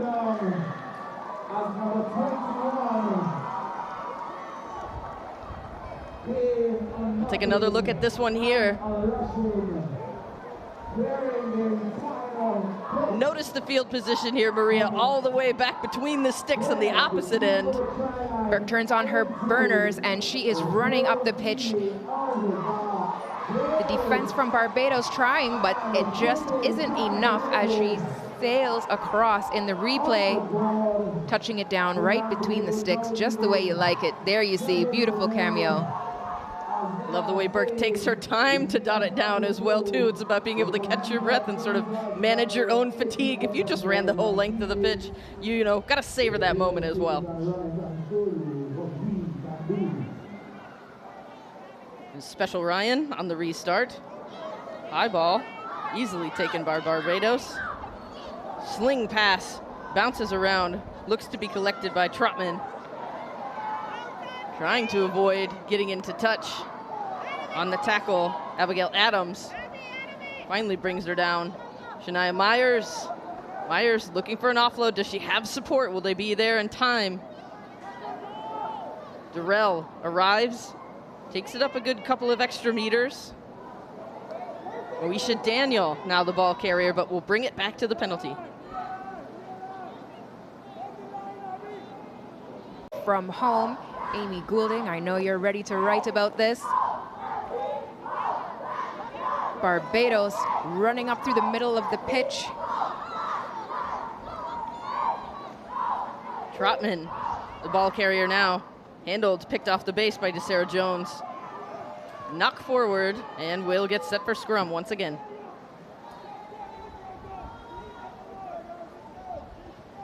The score line, 7 points, Trinidad and Tobago, 1 try, 1 conversion.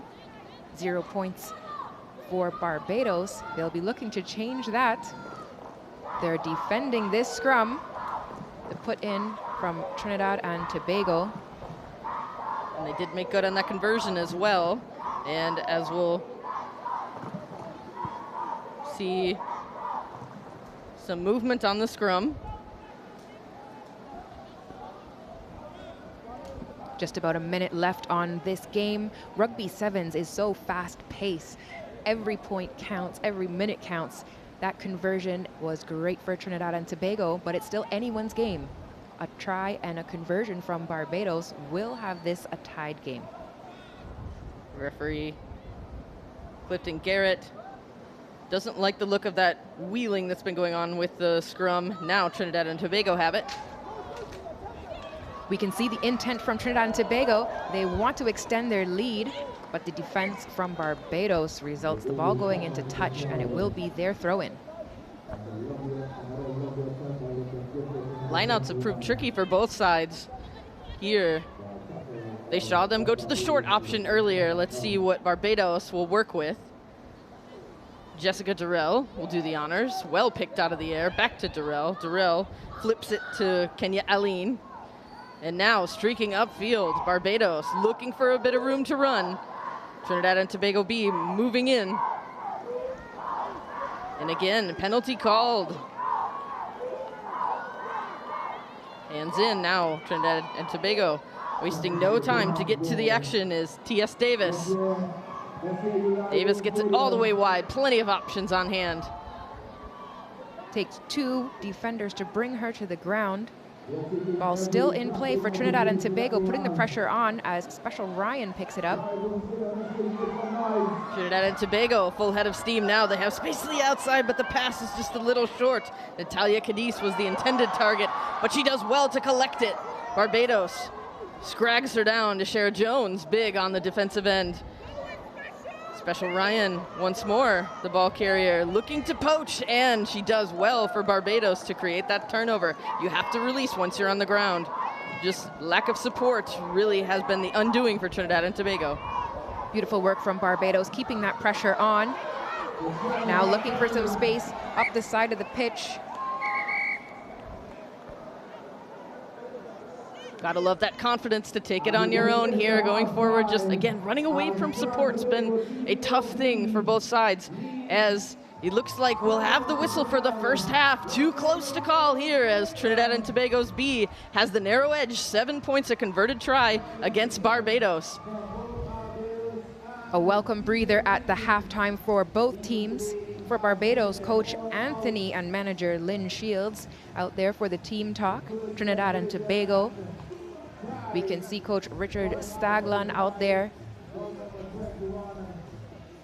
And there's another look at that score line.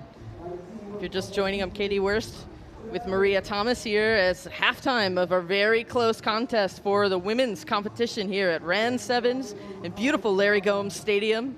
Arima, Trinidad and Tobago will get a look at some highlights for this contest.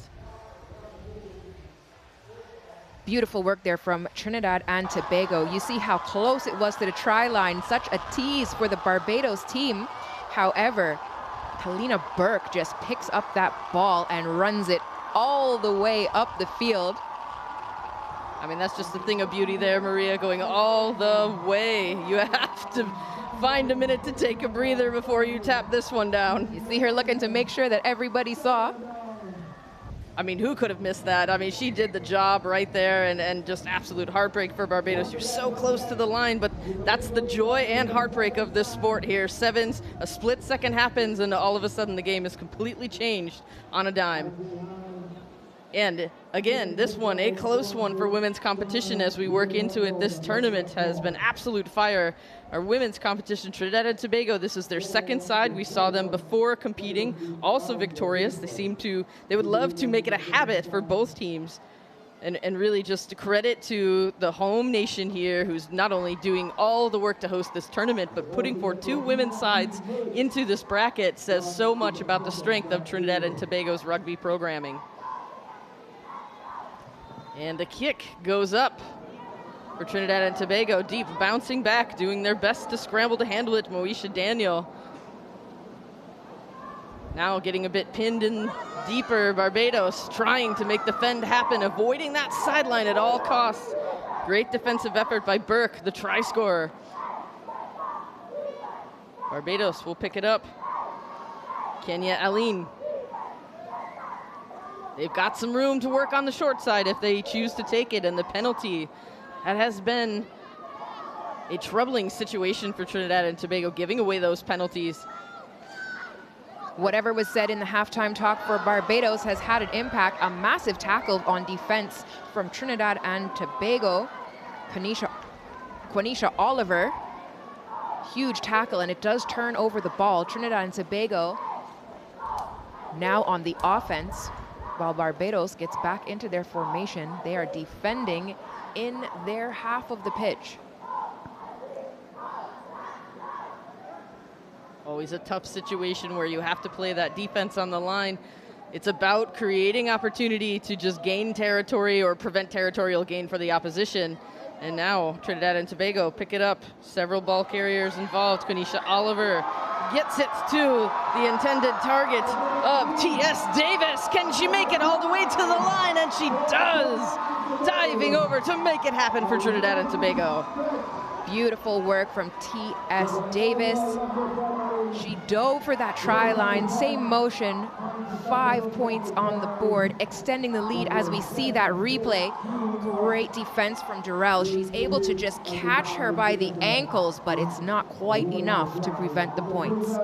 You gotta love those long limbs outstretching, seeing if you could just get over the line, and she is able to just place it. The one-armed reach. Brilliant stuff from Trinidad and Tobago. 12 points up. Trinidad and Tobago will be feeling good about extending their lead, but it is still anyone's game. Barbados preparing to receive the kickoff. And no good on the conversion for Trinidad and Tobago. Still certainly hoping that won't be costly towards the end. It is anyone's game. Plenty of time left in this half as there's an unforced error on the restart. But a full head of steam comes forward to Quinell Weeks, entering the match, making some things happen straight away. Jones.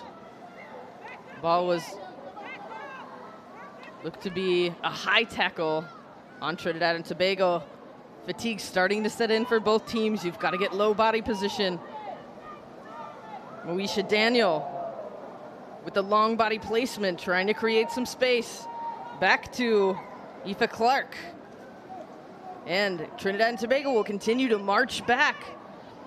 You can see the pressure that Barbados is putting on in offense is causing Trinidad and Tobago to give away some penalties, and Barbados just marching up the pitch.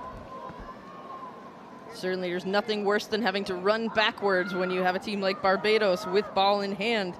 Trotman will take it, gets it to Daniel. Daniel has help from Kenya Aline. Can she get to the corner? Trinidad and Tobago doing their best to try to contest at the breakdown. Another penalty, and Barbados tries to take it quickly, but it's called back to the mark. They've got that try-line fever right now. They'll need to keep their composure. Moesha Daniel took the tap, and we're gonna go back to what looks like penalty try awarded. As referee Clifton Garrett goes to center to award. So penalty try happens if a penalty has ensued in the case that they would have scored. So there it is, a smash. Looks like a potentially penalty could have been high tackle. What do you think, Maria? Definitely looks like high contact to me from that replay. So the penalty try for Barbados will give them the full 7 points. You get the conversion, so full points for a penalty try. Barbados is back in this game. 7 points behind 12 points for Trinidad and Tobago. You can hear the cheering from the crowds. It is also a yellow card that we see has been issued for the high contact. That means that Trinidad and Tobago will be finishing this game 1 player short. Absolute insult to injury is now the yellow card, and so difficult now when you're down 1 person to be able to defend, but also a costly blow when it's an automatic converted try on the penalty awarded. So whereas if they would have just scored, they would have had to actually make good on that conversion. So Barbados, really, fortune favors the brave to take that tap and go forward. It was Daniels on that one with the good heads-up play, taking advantage of just having support there as well, too, if necessary. She worked hard for that one. Again, Trinidad and Tobago have the narrow lead, 12 points to 7. And a bobbled kick now picked up, but big pressure coming from Trotman. And play on, says referee Garrett. Bouncing ball to the ground. Daniel. And now Jessica Durrell thought she could sneak by, but will come back. And it appears like it was potentially knocked forward, and we'll have the scrum. A lot of pressure on Trinidad and Tobago right now. Another converted try will put Barbados in the lead. It's definitely, you think about the team leadership having to consider what are the options as we start getting closer and closer. Time is ticking away in this contest. Can't afford to make any mistakes. Trinidad and Tobago will put it in. Big shove by both sides. High pressure, but that pressure deemed a penalty. Trinidad and Tobago have a golden opportunity if they can get around this first defender, but big stuff from Kenya Aline. Trying to stop the absolute Mack truck, Electra Dennis, with the big don't argue. taking several defenders with her on the way down, but the ball is poached. Barbados coming back. Sarah Jones picks her pocket and makes it happen for Barbados, who comes storming back. What an incredible try by Sarah Jones. She was in the right place at the right time, snatched up that ball, ran straight for the sticks, touched it down. That's 5 points. Here we see the replay. It was Dennis on the ball placement, and then Jones absolutely scoops it up, takes it herself, putting the team on her back. And good hot pursuit there by Trinidad and Tobago. Extra effort put forth as they see their narrow lead vanish, and a big kick coming up for Kenya Aline. Makes good on it, and they take the lead. Barbados now has what they need into injury time. Is there going to be a remainder, a time for one more shot? 14 points up, Barbados, to Trinidad and Tobago's B-side 12. Great competition here from both of these teams. We've seen it before, we're seeing it now, and I'm sure we'll see it again. There's such an incredible excitement in how quickly the game can change. Barbados kicking off now to Trinidad and Tobago. Does not go 10. And a tough one kick, not 10, but scooped up. A full head of steam from Trinidad and Tobago. They like their odds here. They'll go for it. If the fans have anything to do with it, they'll scream that ball all the way to the try line. Beautiful series of offloads now. T.S. Davis, heroic stuff from Trinidad and Tobago's B-side. Going forward all the way, Kalina Burke. Special Ryan trying to make something exceptional happen. In a big tackle coming forth, Kenya Aline. Ball in Barbados possession now. And that's the final whistle. Heartbreak for Trinidad and Tobago's B-side. Barbados elated at the outcome. That is the game. 14 points to Barbados, 12 points to Trinidad and Tobago. You just see the Barbados team dropping to the ground, hugging each other. They are elated at that win. Trinidad and Tobago came out with a vengeance in those last seconds of the game. It looked like they were going to turn the tables again, but the victory goes to Barbados with the final score of 14 points Barbados, 12 points to Trinidad and Tobago. What a beautiful contest. Went all the way to the wire. The short kick they scooped up, went for it, nothing but confidence. And we'll take a look at some of these highlights here. This was the absolute going all the way. The great work from Trinidad and Tobago. Set the tone for the match was Kalina Burke, an absolute track star, wearing a rugby jersey, getting it done. And then pausing for a moment just to make sure the cameras know they should be directed at her. Beautiful work. Trinidad and Tobago, this was the step fend. And a statement try for Trinidad and Tobago.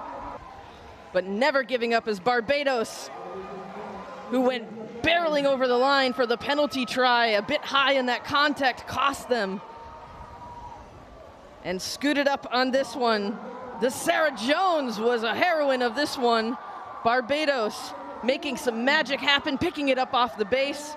And some absolute amazing stuff, Maria Thomas. I have loved this contest, really so close and down to the wire as we have more rugby coming up. Absolutely. Shout out to the Harvard rugby section. You're seeing the flag there. It is the clubs coming together that uplift, support, and let the foundation grow for our rugby in Trinidad and Tobago. So we love to shout out our clubs who are here. And coming in up next is TCI against Dominican Republic men. The action never stops here at RAN Sevens in Arima, Trinidad and Tobago at Larry Gomes Stadium. I'm Katie Worst for Maria Thomas. Fantastic contest that we saw as we shift over to men's competition coming up next. Oh, baby, what a game. How are your lungs right now, Katie? I mean, absolutely just...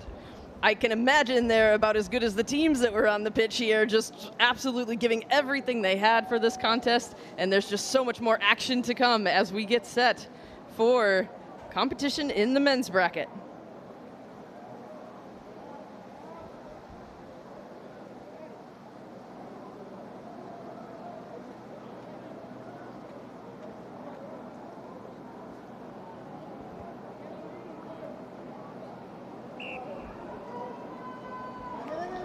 Here we go, Turks and Caicos against the Dominican Republic.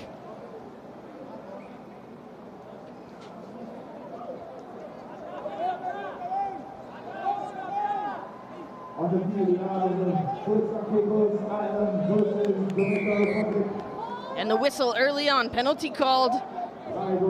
They'll have to back up.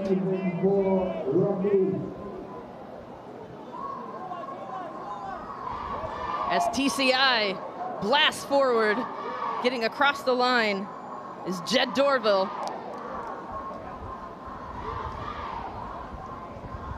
Well, unbelievable start to this one. High intensity, players throwing their bodies on the line. You gotta love the physicality coming, as we saw quite a physical match just earlier now with TCI. Dominican Republic starting off in men's tier 2 action. Bit of a discussion going on now. TCI chatting it over with the match official.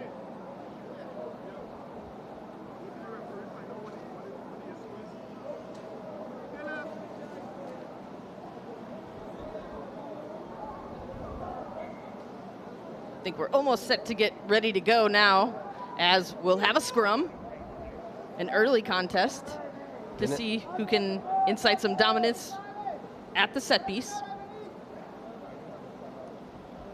What a day of rugby we're having here today. Ball movement cross for TCI. Car crash of a tackle there. That was Emerson De La Cruz smashing up in the line wearing the 12 jersey. Ooh, I thought we were going to see a drop goal there, Katie. Lined up down the back, but not to be done.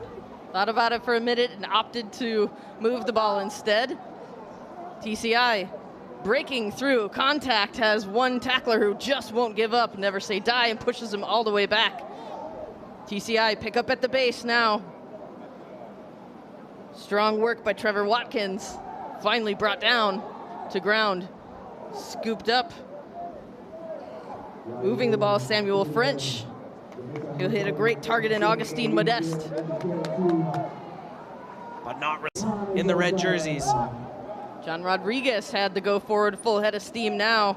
He'll pick it up, move it across. Fancy footwork for Dominican Republic. No one can catch him. He's could potentially make it all the distance if he likes Julio Tonabel. Looking great and a flair for the finish. Oh, baby, that's Rugby 7's at its finest. Julio Tonabel plays for Stade Metropolitain in France. Wow, that is unbelievable from the big fella. Tonabel has quite the ups as well, too, finishing that one off. Look at this right here. The show and go, looks over the shoulder, no supports there, but he doesn't need it. And the fine finish. Amazing, you love to see it. First tournament for Tonabel representing the Dominican Republic. Multicultural family that speaks English, French, Polish, and Spanish. Dad's also a rugby player. They're certainly fluent in the language of rugby here as Tonabel makes it look easy. Fantastic bit of change of direction, change of pace, and a high kick bounces off the chest of TCI right into the waiting hands of Dominican Republic. Is it gonna go right back? And it does! An unfortunate error, so costly for TCI, as Dominican Republic will capitalize on that momentary lapse. Luis Manuel Bueno, muy bueno. Los Bombarderos Rugby Club, unbelievable. This is back-to-back thrilling play here from the Dominican Republic. Bueno certainly saw that evolving in the air as well, too. Just misjudged it in terms of when the ball would come down. That's one of the more difficult parts, and one of the benefits of those sky-high kicks is you just have to train on it, and we'll take a look at it right here. Look at this, he backs himself, hand fed, gets past French, can't bring him down there is Cadis Simmons, and he just touches down. Second try for DR in the opening minutes. That ability to just duck under the tackle, make yourself so evasive, And a high kick. Have they made an adjustment? But big pressure from the Dominican Republic. They want some more of that. Look to be a knock forward in that aerial contest. Didn't work this time. So we'll have a scrum.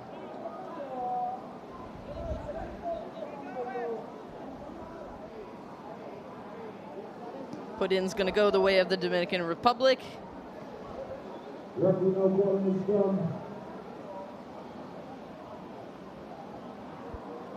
And a spin around to make that pass.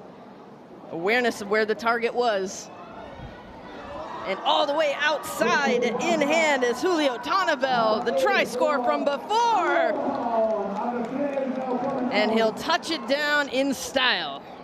Wow, you know, when things are happening, everybody's having fun, and that's what DR looks like right now. They are having an absolute blast. TCI needs to harden up and make their tackles. They're just falling off these red jerseys. And here goes Tonabel, upsy daisy. Loving life here in Trinidad and Tobago. Up 19-0 with a conversion attempt to come. A lot of effort there from Dominican Republic. You get the sense everything is just going their way. It's when it's starting to flow, but there's big efforts in creating a lot of great lines of support. And TCI just has to find a defensive answer. They've got to get a bit lower in body height in the tackle and just commit and communicate to improve what's been happening.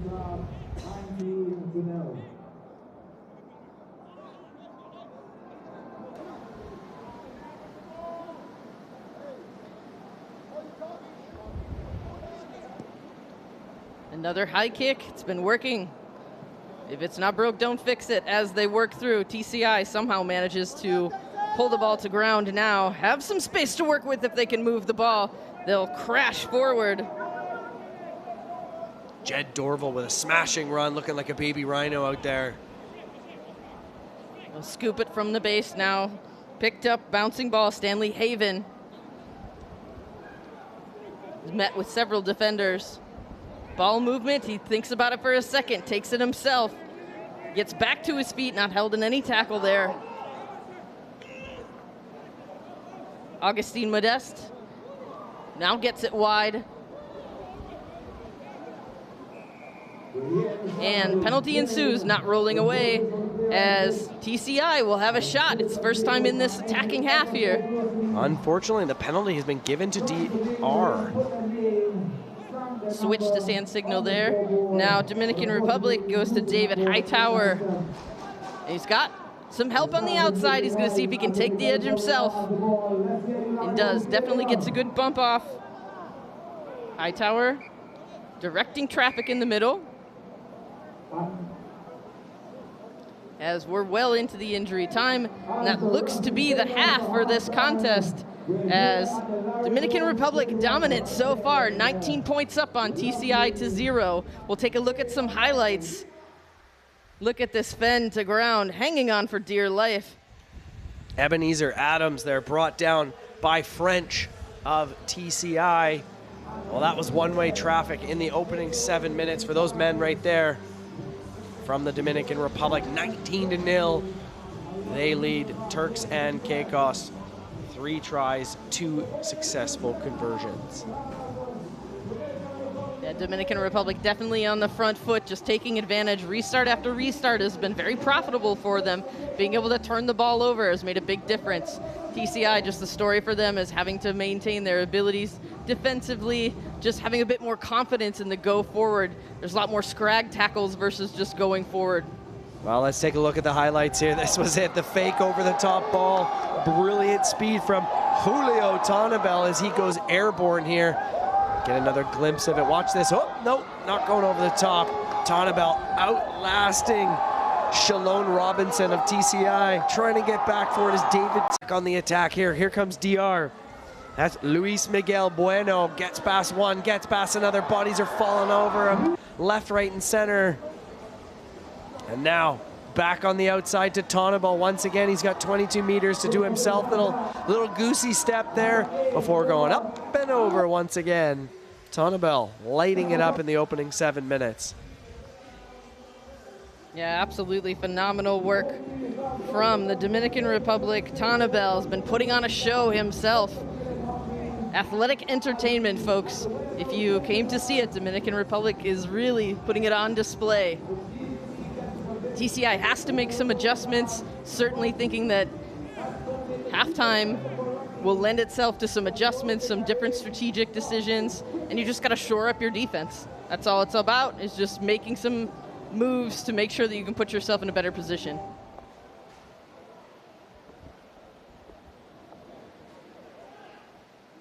It started to cool down a little bit here as we start to see some weather rolling in, a bit of clouds forming in the outside here in Trinidad and Tobago. Arima, the site of Larry Gomes Stadium, has been such an exceptional home.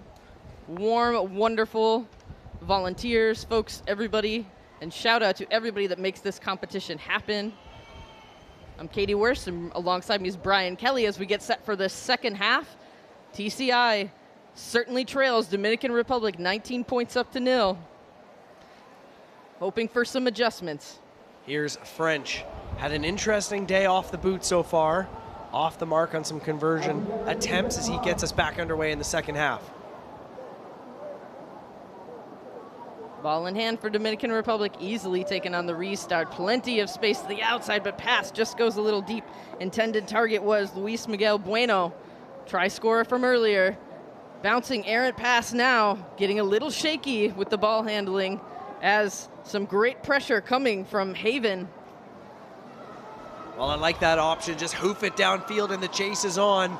Getting out of all sorts of pressure. Now kicked ahead. Who's going to get to it? Was that Tonabel?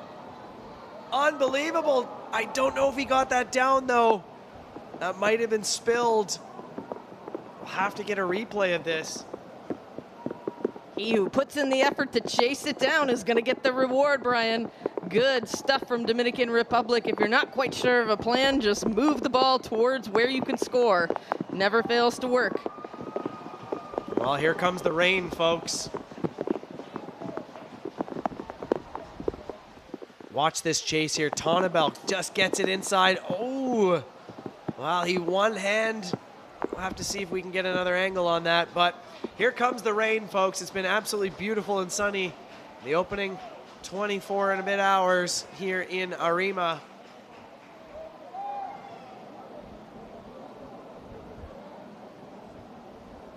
Randy De La Rosa, Luis David Alvarez, and Justin Lopez on the pitch now as we get another glimpse of this try from Tonabel.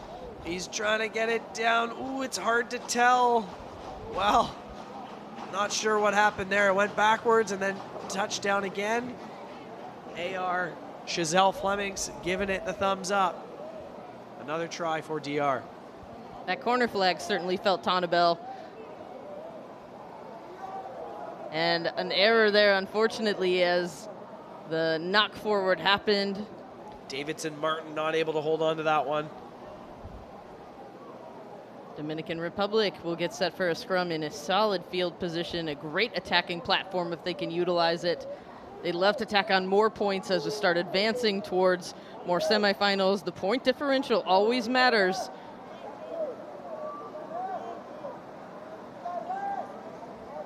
Luis Miguel Bueno on the put-in. Easy stuff. He'll take it himself. Bueno around the corner has some help from Alvarez, the vice captain. Try to go wide with it, but another knock forward as well. Decent pass. Thought he was looking at the space ahead of him. Well, we had a little bit of rain falling down. It seems to have stopped. Not sure if it's going to stay like that. We still have lots of rugby to play here today. Following this clash, we have St. Vincent and the Grenadines against Curacao, Canada versus Barbados, Bermuda versus Guyana, Mexico, Jamaica, Cayman Islands versus Trinidad and Tobago, Mexico, Trinidad and Tobago B, Trinidad and Tobago against Dominican Republic.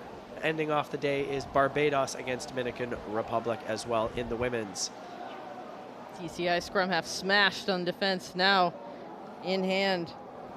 Cady Simmons offloads. A pile of bodies in this breakdown now. Moved crossfield, plenty of space to work with if he can just turn on the jets. Looking for support, stalling for time to make sure someone can get there was French.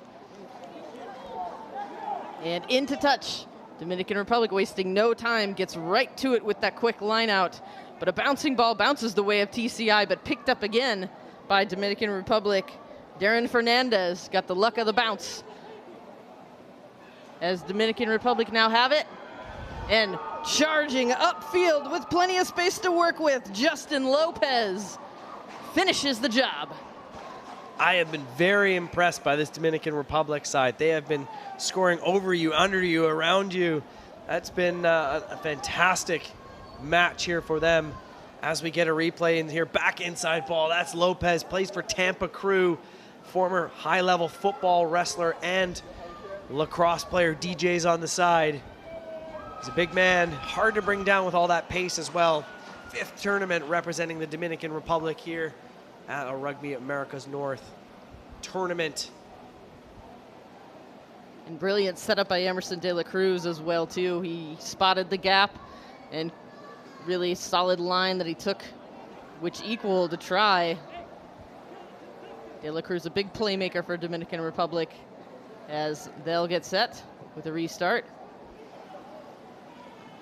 And the tap back looked almost forward, but we'll play on with that one. Gathered by Stanley Haven. TCI have it, some fancy feet, but a big crunching tackle. Still in possession, Turks and Caicos. Both French brothers on the pitch now for TCI.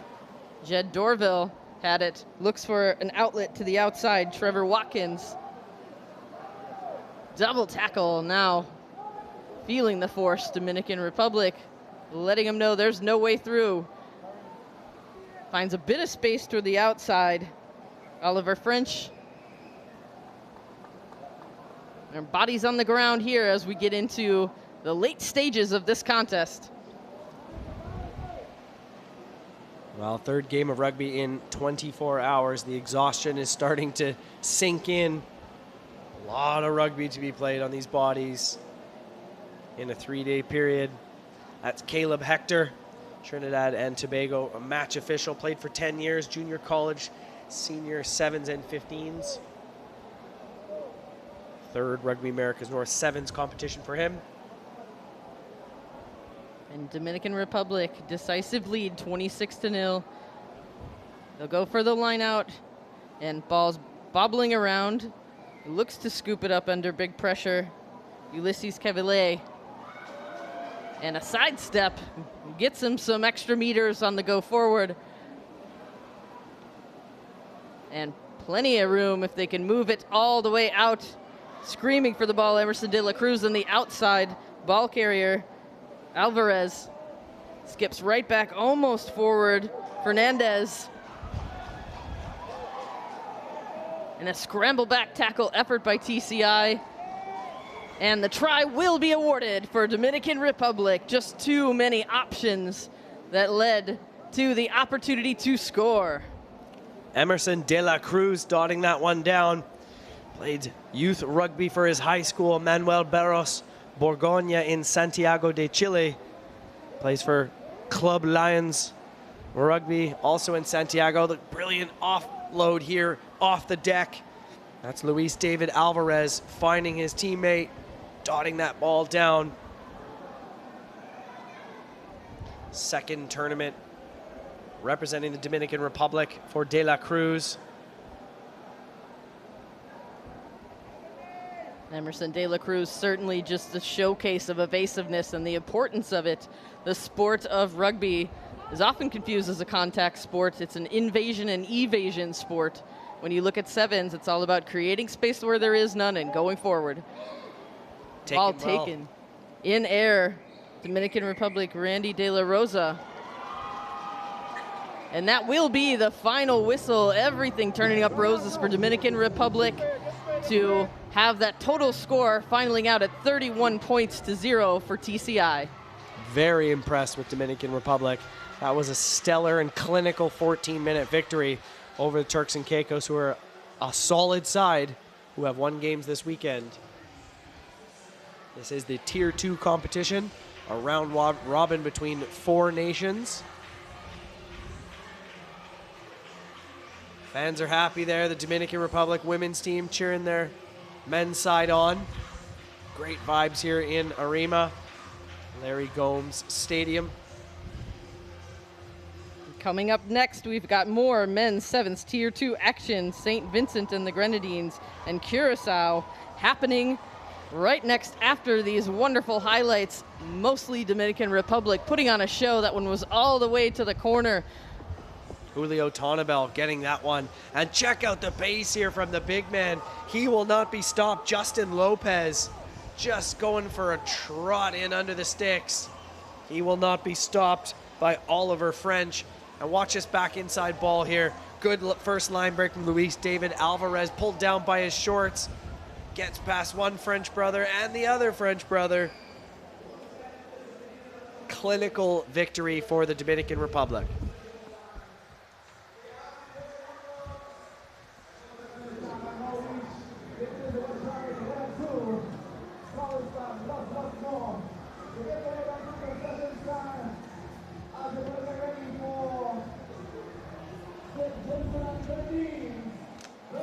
Up next, we have St. Vincent and the Grenadines and Curacao. A great matchup here. I am Maria Thomas. I am joined by Kelson Figaro for this match. Thank you for having us once more. Up next, SVG versus Curacao. In the center is Fernando Garcia from Mexico. He's going to take charge of this one. Exciting encounter in Tier 2 rugby action here. Curacao losing their match earlier. They're going to try to make amends today. But St. Vincent and the Grenadines are showing heart in their last game against Turks and Caicos, and we can expect a brilliant game from them. The rain seems to be coming soon here. Don't want to jinx it. Maybe the clouds can blow over and we can continue our free-flowing rugby. As St. Vincent in the green on your left-hand side of the screen kicks us off to Curacao in the blue, looking for the space out wide. Gets it into the big hands of Kirsten. He scored a hat-trick yesterday. He's trying to bump them off now and get his team back on this one. Quick movement out from the base of the ruck through the gap. They're going, weaving their magic. Here's Curacao, awful, and it's that man I just spoke about, Kirsten, Leroy Kirsten, and he streaks in for his first. What a run from Curacao for the first 5 points of this game. Coached by Rob Perry and President Tamara Van Leeuwen, who is also here today. Look at that beautiful offload there. And it's clear sailing. 5 points on the board for Curacao. Here we see the kick. It is successful. 7 points Curacao, 0 St. Vincent and the Grenadines in the first minute of this game. The Dendermonde Club in Curacao will be proud of their athlete showing his merit. This is 4th try of the tournament so far, 3 in the first and 1 in this one.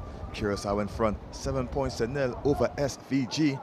As Medema gets a screaming high kick, tons of acreage, never trust a rugby bounce, and St. Vincent eventually gathers it. No arms in the tackle, says referee Garcia. Penalty time for St. Vincent. They tap and go quickly. This time they kick it high, but the sweeper is under it, and he just jinxes magic through the defense of St. Vincent, looking for the overlap. He shows, he goes. Can he go himself? Yes, he can. Curacao in the corner for another. That is Van der Waal, and he touches down. The next 5 points is in the corner, so it'll be a test for the kicker. Van der Waal did it himself. Wayward kick. The kick is only as good as the chase, and St. Vincent didn't chase it correctly. And Curacao gets their second score in this one, lighting up as we take a look at the highlights. Just a little fake pass there, and it opened up the way. Great effort by St. Vincent and the Grenadines. Definitely tried to catch him in time. Dimitri Samuel was there, but it wasn't quite enough to prevent the try.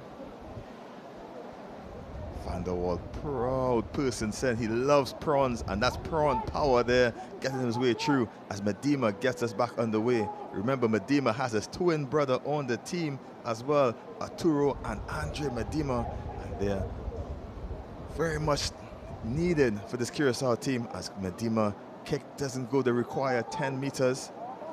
Eventually, ball rolls forward. Referee Garcia says, play on. St. Vincent grabs this ball and tries to get it out to their wing. They're stretched way too far for him to pass, so he's going to try to crash this one in.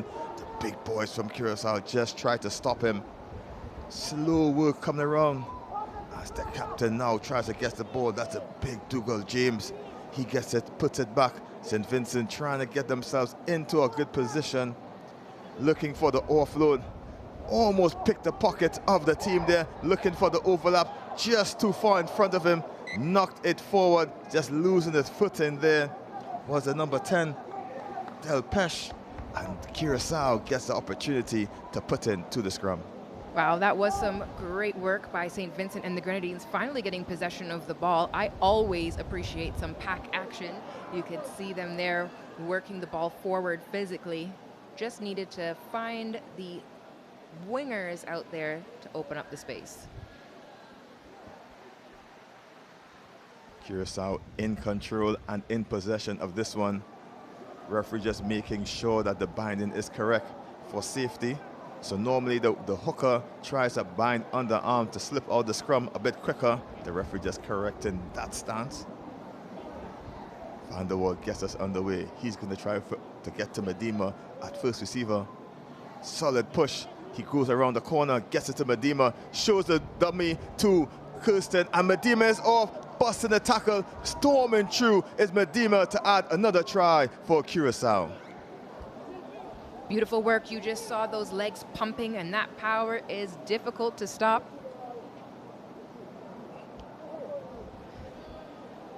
Here we have the replay, well collected. You see the little skip and a hop, pushes through two defenders, and he is off to the races. Watching Curacao has me craving some douche lumpia. Third try for Curacao, pushing the score up 17 points to 0.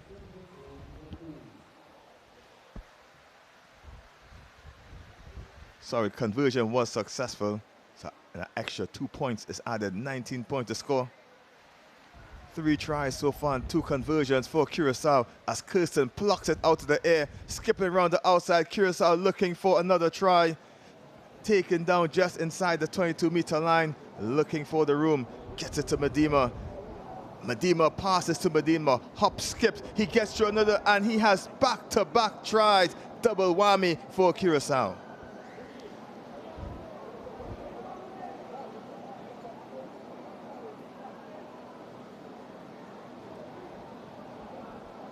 And a successful conversion adds another 2 points to the board.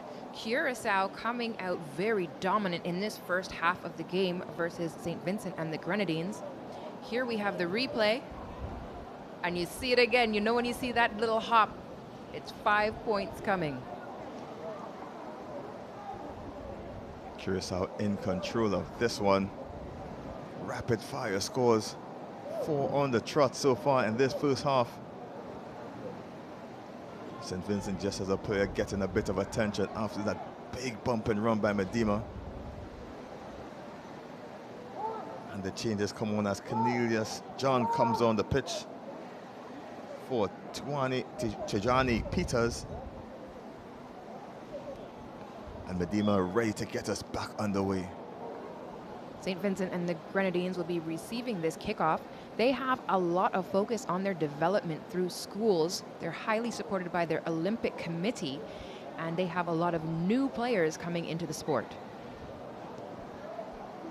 Medema dinks it into all the acreage behind, but it just may have a little too much power, and we'll be back on the half for a free kick. The wind just taking it through, but nice idea trying to get it behind the St. Vincent defense. It just had a little too much purchase on it.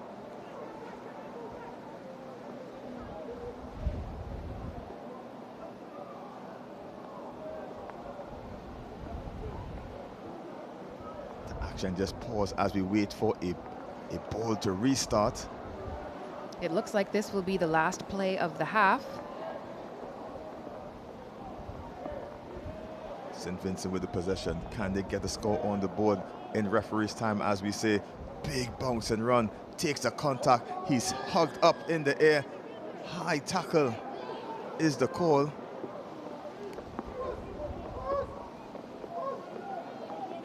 just seemed to be a bit confused. The ball carrier just got pinged. As we see Van der Waal dips a kick over for Kirsten. Kirsten tries to put on the jet shoes, tries to brush off the tackle. Great effort by St. Vincent to get the tackle, the cover tackle made.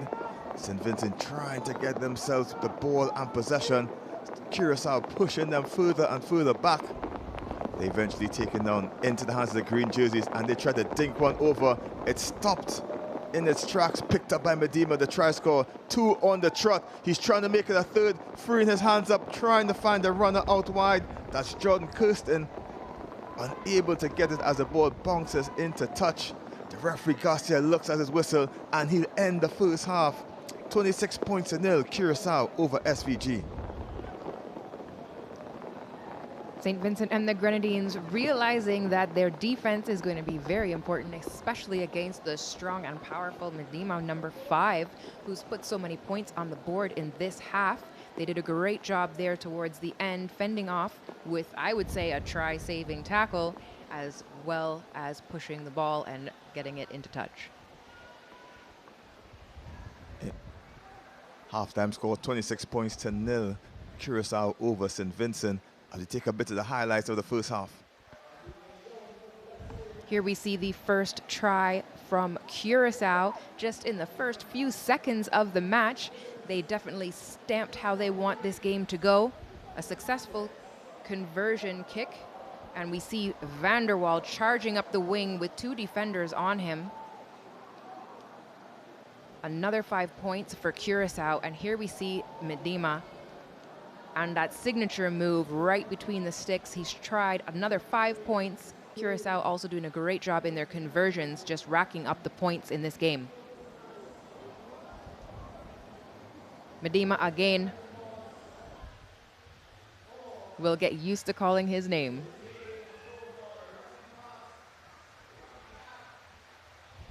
Leroy Kirsten coming on now for Arturo Medema. Taking a shot at the stands there. DJ trying to liven up the crowd here. Sea of red and black in the crowd here in their local color supporting this event. And this is the RAN 7s 2024 here at Larry Gomes Stadium in Arima. All to play for this weekend. A spot on the World Challenger Series lies in store for the men, the top placed men and women team in this competition, as well as the top 2 teams, excluding Canada, will book their passport and ticket for the Junior Pan Am Games next year in 2025. Look out for more qualifying action as we continue. Curaçao gets us back underway. Medema sends a high kick in the air. It doesn't make the 10. St. Vincent will get the tap in, and sometimes we call those bits a coach killer. You want to start with a good momentum in the second half and just gifting the ball back to the opposition is what Medema just did. Great opportunity here, though, for St. Vincent and the Grenadines. It's the great thing about rugby. When there's one mistake on for one team, it is an advantage for the other. As the captain, Dougal James, gets us back on the way. The big burly run from him, but he's met in part by the big number 3, Brewster, for Curaçao. St. Vincent recycled the ball, just doesn't go to hand the pass. Referee says went backwards. Looping pass over the top, danger ball, we would say. Kept one eye on the ball, one eye on the man there. The referee says knocked on in the pickups, says referee Garcia, and scrum time, Curaçao. We did have a light sprinkling there, and it looks like there's more to come. I'm not sure if the conditions have become a little bit wet there for the ball handling. Just a couple more fixtures left in day 2 action. As St. Vincent trying to get their plays right. Obviously, James not happy with something there. Just barking orders as his charges. Bit of pushing and shoving by the both scrum halves as Curaçao gets us back underway into Medema. Medema looking for the room out wide. The looping play coming back into his hands. Medema shoots it out wide to the winger. Almost plucked out of the air. Just handling error by the winger there for Curaçao, and he wasn't able to pick it up. And that one trying to get a name and number to that But that was easily a simple catch to make as Medima's day is done. He's off, and in comes Charlie Penrose to replace him.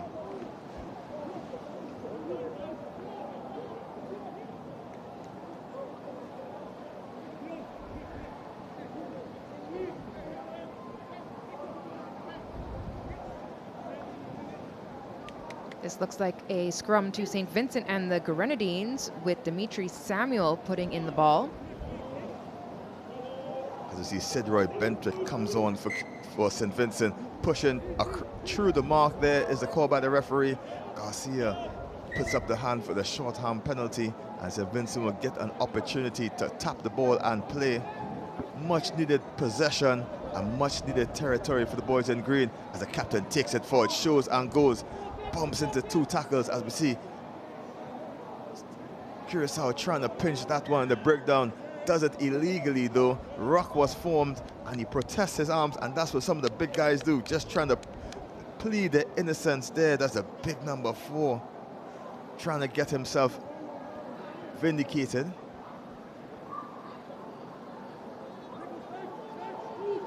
Here we see James securing the ruck, and the ball is out. Safely sent by Benson Nanton. Big bumping tackle. He just pops it forward in the contact. Curacao ball looking for the space out wide. Narrow defense if they can use it wide. Curacao has space to burn into the hands of Brewster. He's going to put on the jet shoes. Beats one, tries to beat the other, bumps it off, looking for the support play. Comes back in, and Curacao looking to get another score on the board, keeping the ball alive. Just a bit confused with the smoothness of that play. Stepped in, stepped out, spinned in the cycle. Can he get the ball away? St. Vincent on top of things, looking for the room, but Curacao has the man advantage out wide and streaking to the corner for another try. Valiant effort from Bazid Del Pesh in the defense, but it wasn't quite enough. Let me see the referee just trying to confer with this AR here. It seems to be forward pass. No try. It seems it was enough. Let's take a look at the replay there. Going for the line, going forward. Don't seem to see where the error was there. I'm not sure if it was a forward pass. As we see the rain comes pouring down here in Arima. Gonna make for slippery conditions with the passing and catching, and probably even some slippery stepping as the pitch may be a little too soft for running. The athletes are going to have to pull out their soft hands and really cradle that ball to make sure that it is securely handled. If it is knocked forward before it touches the ground, then no try will be awarded. And of course, we know a knock-on is a problem when it's raining. Scrum for SVG, pushed forward by Curacao. Referee Garcia not happy with the proceedings, and he's just going to reset everything here. Tier 2 action here in the men's rugby part of the competition. Rugby Americas North 7s 2024, brought to you by SportsMax. St. Vincent and the Grenadines acknowledging the families who work to support the athletes as they are building their development programs. It looks like Curacao making a statement. They've touched the ball over the line, but we see the referees, they have conferred, and that is a try for Curacao.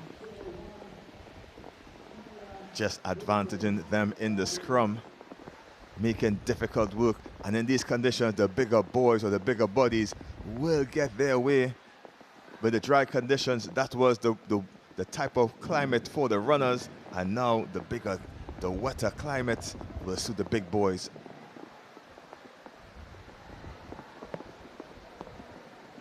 Conversion unsuccessful, keeping the score at 26 points to 0. Just under a minute left in this one. We've traded the challenge of the heat for the challenge of some rain.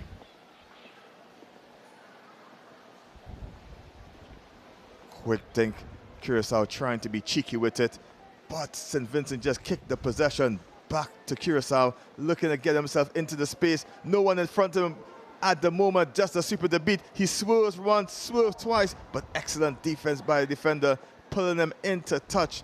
Great work by defense from St. Vincent.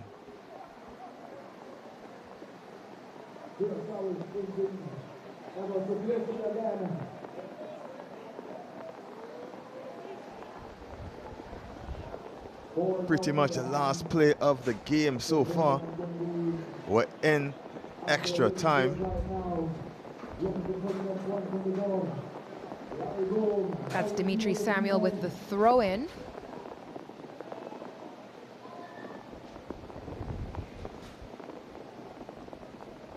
And the referee says not straight to the call. Still have time on the clock, it seems, for the referee. We up here look at the clock that we see in front of us, and to all time, it's about done. But looking at the scorecard, the scoreboard across us, there's not 10 seconds left, so this will be the last scrum of the game. We know Curaçao won't let up. They have 31 points on the board. St. Vincent and the Grenadines will be looking to make some magic happen and get up on the scoreboard before the final whistle blows.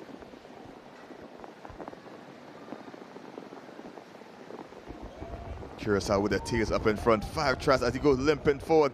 Can they get another? Can they get a 6th? It bounces backwards. No, the referee's not happy with that, and he'll call it off there. 5 tries, 3 conversions is enough to secure this victory. Curaçao over SVG. A massive victory for Curaçao. Our neighbors to Trinidad and Tobago, they did take the scenic route to get here, but this weather is not something that either of these teams are unfamiliar with. Here we have the highlights. This is the first try from Curaçao. Just within seconds of the match, it really sets the tone. Van der Waal for the second try of the game. You see him put on those extra burners as St. Vincent and the Grenadines defense charges after him. And here we have Medina, number 5, that's Andre. He touches down the first of his many tries. You see a little fake there as he goes in for another 5 points.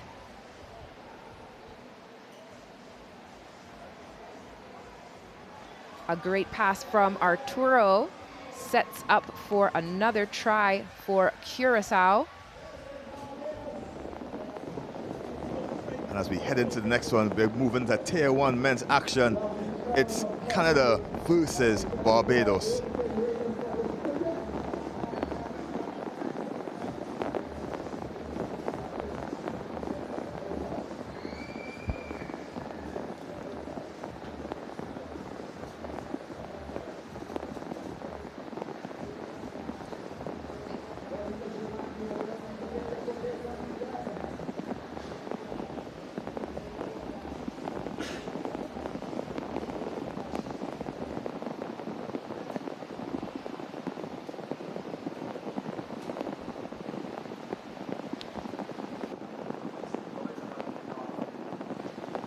Oh, baby, the skies have opened up here. Look at that shot on Cooper Coates. We are set for a wet one here, folks. Canada against Barbados. Well, it's been beautiful blue skies for the last 24 hours of competitions, but now it is windy and the rain is just lashing down. Look at Thomas Isher with the mullet. It is soaked. Nothing he's not used to playing for West Shore on Vancouver Island. Winter rugby in the BC Premier League. Through the hands to Josiah Mora. He steps hard off his right. Well, that's his 3rd try of the day. Diving in. He gets it down. Look at the rain. Kelson, we didn't order this. Oh, it was... Oh, that was great work by Canada. Over the set piece from the line out. Wasn't touched as we look at the replay there. Great handling in the wet conditions. Stop and go and splashes over. Nice acrobatic roll to the wind. The wind is busting in now. It'll be difficult to line out and kick outs as it's out of control. It's swirling out here right now. There's about an inch of rain sitting on the track around the field right now. Well, if you're watching from back home, sitting in your comfy chairs, this is a wet one here in Trinidad and Tobago. Look at the wind just push that kick from Cooper Coates out the try zone. Unbelievable scenes here in Arima, Trinidad and Tobago. If you're just joining us, it has not been like this. It's been beautiful all weekend, but this is unbelievable, folks. Canada, 5-point lead over Barbados. It's really pouring now, and it's going to be a difficult task for the players here, trying to cope with the wind and the rain. Barbados getting their way up, pumping their way through, just unprotected at the rocks, and Canada pick, and they go again. Here's Josiah Mora. He hand fends one. Going to the boot. Oh, that one sails off the left foot there of Alex Russell. Alex Russell from the McGill University, and he really tried to use his soccer skills there to get it going. Line out time, knock on or advantage, says the referee. Canada trying their nifty work, great footwork in this weather, and he dives over for Canada's second. Well, he looks to have hurt himself just off the left of your screen, getting helped up by one of the Bayesian players, Mikhail Walcott. There's Thomas Isherwood. Looks like he just jumped in a pool. Try scored by Alex Russell. Look at the water pooling on the field here at Larry Gomes Stadium. Pretty difficult if you have long hair to keep it out of the eyes, as the bounce of the ball will be difficult now as the rain comes pouring in. There seems to be some safety concerns as the players exit the pitch. We'll try to keep you updated as to what's happening.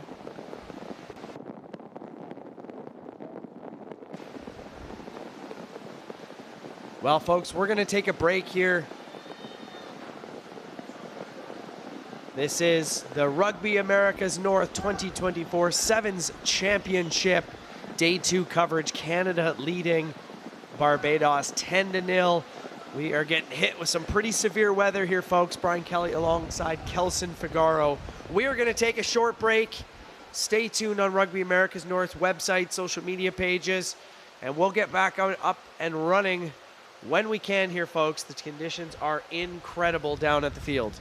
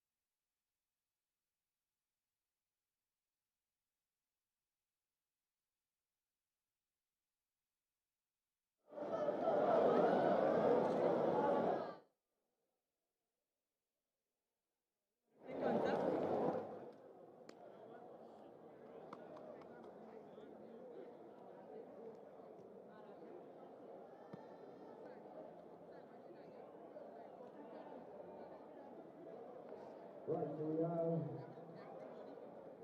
the other players scoring out the concession stand area. We have Russian Seal, we have Philip Rice, Master Jacobs,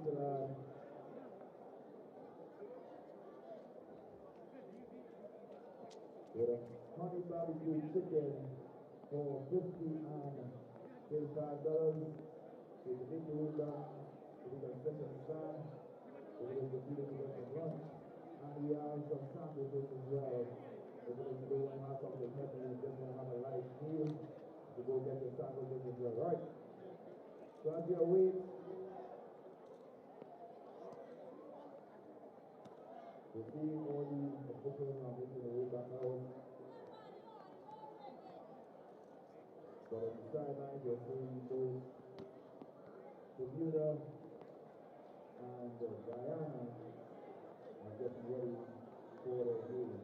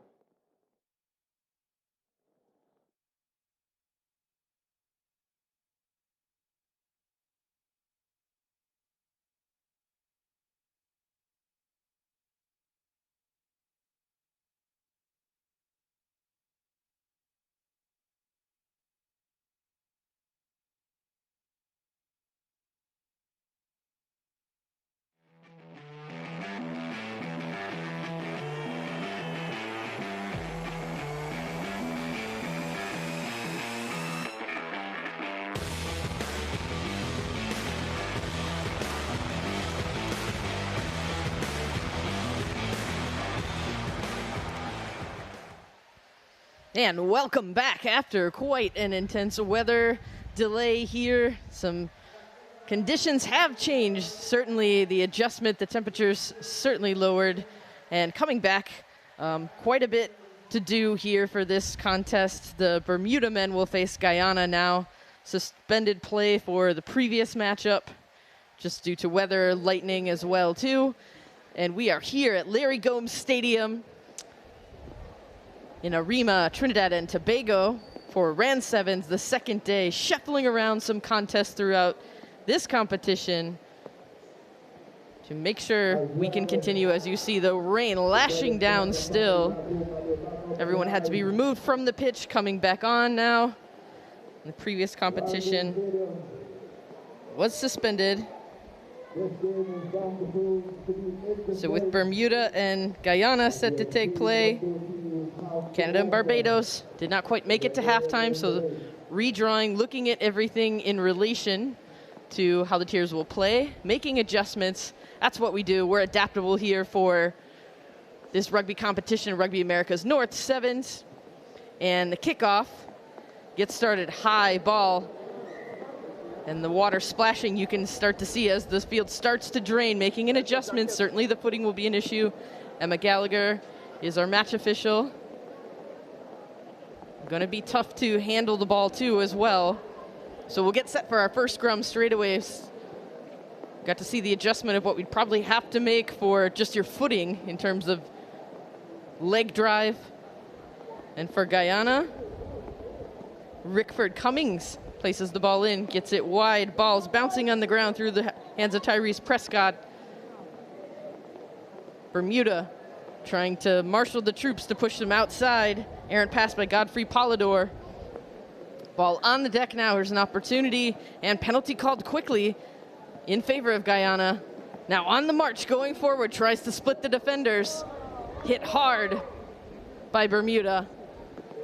And there's a look at that first tough set of the ability to keep the footing, which we've had some challenges with, but now soaking ground. And Bermuda, wasting no time after that penalty, scoops the ball up, looking for the offload. Now Guyana in favor is going to go to the boot. Will scoot that ball forward, and the nice slide for Bermuda to recover. Solid decision to make sure you can secure possession. Jamie Baum heaves the ball out wide. Bermuda has it now. Very slippery, tough to handle for both teams.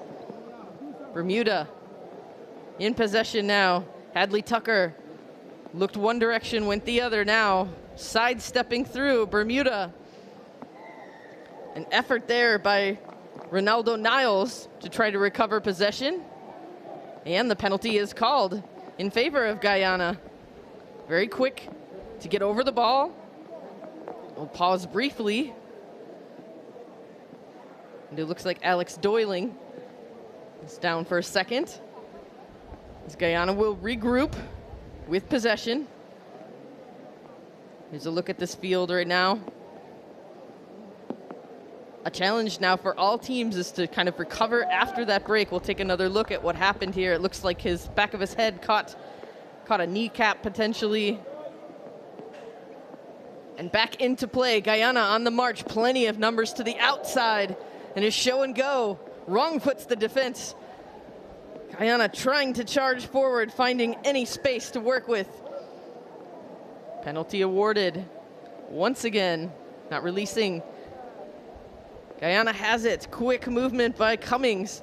Cummings gets it to a favorite target.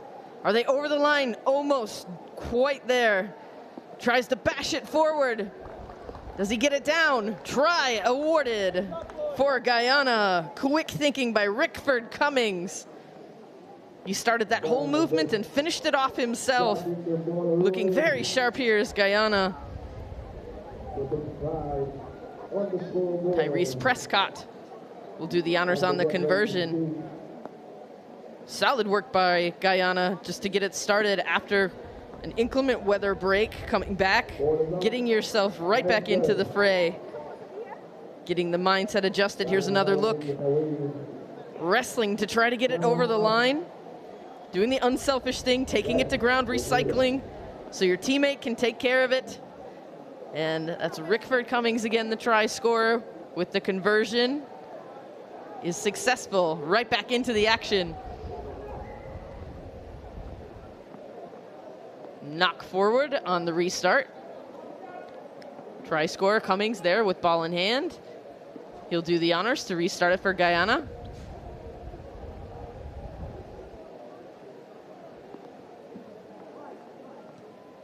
And we'll have a scrum.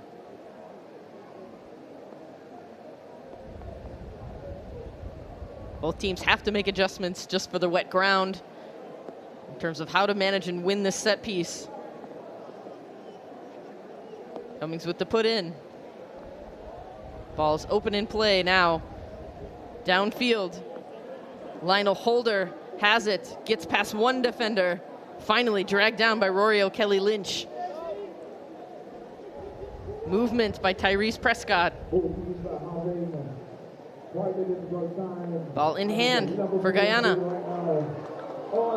And an errant pass looks to go forward, will slide on the ball, trying just to stop play. Good heads-up choice. Because Bermuda certainly can scoop that ball up as they're playing advantage potentially and run it the other way. So wanting to make the ball dead.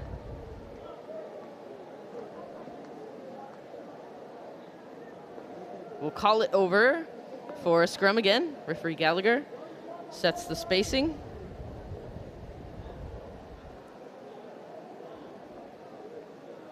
Bermuda places the ball. Ducks underneath the tackle. High pressure. Earns an extra 10 meters or so. Bermuda now has it with KJ Dill. And support just a little late. Guyana jumps on top of it, turns it over. And they're off to the races now with a little goose step. Penalty called. Offsides.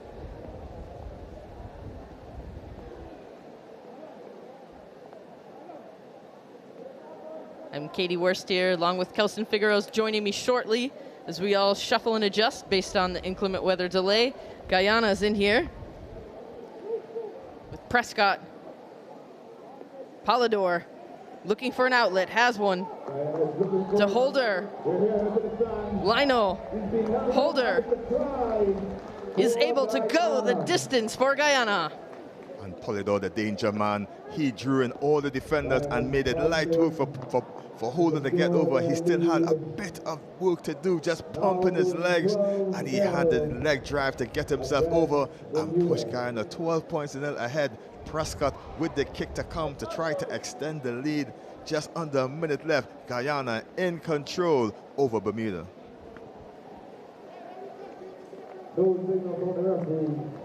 And the conversion after. We'll get another look at this replay here. And Polidor with a man on him, just pulling him through like a cart. He's over for his try, the vice captain, just pushing the green machine in front. As we get back to this action there, Prescott to get us back underway. Guyana up 12 points to 0 for Bermuda. They've had many opportunities, just haven't got on the board yet. A quick step for Bermuda. They have some numbers towards the outside, but just an error on the ball handling again. We get the sense it's pretty slippery at this point.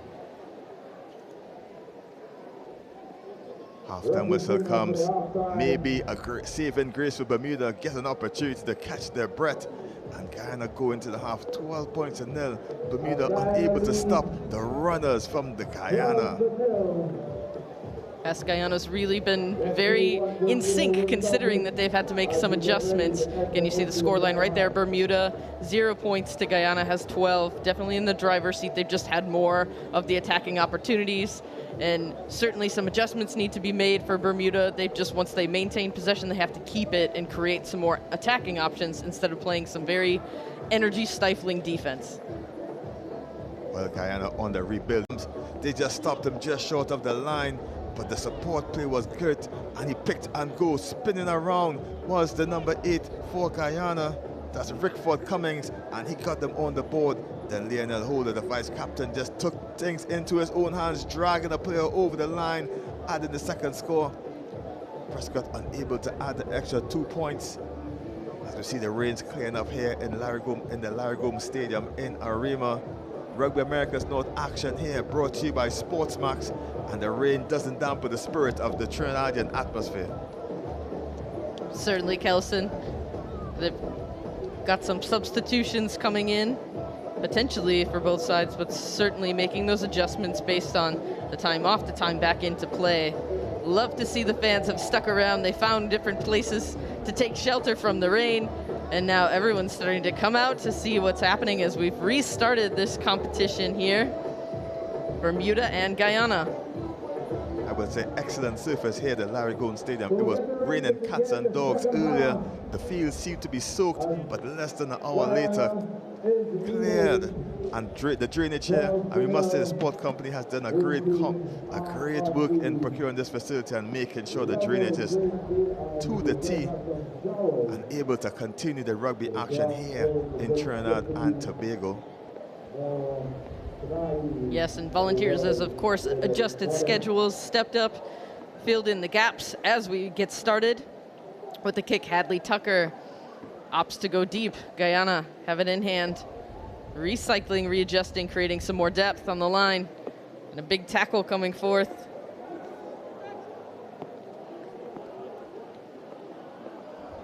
Guyana, good ball movement, cross field now. Has a player towards the outside, one to beat if he can on the edge.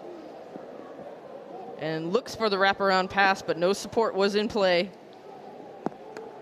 Guyana on the move, heaves it as far as he possibly can. Ball bounces into his intended target's hand. Nice switch goes to Ronaldo Niles. And they'll slide onto it as Bermuda picks it up, looking to do a little bit of trickery here. And the penalty called. Guyana in solid field position now. Bermuda a bit upset with that one. Guyana scrambling, gets past one defender.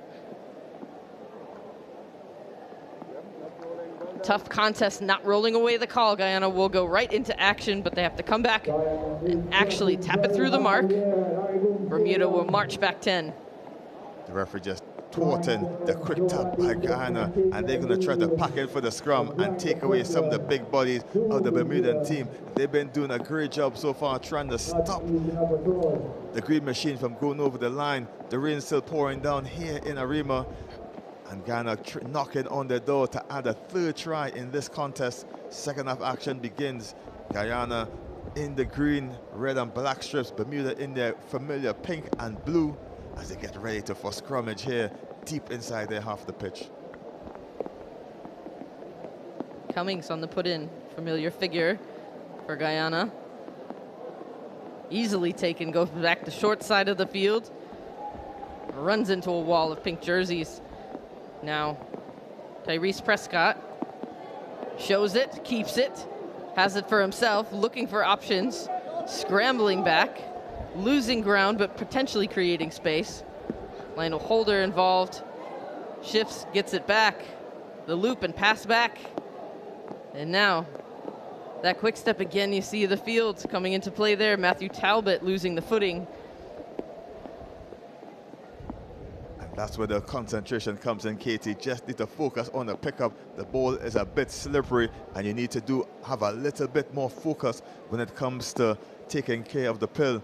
Guyana just unable to keep that one. Looked up, saw no one was marking the short side, tried to go, and he just knocked it on the pickup, as one of Guyana's players seemed to have hurt himself in that altercation there. But Guyana up in front, 12 points to 0 over Bermuda. Guyana at this point looking to potentially just hold on to the ball, play a little bit more conservatively as they move forward. Bermuda, the clock is ticking, running out of time. All athletes here making some adjustments for the conditions, making sure that maybe the cut they would normally make on a dry surface versus wet's going to change. With the put in, Tucker, and penalty called, offsides. Now the bump from Jamie Baum. Has someone to work with. Nice bit of footwork there. Made the defender stop on a dime. And now, wrestling match won by Guyana. Big turnover. Bermuda had numbers coming. Great counter-ruck by Guyana there, just unable to pick it on the go. The skill becomes a little more difficult with the wet weather here. Guyana unable to capitalize on that turnover ball, but they're just signaling their intent, just eating away at the clock. Bermuda, the time is against them, but 3 minutes is acres and ages of time in the game of sevens. So Rickford Cummings absolutely psyched about that potential for the steal, but the knock forward happened. but it's still just a point of pride, right? The ability to get in space, to be able to get over the ball and just cause havoc. For that vulnerable player on the ground, support has to be there when needed. Bermuda in place now. Hadley Tucker sizes up the options. Big place. Desiree Gill takes off, has some help. And now an upper body wrestling match here. Potentially could be stalled out. They've got to use it. So push forward now, more and more getting involved. Trying to keep it driving forward and held up. Which doesn't happen as often in sevens, but it's a different strategy defensively, trying to do what you can. Typically just turn the body around, see if you can strip it. Guyana did a great job of holding up the defender there. He didn't have enough support and then made sure his knees didn't touch the floor as Bermuda make a couple of changes themselves, trying to change the outcome of this one. Yeah, Bermuda certainly needs to inject a bit of energy as Cummings will get set. Free kick called. Bermuda's got to go through the mark there. Tucker wants to get right into the action. Dodges one defender, now on the ground. Needs support, has it just in the nick of time. Gill wants to go wide with it. Scooped up ball now, drawing in 4 or 5 defenders, but knocked forward into the contact, and the frustration is seen from Bermuda. Well, Katie, it's difficult to keep hold of the ball in these conditions when it's tucked against your shirt, but Bermuda seems to be getting themselves up high in the contact, allowing Guyana to get their hands on the ball and try to pinch it from them. That occasion, the rest of the match went in the favor of Guyana, and Bermuda need to be careful as the clock is dangerously low and they need to get themselves a score on the board. Yeah, certainly difficult to maintain possession when you've got about 4 defenders trying to go after it as well, too. Sometimes utilizing just the ability to go to ground and trusting your support to be there.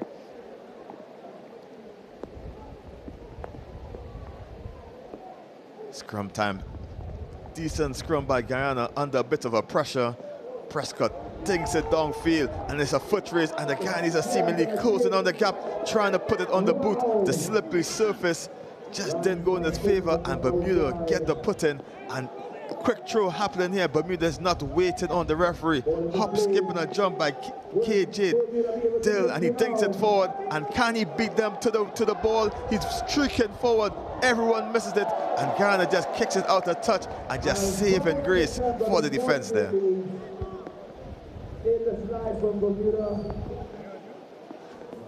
And a great shot there of the crowd as they love it. We'll get another look here. It's great work by Aiden Kendall.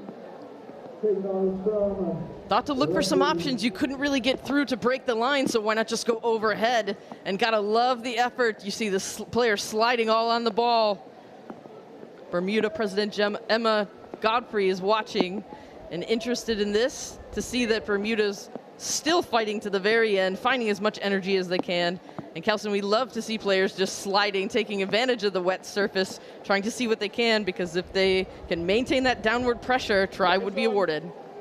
Well, Bermuda have less than a minute to make magic. It's not impossible in the game of sevens. Bermuda have the penalty advantage for the offside. Streaking forward, and they finally strike. Try Bermuda. And Hadley Tucker had that one well earned. He's been everywhere and all over, and finally finds himself into the end goal. Awarded a try for a conversion here. And he'll do the honors as well. There's still time for the kickoff as you take a look at the real play there. Penalty advantage, but he didn't need the advantage. He just keep pumping and driving his legs, and there's nothing that Guyana could have done to stop him. Prescott, valiant effort, and he slots over his own try as we get us back underway. They need to get possession here. Ball in the hands of the green machine.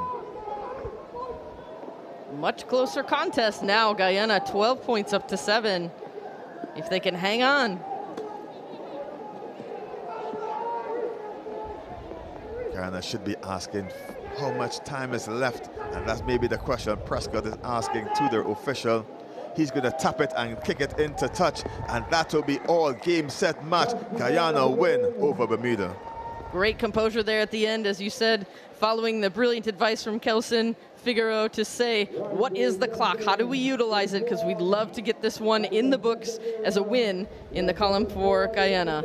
And the final score, as you see, Guyana comes away with the victory, 12 points to 7 in a nail-biter, really coming up with a lot of energy towards the end. Bermuda thinks that they had 2 more minutes and things might have been a bit different. We'll take a look at some of the highlights here.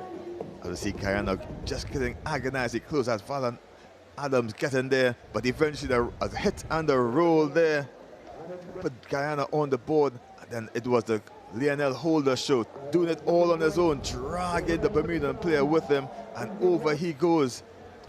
Prescott unable to add the extra 2 points.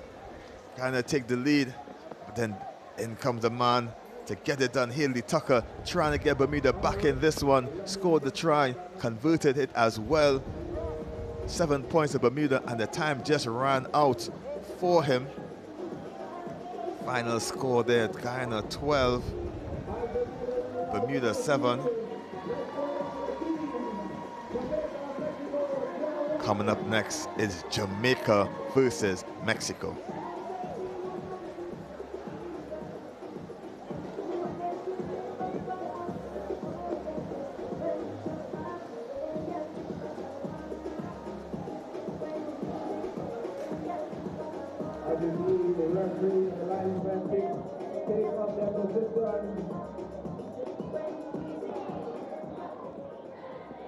As Jamaica now starts, this is the year of strong right now. The Jamaican women are supporting their girls in the field right now. All right, we are here at Larry Gomes Stadium in Arima, Trinidad and Tobago. Jamaica and Mexico are facing off now. As you can see, the athletes are being tested in every type of weather today. That's right, Maria. Extreme heat and now extreme wet as Jamaica in the black kit take on Mexico in the red and black shorts. And this is going to be a basic pool decider here. Jamaica so far undefeated. Mexico losing to Trinidad narrowly in the day before. This is a huge opportunity for teams to show how quickly they can adapt to conditions. Mexico trying to run deep out of their half, looking for the switch. They're wrapped up in the tackle, just close to the touchline. Mexico doing well to just not get beaten into touch, but Rondelli Fraser is over the ball, trying to get it outgoing.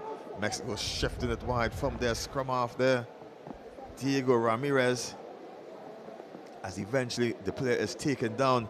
Tight defense by Jamaica. And a couple of UK boys on their squad, and they're familiar with this type of weather as Mexico tried to ding the ball forward to get it in the hands of Nicholas Falcon. He's unable to get it, but they eventually turn the ball over into the hands of Christoph Cole, the under-19 standout. As Mexico continue to shift the ball, keeping possession of the slippery ball here. Mexico doing a great job of just pushing Jamaica back, and eventually they lose the ball, player coming off their feet.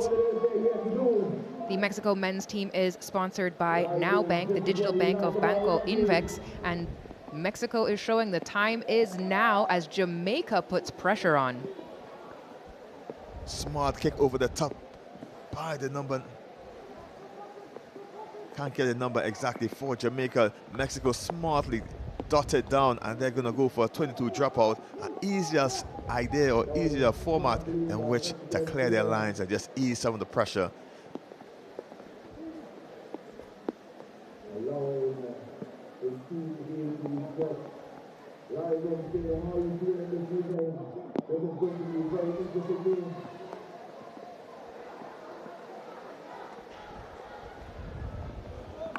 Mexico on the charge again. The big number 13, Vesey, gets himself out of the pitch. Referee is not happy with that contest. The big Omari Caro just gets in between everything. But Mexico got a penalty, just kick it out into touch, just try to get some more yardage downfield.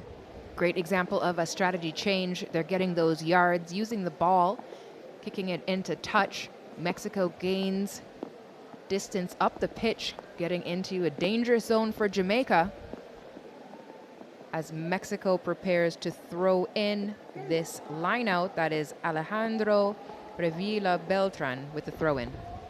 And Jamaica steal it over the top, and they're going to try to push their way into the Mexican half, looking for the room out wide, just shifting it away from danger. Great handling work by Jamaica. Gets it in the hands of Rondelli Fraser. He's streaking down the line. What can he do in this wet weather? In and out of his hands goes the ball. Advantage to Mexico, and he returns the favor. No advantage gained. Scrum time to Mexico. Absolutely incredible body control that you can see here as they're changing direction on this slippery pitch. Great work. It shows all the training that goes in ahead of these games. These athletes are putting in the work to be able to adapt to any conditions.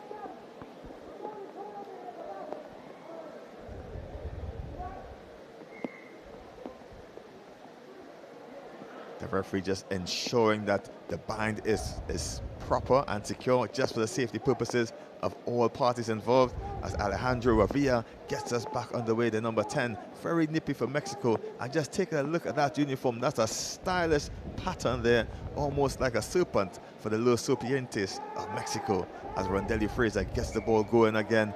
The referee says out the tunnel, and we have a reset of that scrum.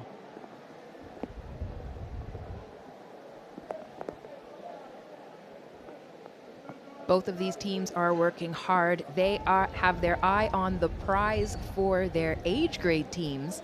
They are hoping to pave the way for the under-20s in the Pan Am Games for Rugby Sevens.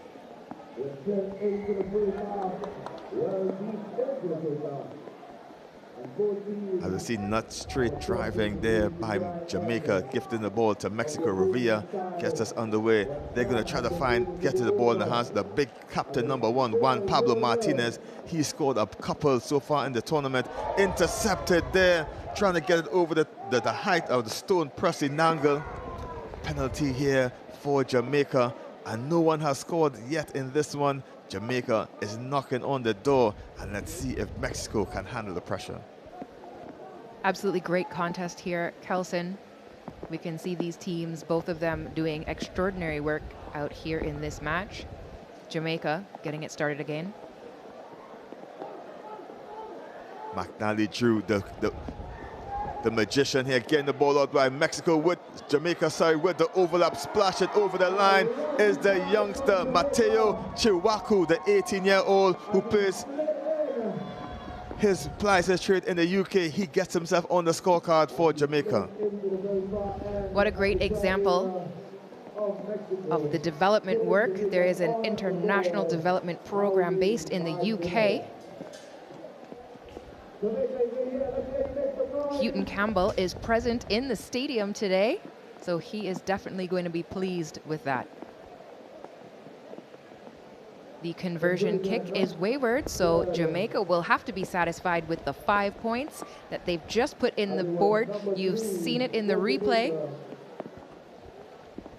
The score now 5 points to Jamaica, 0 to Mexico.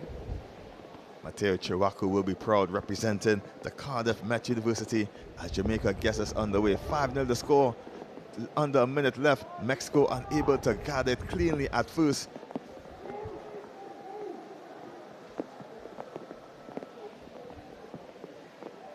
Great teamwork by Mexico here, just running back inside. Brilliant drive from the number 13, Thomas Fisher-Vesey. Here we see they're looking for space on the opposite wing. A quick tap with the foot. He collects the ball. Brilliant work by Juan Pablo Martinez. Mexico trying to keep the possession there. Jamaica have it, but strong counter ruck by Mexico. The referee doesn't seem to be happy with it. Seems to be a knock on in that one, and he makes it the end of the half with the blast of the whistle. Jamaica in front of Mexico right now with a score of 5 points to 0 here at the Larry Gomes Stadium. Well, Kelson, the players surely kept warm during that break. They've come out with the same ferocity, and these two teams very well matched. Jamaica just pulling it out towards the end of the first half. They will be happy that they are going to go into the second half with 5 points on the board. Mexico with 0, but it's still anyone's game. The weather has cleared up here in Trinidad and Tobago. As we take a look at the highlights here, Jamaica, it's the playmaker just making everything happen here for Jamaica. That's McNally Drew before shifting the ball out wide to the youngster Chiwaku, and he gets himself over. He is happy with that one. He's the youngest player on the team at 18 years old, and he has put his country in front in this one, 5 points to 0. And we can see the fans, they are still cheering.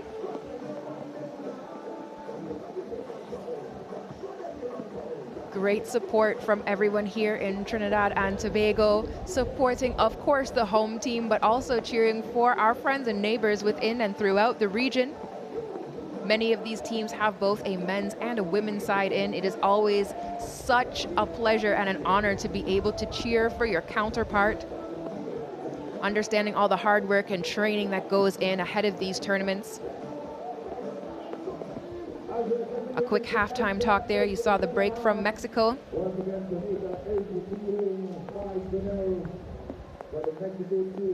We're going to have the second half action up next in the men's Tier 1 competition in the RAN Sevens Tournament 2024. Remember, a spot on the World Sevens Challenger Series is on the line. Mexico have already gotten a taste of it the last time out, and they want to go back and keep developing their rugby for their region as Mexico gets us back on the way. Tried to tap it backwards. The referee said it's okay. So they have just retrieved their own kickoff, looking to get the ball out wide. Is Mexico, the slippery surface just outdid Revilla there, and Mexico still have the ball, looking for a positive outcome as he just slips there, and Chiwaku on the ball, hop, skip and a jump, just trying to get loose. Eventually gets it to big number 12 there. That's Presley Nangle, and he's driving his way forward, just pushing Mexico back. Chiwaku acts as scrum half, looks up, it's no one home, and the foot race, can he get it? It's Chiwaku, he splashes in for his second. Mateo Chiwaku, the 18-year-old, gets his second of the match. Absolutely, you can see the elation on the faces of the players. Great support from the crowd. Jamaica 10 points over Mexico 0. They have a difficult conversion kick to make. Chiwaku elated one. He just backed himself to get the extra score for Jamaica, and he's just going to assist his team as Rondelli Fraser kicks, goes wayward. As we take a look, looked up, saw no one was at home. He looked up and tried to take the runner for dead there, as we see Revilla trying his best to try to get a handle on it, and a young man from the Met Cardiff University is delighted. Jamaica now kicking off to Mexico.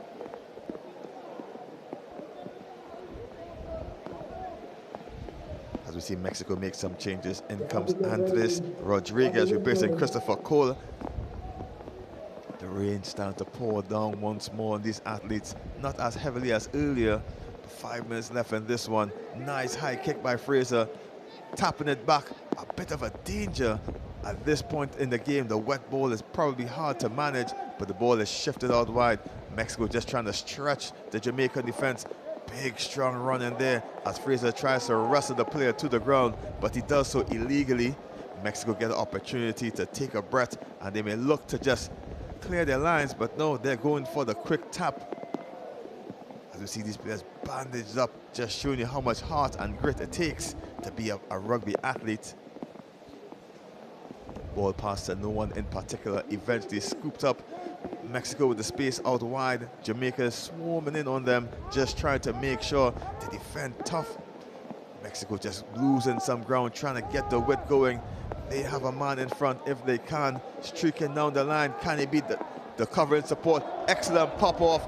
Mexico bumps off one. Eventually he's taken to the ground. That's Jose de la Torre. Advantage being played by the referee. Revilla chose a huge pass over to the middle of the pitch, and pass from Falcon as well. They just switched direction of play. Mexico did it very well. Big kick forward. They cannot stay in touch. He slows down expertly, looking for the support. Just need to free his hands. And that's a great cover tackle by Jamaica, just thwarting that initial try attempt. Mexico with the ball at Revere. He steps absolutely no one there. Eventually gets the ball out to Falcon. He shifts it out wide, and Mexico splash it over for their try. Thomas Fisher-Vesey gets the try for Mexico. What a try for Mexico. They are proving that they are still in this game. Mexico hosted the region for under 19 and women's 15s in July of this year. We were in Querétaro, and I know that the Mexican Rugby Union is cheering on for this try as we look at the amazing replay. Vesey just splashing over for Mexico. First try of the game, and the kick just to the right. The score remains 10 points to 5 in favor of Jamaica over Mexico, but they have the kickoff, and they retrieved their kickoff, the last time out, and they're going to try to do the same thing as Vesey. He gets a break. His job is done. He is toasted. Mexico gets us back underway here for more action. Just under 3 minutes left in this one. Overcast conditions here in Trinidad and Tobago. Always be careful of what you wish for. We needed cooling down, and we definitely got it. Dangerous bouncing ball. The referee has the advantage to Mexico. Knocked on in the slide. Jamaica get the put in. They get an opportunity to eat away some of the clock. And we're going to see what Juan Pablo Martinez can do for his charges. See how best he can lead Los Serpientes back into this one. But not if Rondelli Fraser has anything to do with it. The pressure is on in this game. Mexico only needs one converted try to pull ahead of Jamaica. If Jamaica can hold their own or score another try, then the game looks like it will go in their favor. Jamaica makes some more changes as Khalil Green comes on into the center position. Aaron Lowe comes off.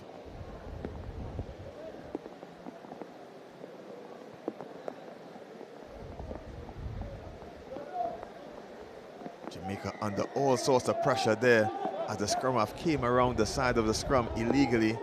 Jamaican players protesting that the ball just got rolled away, but the referee wasn't able to see it. Jamaica can just take their time and eat away the clock.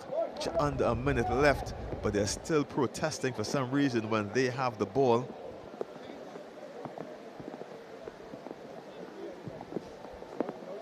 As McNally Drew just loses the ball into touch. Smart decision just to eat away at some of the clock. As we see Diego Sanchez Martinez comes on for Mexico. He's going to try to be that match-winning player to come on and really take the game to another level for Mexico. We've seen some huge turnovers here in this tournament already in the first 2 days. Jamaica gets us back underway. McNally Drew just dances way through, trying to get away from the Mexican captain, but Martinez will have nothing of it. Jamaica securing their breakdown, looking for the room out wide. A hop, skip, and a jump by Ryan Scott Young, eventually taken to floor. Penalty here as the player loses his feet in the contact. He seems to be bewildered with the call by the referee, but he was right there and couldn't miss it. Mexico get the ball. We're actually now in the referee's time as the clock goes red. Christopher Cole comes back onto the pitch, and he's going to try to manage this here for the Mexican team. Can they steal the win here? The wrap around, trying to get something going. The ball doesn't go to hand. It bundles out into touch. As the Jamaican players pointing at the stop clock, waiting for the decision of the referee. They're thinking that the game is over.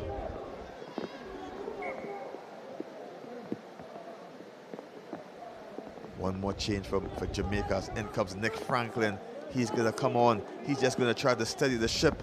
And just this may be the last set piece of the game. Can Jamaica hold out and secure the win over Mexico?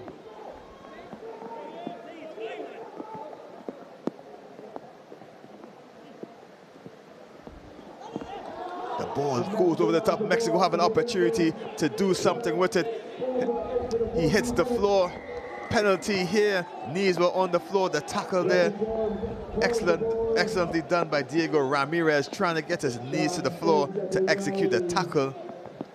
And there's no more time on the clock, and Mexico have this last gasp effort to try to get the victory here as Cole shifts it out wide, looking for support.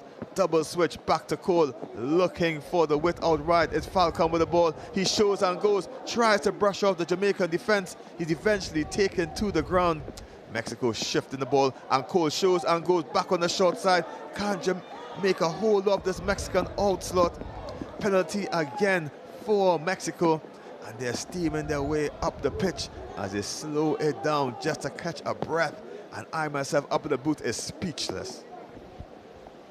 Mexico is realizing that keeping the pressure on is drawing penalties from Jamaica as they charge forward once again.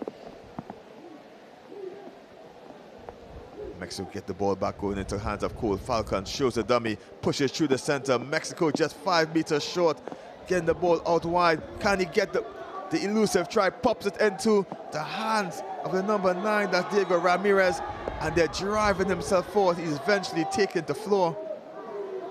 Cole shows and goes looking for the room. Mexico have the numbers out wide if they can use it. Into the hands of the captain there, and the captain, Juan Pablo Martinez, he gets the score for Mexico. Mexico maintaining their composure, determined to change the outcome of this game in the last seconds of the match. They have scored a try. 5 points brings it to a draw. A successful conversion will put them in front of Jamaica as we look at the replay. The captain doing all the work himself. Juan Pablo Martinez pushes himself over the line. The conversion is successful, and hard break for Jamaica as the score pushes them now 12 points to 10 over Jamaica. And what a match. What never say die, Mexico. And there you have it, 12 points to 10. Los Serpientes over the Crocs of Jamaica.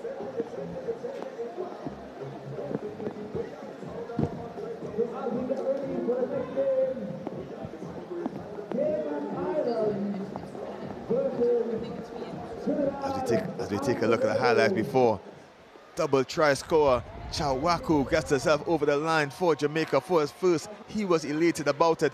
Then he struck back again. If it's nice, do it twice. And Chawaku got over here for his second. And Jamaica at that point in time, they were in control.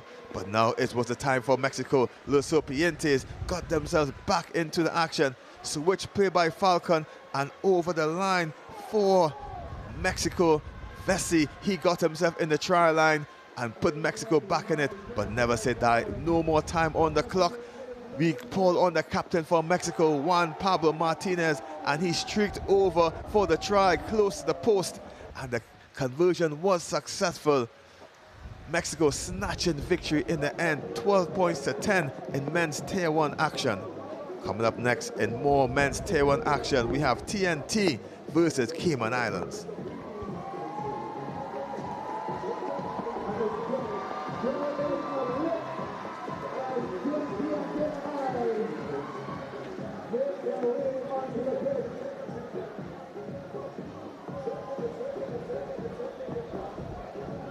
Trinidad and Tobago in their familiar red, white, and black strips. Cayman Island in the blue.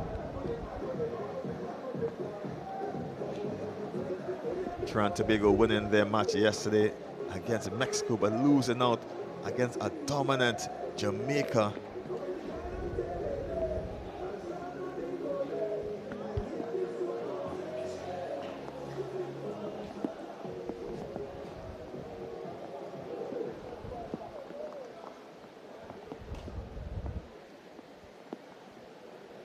Earlier in the game, earlier in the day, Cayman Islands losing out to Mexico 14 points to 12. So both teams are searching for victories in day 2 of this Rugby America's North action here at Larry Gomes Stadium. I'm Kelton Figaro alongside Katie Wurst and Casey. Katie, the weather was bad, but it wasn't worse.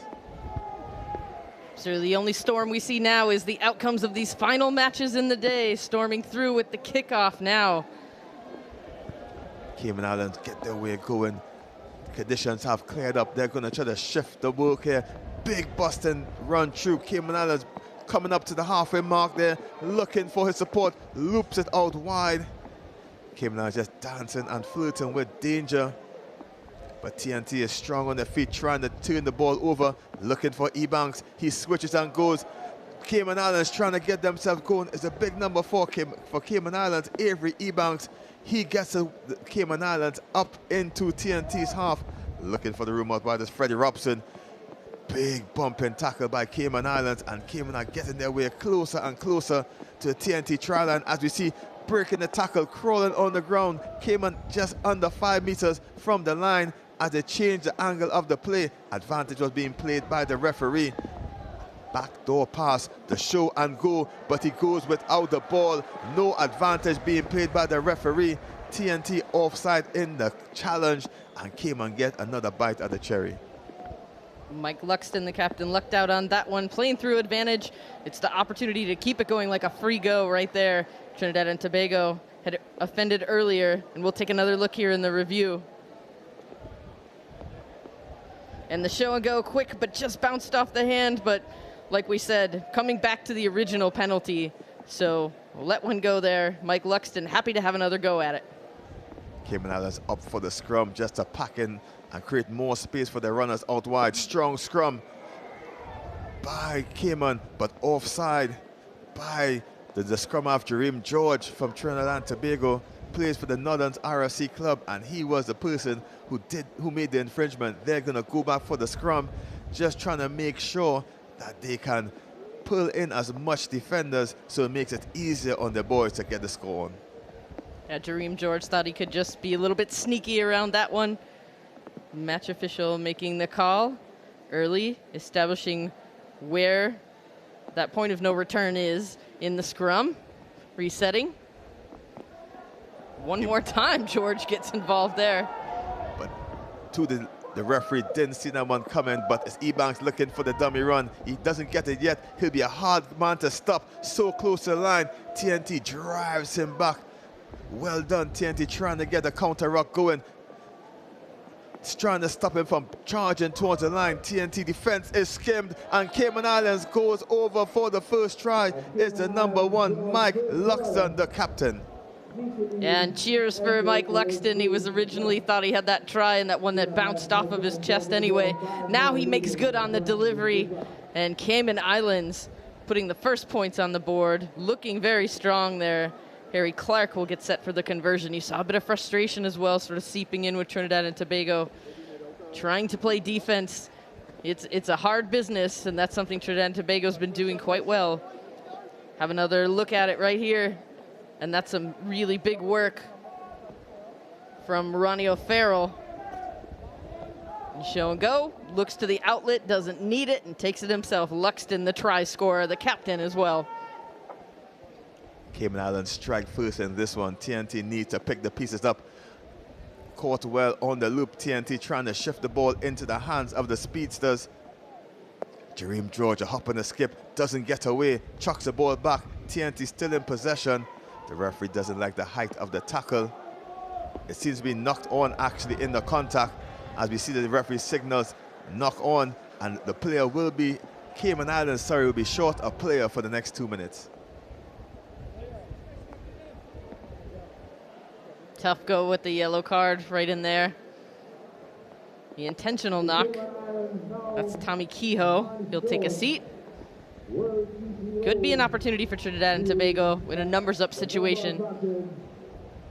Trinidad and Tobago wisely chooses the scrum, as they'll have the man advantage out wide once they get clean ball from it. Jareem George just needs to get it in the hands of the first receiver, Rory O'Farrell, and he can work his magic here.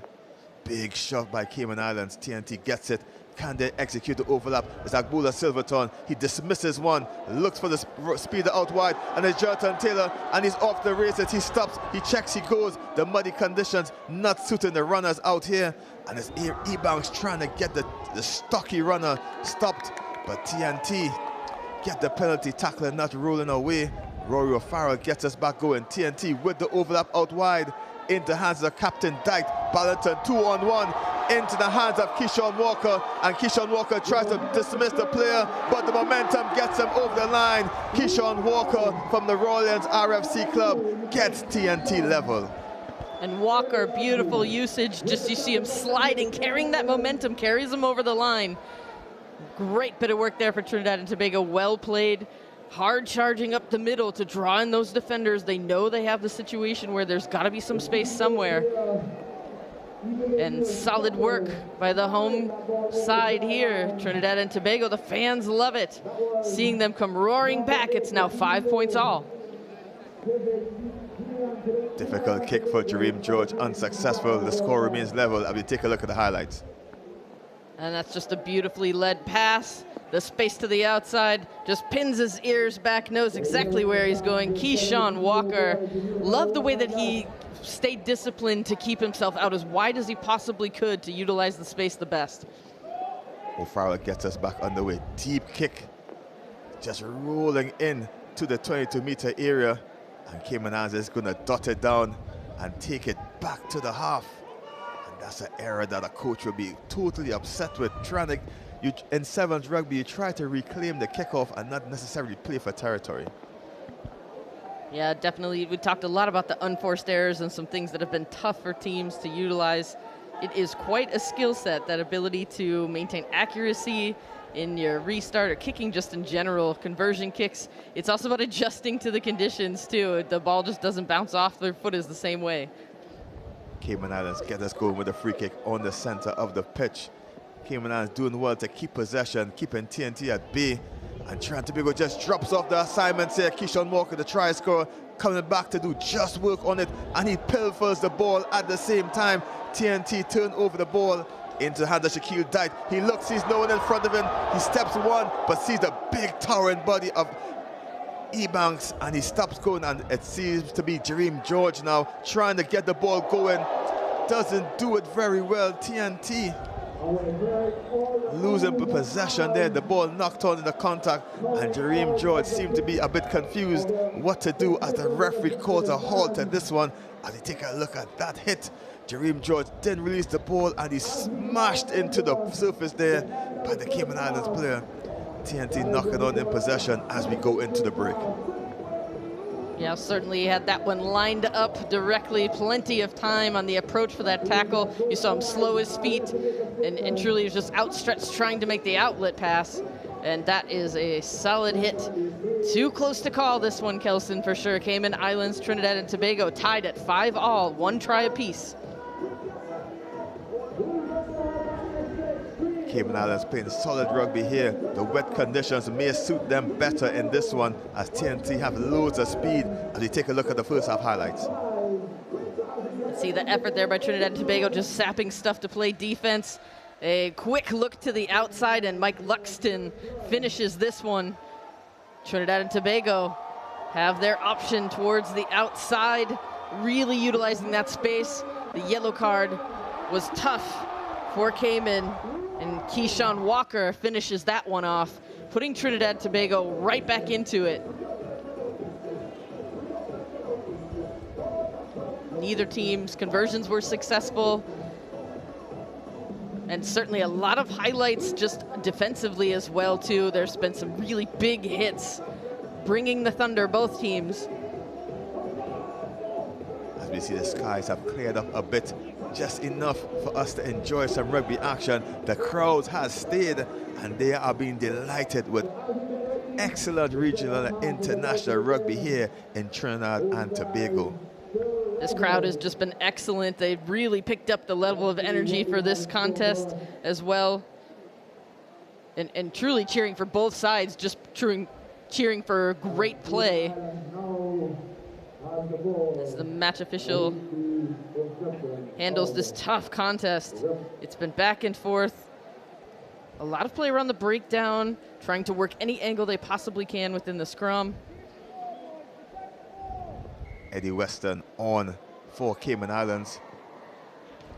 As we get us back underway, TNT received a deep kickoff, looking for room. He doesn't need it, goes into 2 blue shirts. TNT flicks it up in the air, stolen by Cayman Islands, and now they're on the front foot. TNT need to defend hard here. The ball knocked on the pickup. Very difficult to get sometimes when the ball is so low at the bootlaces. The scream of anguish there from Avery Ebanks. He was coming around the corner. Just a little bit of a miscommunication. Also, again, have to make an adjustment to how you catch the ball. It's starting to get waterlogged, and now we'll have much more scrummaging, which can be energy-sapping stuff. Trinidad and Tobago scrum just on their 22-meter line. Big shot by the boys in blue. Oh, the bind wasn't correct by Cayman Islands, and it's a Captain Dyke. He's taking it into his hands. He's going to try to go for group, and Shaquille Dyke gets around the outside. Can the cover tackle come? It's no avail, and Shaquille Dyke, TNT's captain, to the delight of the TNT crowd. Shaquille Dyke making it look easy, but he worked hard for that one for sure. Truly a leader at this point, putting his team on his shoulders, getting the job done. That's just speed as well as his ability to just know where the defense is coming from. When you've got space, it's all about looking over the shoulder, making sure you can finish the job.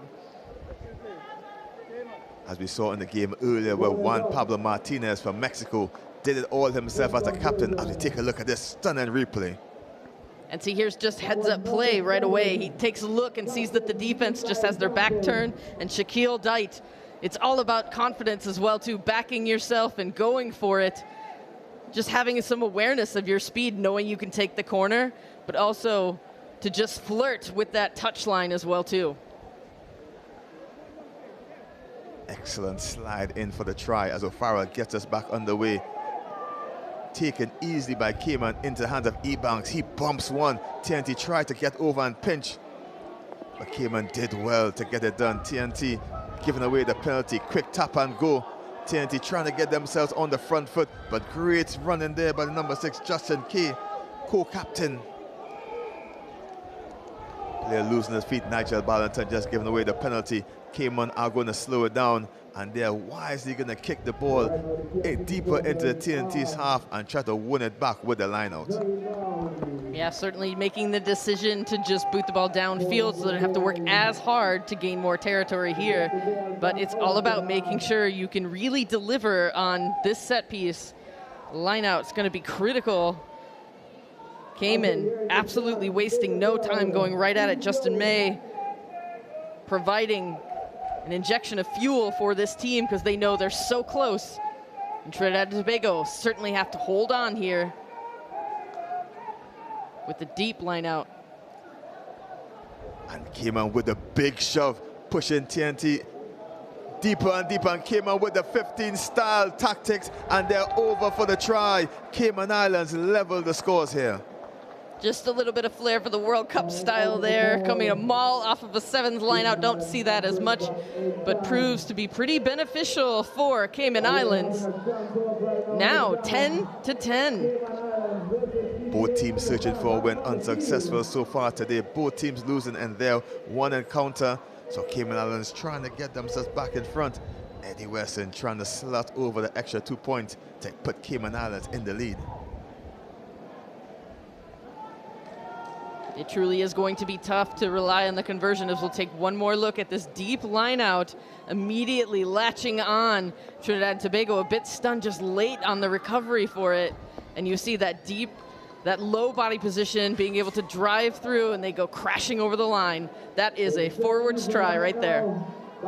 Cayman Islands recover the kickoff, and they're back in possession, trying to get the go-ahead score. Under 3 minutes left. TNT desperate defense, but nice switch play by Cayman Islands. Eluding one, can he elude a third? TNT eventually stopping them deep in the 22, into the hands. Showed the dummy to Avery, and Cayman Islands going back forward. Loose ball, the ball bubbling everywhere, but the referee says playing the ball on the floor. Don't know why the referee stopped the advantage. Oh, sorry, her hands were in the wrong direction. It faced TNT, so we thought it was TNT ball. But the referee is going to consult with the AR for this one, the Mexican referee, Fernando Garcia, just to get some clarity on what transpired. Just looking for some consultation there. A good choice, making sure to get this correct. Sybil Levine, the center match official from the U.S. And Garcia providing some assistance. They'll bring in the captains and have a chat.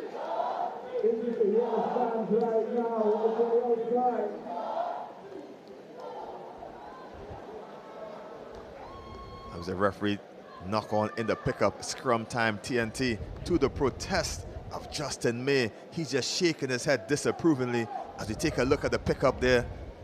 Showed and good, went into the contact May. He went to floor. And we can see where the knock on may have happened. Rolled it back, and TNT tried for the pickup there. Off the, no offense, took place there, Katie. That was a very tough one, like several series of phases to be called right there. And TNT have it towards the outside, just a little too high. TNT knocking on the possession there. Jonathan Taylor unable to grasp it in his hands. Need to pull it back with the string as they take a look at this replay here. Here it is, nice lead pass, just the lead's a little bit too far. Taylor's got long arms, but not quite that long. TNT give Cayman Islands a scrum deep inside the half. Just more than a minute left in this one. Can TNT hold on, or can Cayman Islands stun the local fans here? Galson, it truly is a game of inches. You just saw that one just outside of the reach. To the outside, he certainly would have been gone. Back out the tunnel signal the referee, but TNT seems to be flirting with danger. Not playing the ball, playing the man, and soon we will see a yellow card coming in here. There's been several warnings for it. Now some substitutions coming in, making those adjustments. Interesting tactic, TNT bringing on Isaiah Small. He did the do for them yesterday against Mexico, and they're looking to see if with less than a minute left, if he can just be that one to give TNT the lead. TNT giving away the free kick of the scrum. Tough defense, advantage being played. TNT wasn't back 10. Cayman Islands on the front foot into the hand of Ebanks. He skips before he goes into contact, driving forward. No one can stop him. Ebanks is going over the line. Cayman Islands with a go-ahead score, and that can be the match winner for Cayman Islands. And Ebanks absolutely made a deposit into the try zone right there. Phenomenal work. We saw the defense, a little bit of miscommunication there as well too. Thought they were driving forward, but trying to make sure the outlet pass, but you've got to stop the ball carrier first. And Avery Ebanks, a tough customer to deal with, as Cayman slots the conversion as well. And here's another look at it. Ebanks stood up, watched the defense, and just charged forward, pumping his legs. Somehow O'Farrell just let him go, and he charged over to the line, beating his chest confidence. He just took his team forward and got them the victory. It almost looked like he was trying to avoid a penalty of some sort, but now here, Trinidad and Tobago still have time. They've got possession. The game is not over yet. TNT trying to shift it through the hands. Big smash in the contact into the hands of Dite, and Dite's going to try to put the foot on the gas, but he's wrapped up easily. They are quite aware of what he can do. TNT with the advantage there. Rory O'Farrell picks the pocket, goes blind. He doesn't have the speed. He's looking for the support. Can he get the runner? O'Farrell dinks it down. It's a foot race. Can TNT get there? Falls on the ball. It goes backwards. TNT have the opportunity to pick up. Pops it off the floor into the hand of Abula Silverton, and he's going to try to go for the corner, but it's a little too late. It's 5 points with a kick to come to tie the match. Abula Silverthorn just scoops it up. It's all about just following the play, making sure you're in the right place at the right time. And Trinidad and Tobago, 15. Now too close for comfort here if you're a fan of the Cayman Islands. Great decision, though, to go to the boot, just try to kick it forward. He didn't have any support. He knew defense was coming. It took a high risk and potentially high reward. There seems to be a bit of a discussion. And the try was awarded. Difficult kick for TNT now to tie the game. Rory O'Farrell almost to the touchline, and he's going to need tons of confidence as the whole crowd are behind him. If this is not pressure, I don't know what is. O'Farrell, clean strike by O'Farrell. It's successful. TNT draw the game. And what a comeback by Trinidad and Tobago. Rory O'Farrell, to the delight of the TNT crowd. As TNT come back from the death to secure a draw in this one. Beautiful stuff, just ice in his veins, steps up to make a tough conversion under difficult conditions. Trinidad and Tobago, the equalizer. What a comeback by TNT. We thought they were done and dusted. Rory O'Farrell, excellent decision to kick the ball through, and then there was his boot that saved TNT some points. Cayman Islands thought that they had it. Ebanks beating the chest earlier, but TNT was resilient. Entertaining stuff. The final score here in men's Tier 1 action, Cayman Islands 17, TNT 17.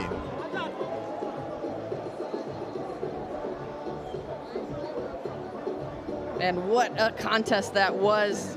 Exceptional stuff for the home crowd, getting excited. Cayman feel like they lost it just at the end there. And we'll take a look at some of the great action that we saw. A show and go to get over the line. Mike Luxton got Cayman on the board early. This is a series of several passes to go towards the outside and stretching out by Keyshawn Walker, making a statement of his own. And truly beautiful amount of play here as we get set for another matchup. It's women's rugby time next. Is TNT versus Mexico women. Important match in this group stage here for the women. TNT following up an excellent performance by the men.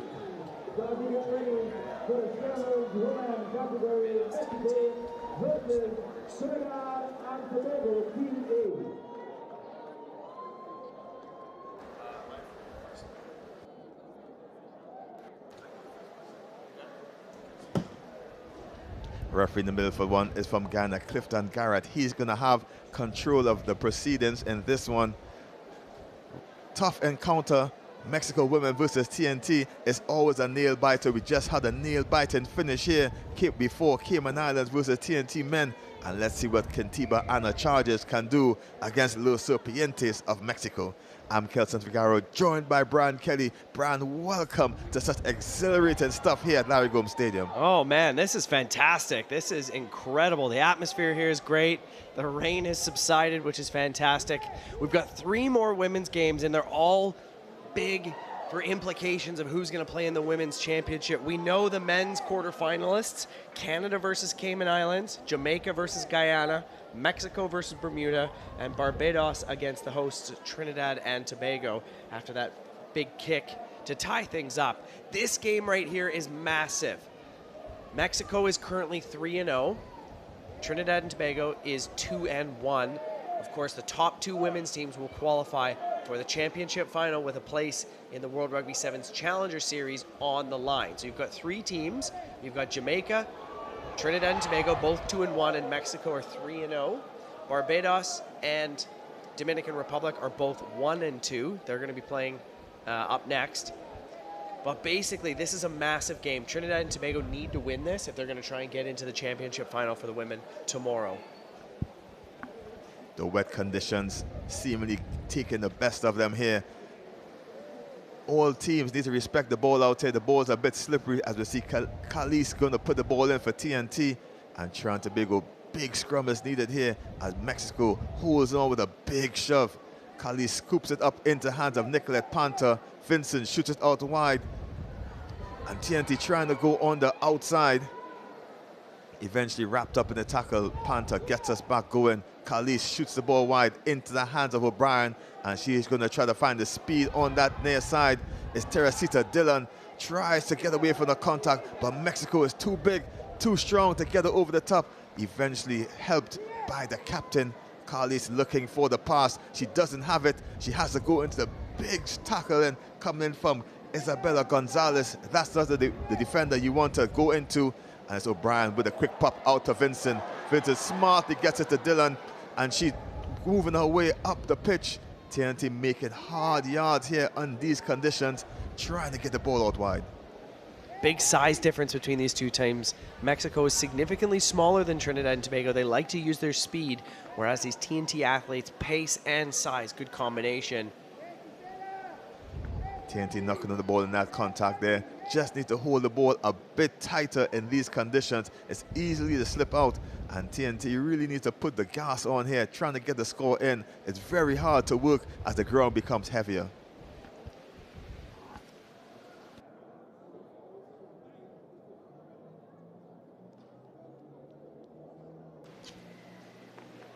Free kick awarded to Mexico. Mexico get back going with Ramos trying to get through the line, and Gonzalez, the name we talk about all the time, Isabella Gonzalez, walks over the line for Mexico. First blood to Los Serpientes. Well, it was touching it down was Gonzalez, but that was all Amy Ramos from San Jose State University, a master's in biomedical engineering student. This is her third tournament. She took the quick tap, went towards that touch flag, and gave the inside back ball to Gonzalez brilliantly to set up that first score. Trinidad down a try conversion doesn't seem to be successful. We take a look at that. If we get a replay, it's coming up soon. Well, as you see here, she just has her options on either side, which is excellent, realizes the space, is back inside. Pantor overcommits on defense, so there's a hole right on the inside, exploited perfectly by Gonzalez. Mexico gets us back on the way. High kick, Vincent is under, takes it cleanly, runs into the contact, and TNT is using the hands nicely. TNT going around the outside, Dylan just loses the ball, and that's we talk about the slippery conditions and how much focus it needs to keep the ball in hand. Beautiful conditions here. A little sloppy after that incredible rain and thunderstorm we had for about an hour. Field is holding up. It's drained quite well, which is excellent. Not big puddles on the field, which is nice, but still a little tricky for these athletes, having to keep their footing, getting a bit muddy. Ramos gets the ball out to Bender. Bender is danger when she has room. She's going around Vincent. Vincent unable to get her, and Katara Monroe is chasing Bender. Can't she get her? Elusive running by Bender, but Katara Monroe makes a last-ditch tackle, and she's trying to get herself in, wrapping the ball up in the contact. Unable to get the pass out was Gisela De Leon, but switching the code back to Gonzalez. She likes a rumble, and advantage signaled by referee Garrett, not thrown away. And the second try as Gonzalez stumbles over. Mexico up 2-0. Just clinical performances here from the Mexican team, led by Gonzalez, their experienced sevens athlete, competed. I think she's got 16 tournaments to her name, competed all around the world with Mexico in the last 5 to 10 years. Here's Ramos, looking to add the extra 2. Every point is important, looking to book their spot in tomorrow's championship final, but the flag stayed down. Mexico pushing themselves in front, 12-0 as we take a look at the highlights here. Gonzalez up into contact with a penalty called, not rolling away. Quick tap, gets past a sliding Vincent. Too much for the home side. Nice deep kick. Kintiba takes it cleanly. She's looking for the support out wide, looking for Dylan if they can. O'Brien stays on her feet, eventually going to ground. TNT exploring the width of the pitch. I know they're going to try to shift the ball back to get the room to the speedster Monroe. The ball hits the deck. TNT unable to clear it up into the hands of Mexico. They're pushing their way forward. TNT putting themselves under all sorts of pressure. Mexico trying to shoot the ball out wide. Ramos just unable to hold it. Advantage TNT as Ramos just knocked it on in the contact. Well, these two sides have played against each other so many times over the last 5-10 years. Always have great battles. Mexico, very strong team, very well coached. Much bigger population than Trinidad and Tobago. Lots of great athletes on both sides of this game. deep inside their own half now. There's an opportunity for Trinidad and Tobago. If you want to get back in this game, a score before half would be amazing. It's Vincent using the boot. Not something that she's used to. No advantage gain for the penalty. Well, if you're the Trinidad and Tobago fans, you're letting the referee know that we wanted the advantage. That kick from Vincent was a nice option. Chasing it down.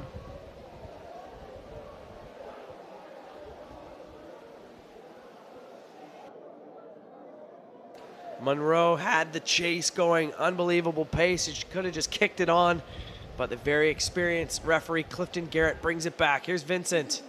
Little crossing of the wires with Pantor. Now here's Mexico on the advantage. One player on this near side. The race is on. Good tackle. Try saver. Here's De Leone. High looping ball over the top. And Mexico is stricken in for their third just before the halftime whistle. Diving over the line is Carla Ortiz. She gets Mexico's third. Mexico just silenced the local crowd, pushing the score up to 17 points to nil over TNT. But the halftime whistle soon to come. Heartbreaking for Trinidad and Tobago. Down 12-0, booted downfield. The chase was on there. Back for the advantage. Unfortunately, Mexico, one possession, scored their third try of the match.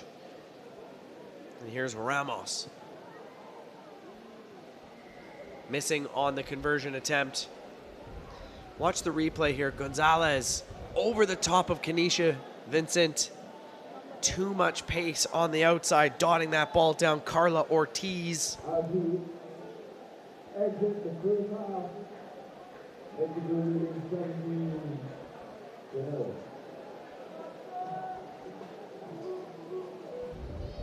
Halftime score here, Mexico 17 points to nil over TNT, and lots of work for the Scarlets to come back in this one. Mexico holding a firm advantage here in the Rugby Americas North Sevens 2024 here at Larry Gomes Stadium in Arima.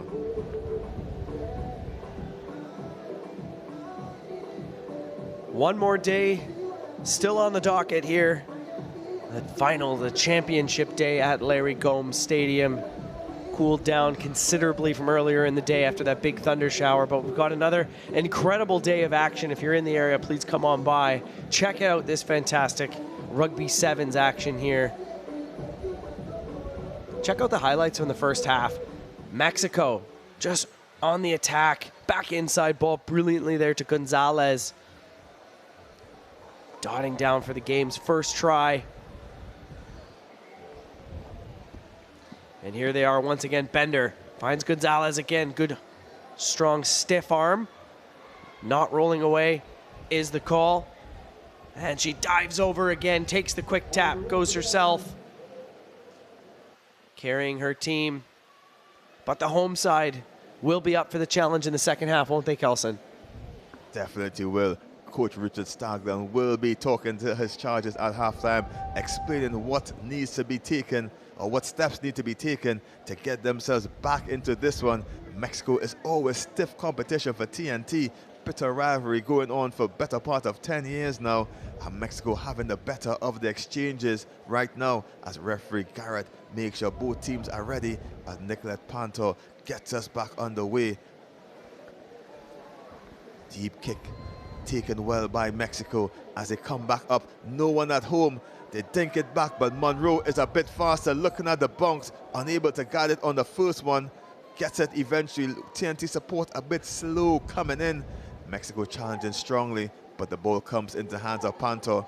Has one person outside her, Vincent. She's stiff arms, one push, two pushes. She's looking for the support. She brushes off another. Kenesha Vincent doing the dirty work for TNT. Oh, they got to have a quick recycle there. They had Mexico on the back foot, little slow ball. Wow, Gonzalez has just been an absolute threat against Trinidad and Tobago. 2 tries, and just all over the pitch, shutting things down. Love the line break here from Trinidad and Tobago. Needed a quick recycle to keep moving. How about the hand fend there? That was unbelievable from Kenesha Vincent. Love to get a replay of that. Trying to be able to get the scrum in the second half as we take a look at that play just now there from Vincent. Take a seat. Not once, but twice. Here's the big one. Just keeps going. Cannot bring her down. Gisela De Leone. TNT back in the action, close to the touchline. Mexico gets the ball, advantage playing, goes into touch. TNT knock it on close to the line. And Trinidad and Tobago, things are not going their way at this current situation. Mexico in front, 5 minutes to go. Tons of time in the games of sevens, but Mexico leads 17 points to 0 over the local ladies. Nicolette Pantor, more than 20 tournaments for Trinidad and Tobago. Exile Youth Rugby Club, Caribbean Queens Rugby, well-known rugby family here in Trinidad and Tobago. Here's Gonzalez, once again, a looping ball around the outside.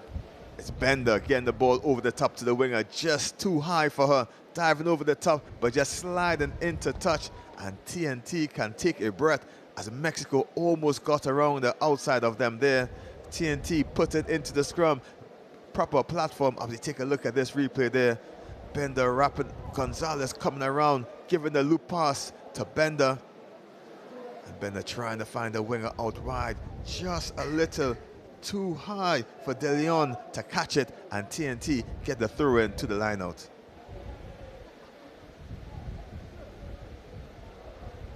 Mexico pinch this one, not good of a lineup for TNT. TNT's just sitting back, allowing Gonzalez to control this. De Leon, one stop and go, trying to evade Monroe. She's a tough cookie to crack, and it's Bender just knocking the ball in the contact there. TNT making it like a two-edged sword, doing good things and then making a mistake right after. Well, how about Katara Monroe? She just looks so calm and cool on that. The Mexican player was trying to round the outside, trying to get the gas on her, but Monroe looked like she was a Sunday afternoon slow pitch. Watch this. Yeah, no problem. I got you. I got you. Cut back left, I got you. You go right, I got you as well. Plays the Defense Force rugby team, Misfits as well, and Roots.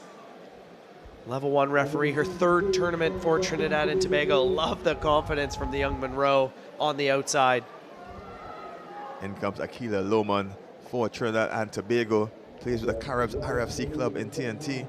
And she's going to be packed into the scrum. And can she be the game changer for TNT? Can she be the X factor to get a score on the board and really put some pressure on the Mexican team? Ball bubbles to the floor. Panther eventually gets it to Vincent. She shrugs off one, skips out the tackle, and she drives her way forward, just creating the platform for TNT to go forward into the hands of the captain this time. Kintiba, Panther looking for an escape route. Vincent pops up through the back door for O'Brien. She's taken to the floor. Penalty signals the referee, as there seems to be a head knock there by some players as the referee just holds it to deal with this action.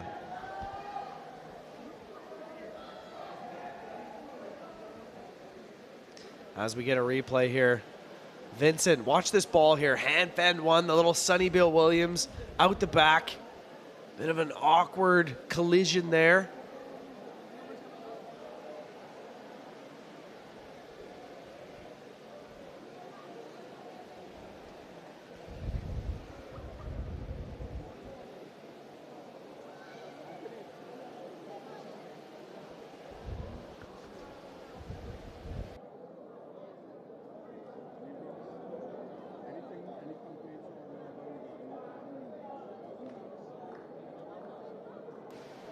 That's Kanisha Vincent receiving a bit of medical treatment. She hops up, she's okay. As we just see here, awkward tackle on the back right leg.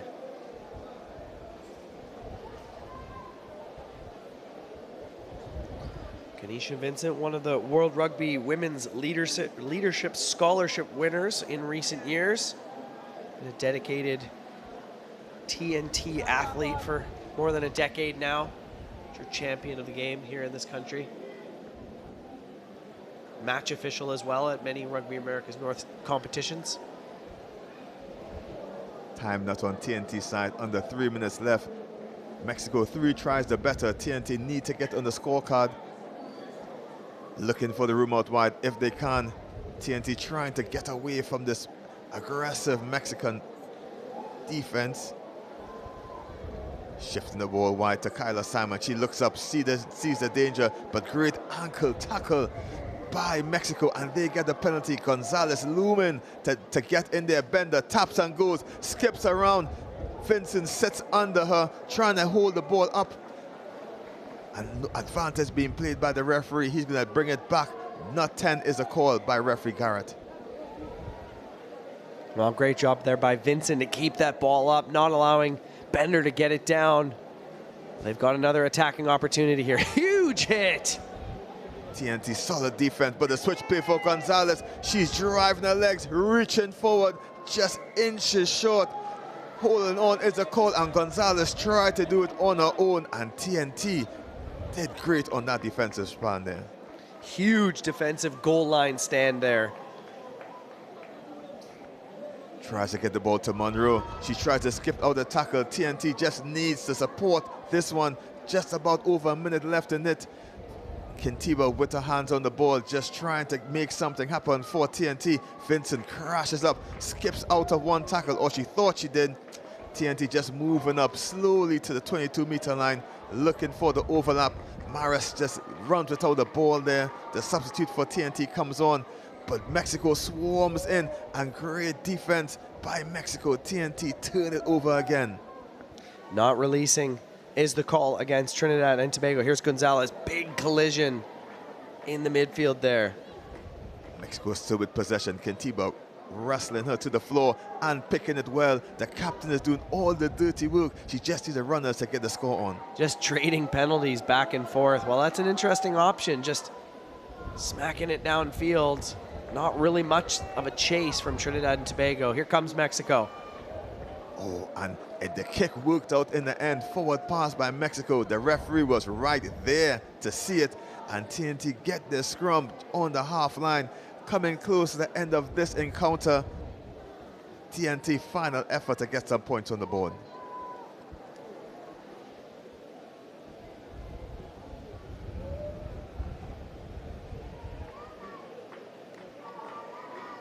Fresh on the pitch. Look at that clean jersey. Graciela Rodriguez. Wow, you're going to have to go rolling in the mud there. Can't come on the pitch with that clean of a uniform. Same with Latifa Carlista. TNT gets it back underway, looking for the play. Maris switches. She's going the long way around. Does she have the gas to take it? She just puts herself onto the touchline. Angle run by Vincent. She just cleans up the dirty work. But Mexico tried to push them off. Calise eventually gets the ball. She's taken down expertly. Not releasing is a call. Bender taps and goes quick. They leave her to go on her own, but Monroe comes back and makes a great cover tackle. But guess who's there? It's Gonzalez for her third. Well, Bender and Gonzalez and Bender.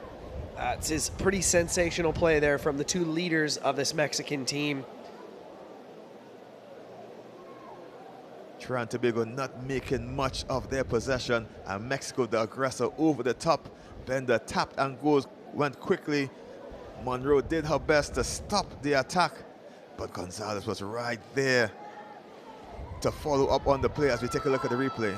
Been very impressed with Katara Monroe. Look at her tracking back, making that tackle on Bender, but just not enough support there with her. You can make the first tackle, but as soon as that textbook offload is gone, there's no stopping Gonzalez. And the Gonzalez hat-trick punishes TNT as a final score here. Mexico women 22 versus TNT. TNT now sitting 1 win and 3 losses in this competition. They will play tomorrow against Trinidad and Tobago B.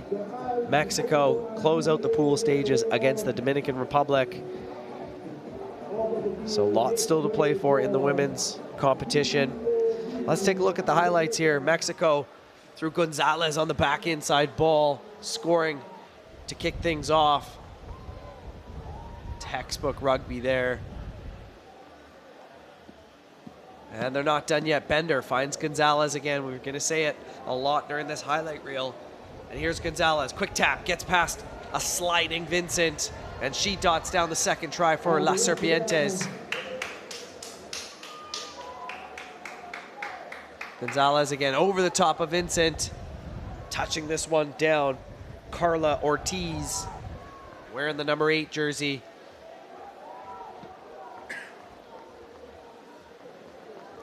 And to close things off here, the icing on the Cape. There's once again that dynamic duo, Bender to Gonzalez, securing the 22-0 victory here for Mexico. Up next, we have Barbados against the Dominican Republic. Both of these sides still technically can advance to the championship final. They're sitting at 1 and 2.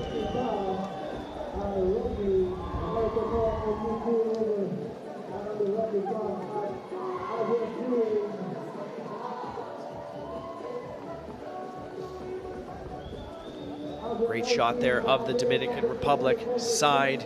Ruth Gonzalez, Adriana Castillo, Gracie Martinez, Ileana De Jesus, Anaris Varga, Alexandra Martinez, Denise Zambon, Gio Cruz, Johanna Molina, Marlene Henrique, Ashley Amparo, and Yasmin Valerio.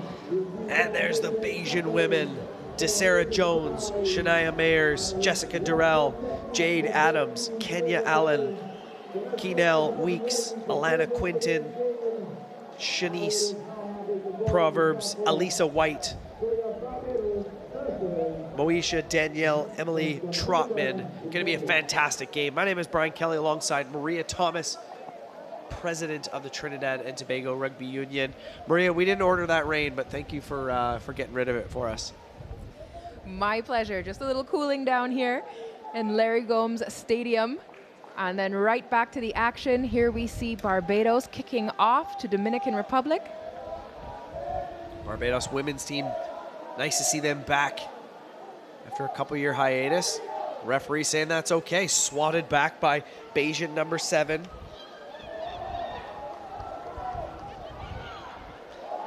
And here come the Dominican Republic. What a huge tap tackle there from Kenya Allen. Here's the captain, Denise Zambon.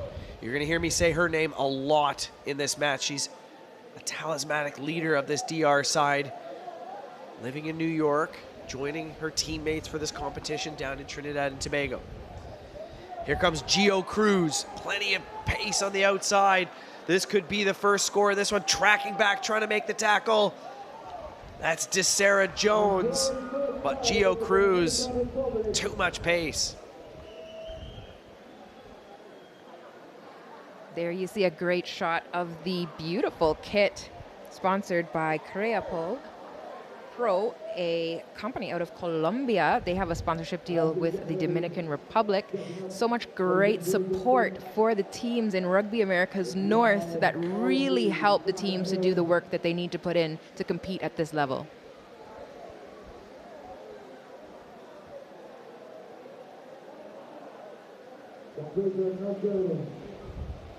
Here you see the replay. That is the number 8, Cruz. She's just cruising up the field and putting the first 5 points on the board for the Dominican Republic. Zambon unable to add the extra 2 points on the conversion.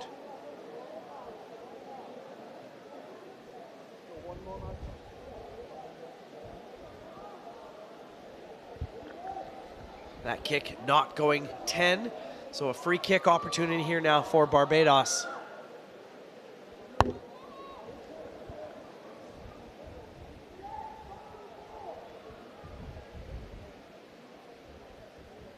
It's been a fantastic weekend of rugby here in Arima, Trinidad and Tobago. Still lots of action to go tomorrow.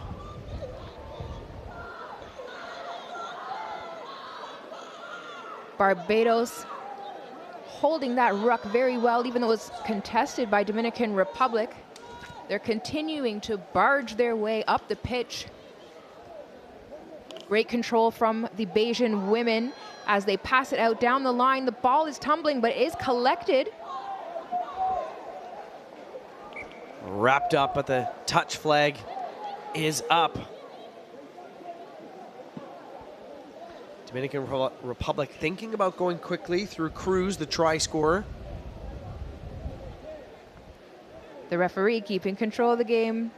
No quick put in for the Dominican Republic. They are throwing in this line out. Here's Zambon, boots that ball. Tacking down this near side, got 3 defenders to get by, one and the other in a huge collision down this near side. Big contact there from Jessica Durrell. Jessica Durrell, also a multi-sport athlete. She is very successful in wrestling. We love seeing the transfer of skills on the rugby pitch. Durrell's also pursuing a master's in natural resources and environmental management, University of the West Indies in Barbados. 5th tournament for her.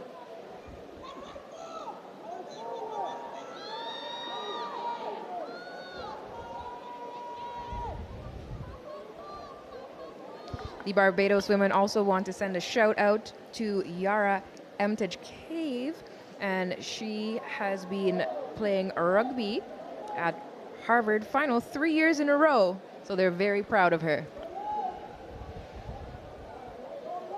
Bit sloppy between these two sides around the breakdown. Here's DR now, trying to round the outside. That's Yasmin Valerio Castro. She's wrapped up, has to go to ground. DeSarah Jones makes the tackle. Up the middle. It's Castro once again.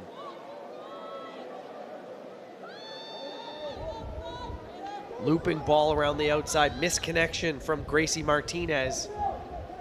Back inside ball brilliantly, and she's got some green space ahead of her. That's Ashley Amparo tracking back beautifully there. Kenya Allen knocked on, so Kenya Allen with a try-saving tackle.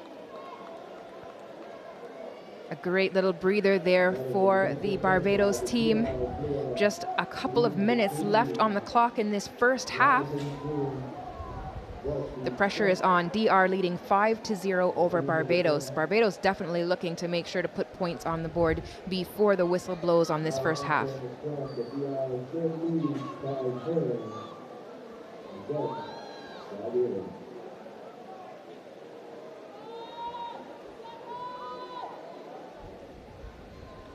Through the hands now. Jones, double tackle on her. Can't get the offload away. Here's Kenya Allen. Try-saving tackle earlier. Up the middle.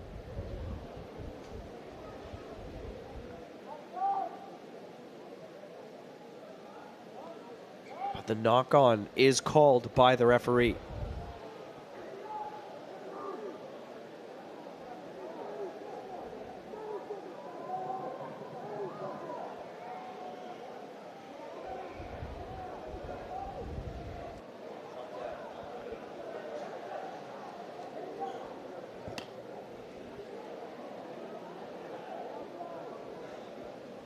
Likely the last play here, Dominican Republic.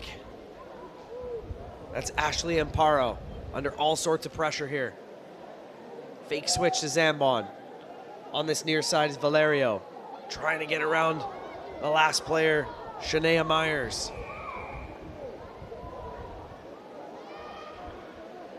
Turned over, another opportunity here for Barbados.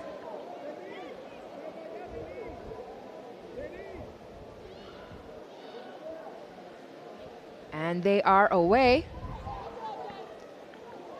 Huge run here on this near side. Zambon just pulling her into touch. And that's halftime. 5-0, Dominican Republic leading Barbados.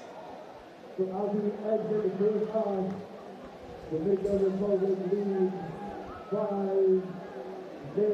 Both of these programs have seen a great increase in participation using different tactics to help their development. In all cases, the families and friends and the communities are an integral part of supporting the rugby programs. We're going to the highlights here so you can see the benefits of that.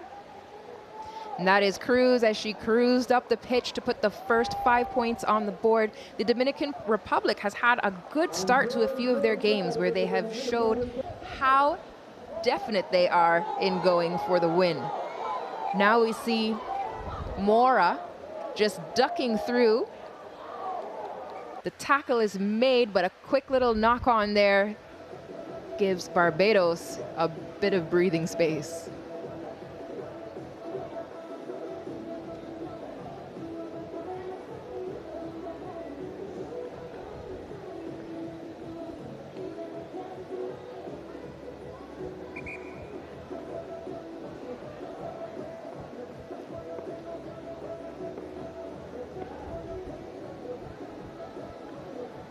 Kevin Cornflakes Cobham and Ellen Priest, Sam Gullion are all watching in Barbados, and I'm sure they are at the edge of their seats watching this game. A big shout out to them.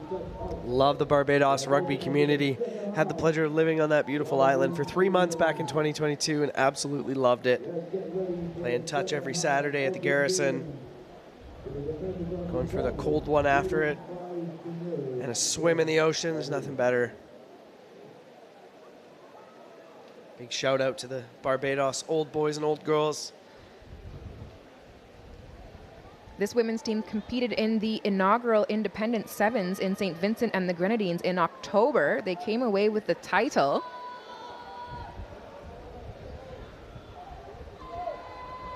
This is the second to last match of the day. Jamaica taking on Trinidad and Tobago B after this match.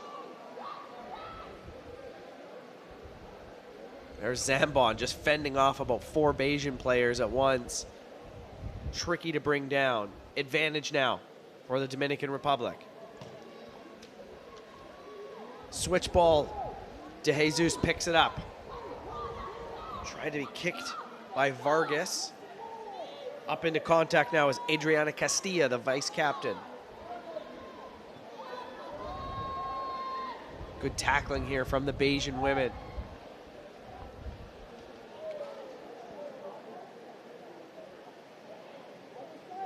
Cruz, the try scorer, she spins it out through the hands. Castillo, she finds Molina.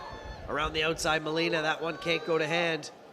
Gathered up quickly and spilled forward. Well, this is the 4th game and 3rd of the day for these women. 1 game yesterday, 4 games today, and 2 tomorrow. That is unbelievable. You can see the exhaustion of these ladies. 3 games in 1 day. A massive test of stamina here.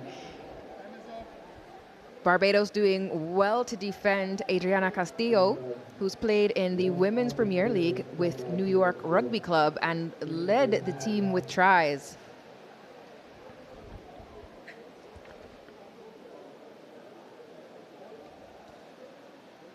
Here we see the replay. Those big hug tackles, we saw some of them. If you do not wrap in the tackle, that is a penalty. You've got to remember that you're hugging your opponent.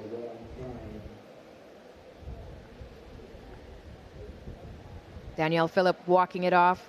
She is, oh, I think that's not Danielle Phillip. That's Shanian Mayers. She's walking it off there. 3rd tournament for Barbados. 5.5 still on the clock here. Still anyone's game. Lots of pace on both these sides. Here's Barbados under all sorts of pressure. Here's Allen. That ball goes backwards, play on. Backwards once again. Great cleanup from Kenya Allen. Here's Zambon, she's hard to bring down. Offload to Vargas, 5 meters out. Well, it's jumped on fearlessly there by Emily Trotman, vice captain here for Barbados. Penalty, offside is the call against Cruz. Opportunity now for Barbados to clear their line. The wave of blue defense is rewarded.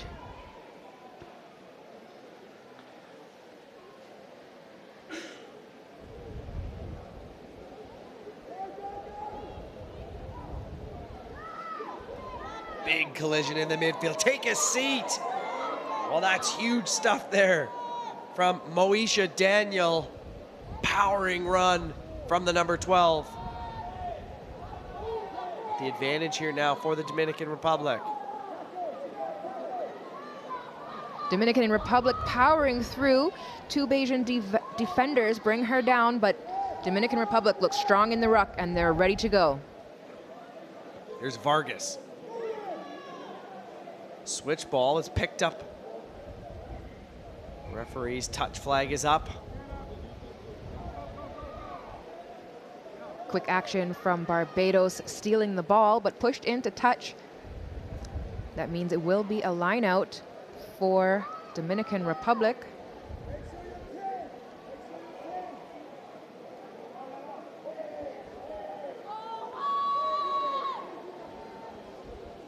We can still hear the energy from the crowd cheering on the athletes on the pitch as they get ready to snap back into action. Here goes Johanna Molina to Henriquez. And here she goes. Marlene Henriquez touching it down and doing a flip. Love the flair.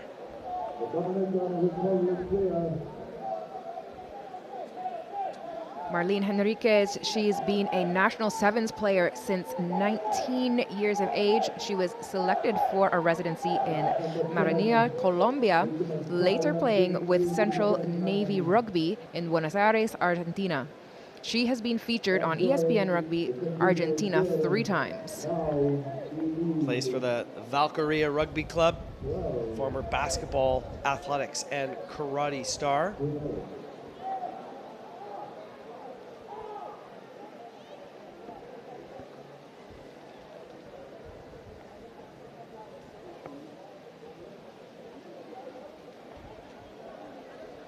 Two and a quarter still left to go in this one. 10-0 in favor of the Dominican Republic.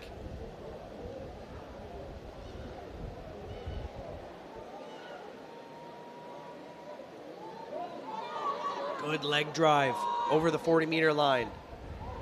Smashing forward there. Definitely impressive to see the ferocity with the teams are continuing to play. Sometimes it's difficult after a break in the day to get back into the flow of things, but these teams are proving that they're prepared for anything the weather has to throw at them. There's Adriana Castillo, the vice captain. New York Rugby Club. Started rugby because her high school gym teacher pushed her to join.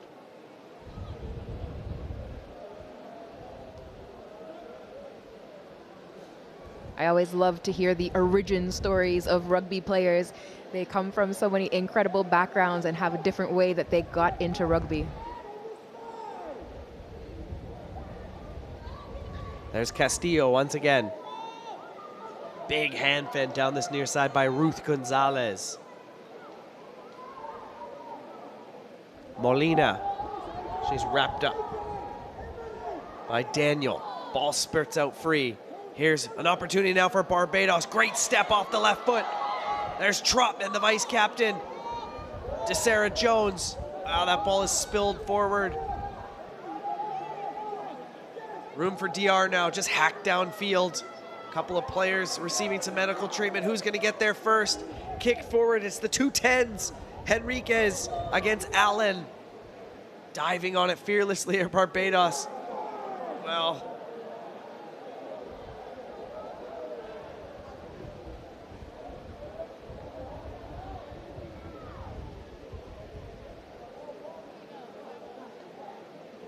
Referee Caleb Hector just seeing that the pitch is clear. We have an incredible medical team here. World Rugby medical training took place ahead of this tournament, and so we have our seasoned veterans in the medical division supporting and mentoring the up-and-coming medics who are supporting the tournament as well. Great opportunities, as we've seen and discussed here in all divisions. So our referees, our medics, our coaches, assistant coaches, our managers, it is really a building process, and we're seeing such an amazing transition from trailblazing rugby athletes into leadership roles.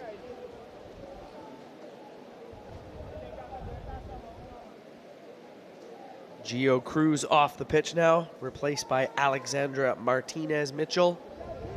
As we see a shot of the injured player there, getting some medical treatment, walking off. It's always nice to see.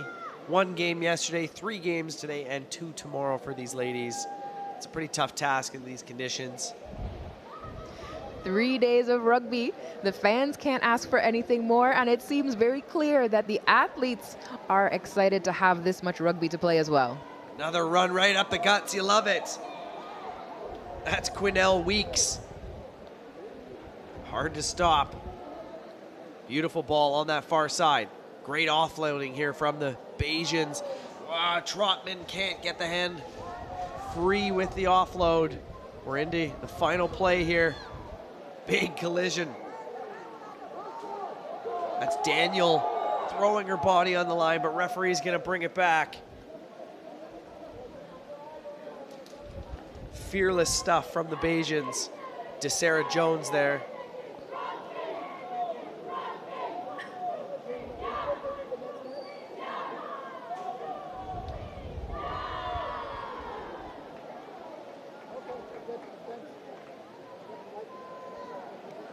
We're in referees time now. This is the 20th game of the day, Maria. Unbelievable stuff here. 21 games on Saturday. That's right, we are packing it in. So when we say we want more competition, it's more competition we get. A lot of rugby still to be played tomorrow. 23 games tomorrow. Going to be a long day for everybody. But we're happy to do it and happy to be here. Here's DR. Advantage now. They're just gonna kick this one out. Doesn't quite have the distance yet, and it now rolls on out. So there you have it, the Dominican Republic knocking off Barbados 12-0 here in the penultimate match of day 2 of the 2024 Rugby America's North Sevens Championships. Brian Kelly alongside Maria Thomas. There you see a great shot of the referees. Have to remember, they need to be just as fit as the players. The final score, Barbados 0, Dominican Republic taking the win with 12 points.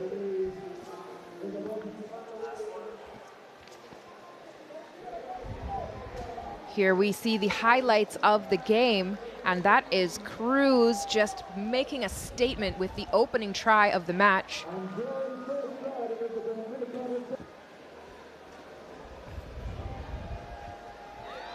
The Dominican Republic also taking advantage of a lot of competition opportunities, both as a team and individual players, and we're seeing the results of that on the pitch. They've had a great tournament thus far, and it looks like they're ready for more. And we come to the conclusion of this fantastic second day of competition here at Larry Gomes Stadium in Arima, Trinidad and Tobago. And what better way to finish it off than having Trinidad and Tobago's development side, the B squad against Jamaica women. Getting set for competition, I'm Katie Worst alongside Maria Thomas. We are very happy to make sure that all the games get played today. This final match is quite the face-off with Jamaica versus Trinidad and Tobago's B team. Discussions were had and everyone wants more rugby. So we're very happy that all of you viewers on SportsMax, Rugby Pass, Rugby America's North are getting to take in the action. And Trinidad and Tobago starting off trying to find the edge. Good carry there for Kalina Burke. She has been electric in this competition, making a big difference for Trinidad and Tobago's squad. Try score multiple times as Jamaica will take a shot at it. Ania Smith. Yes, quite the mental gymnastics went into solving how do we adjust for this weather-related delay as the ball comes in. A short throw. Trinidad and Tobago have it. And penalty called now. Jamaica will march back 10. Bouncing ball just being gathered up. Maria, there's just too many to thank for this entire work that is the competition, from teams across the board to volunteers, you name it. Absolutely. The Ministry of Sport and Culture and the Sport Company of Trinidad and Tobago have been immense partners for this tournament. It could not happen without them. And we're very happy that many of them have been coming through, and we're expecting to see a lot more tomorrow for the final day of action.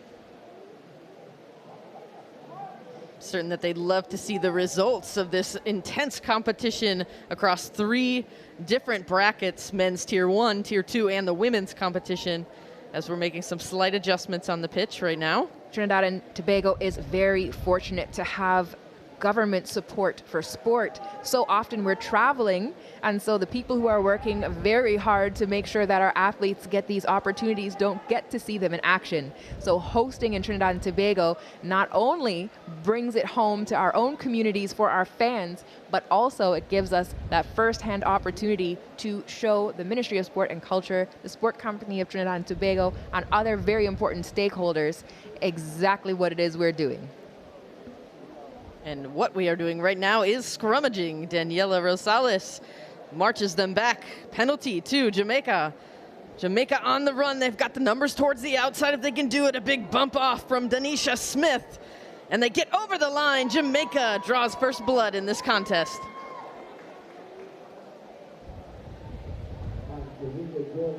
Jamaica has added 8 new players to their women's training squad who are out here showing their stuff as we see this replay. And beautiful work just to get to the outside, like great awareness. And Danisha Smith just finishes it off, turns the corner. Gotta love that.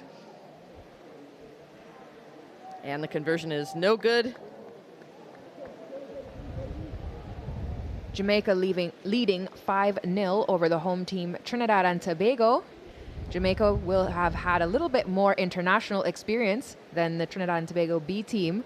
However, they look like they are ready for the challenge as they receive this kickoff. An excellent receipt done very well by T.S. Davis, another name we've said many times throughout this competition. A big pickup. Electra Dennis was the ball carrier, but crunching tackles from Jamaica. But splitting the difference is Trinidad and Tobago, well handled by T.S. Davis. And now, going as wide as we can, Kalina Burke. That's a familiar place for her. She loves to range to the outside. She likes to utilize that speed and open it up.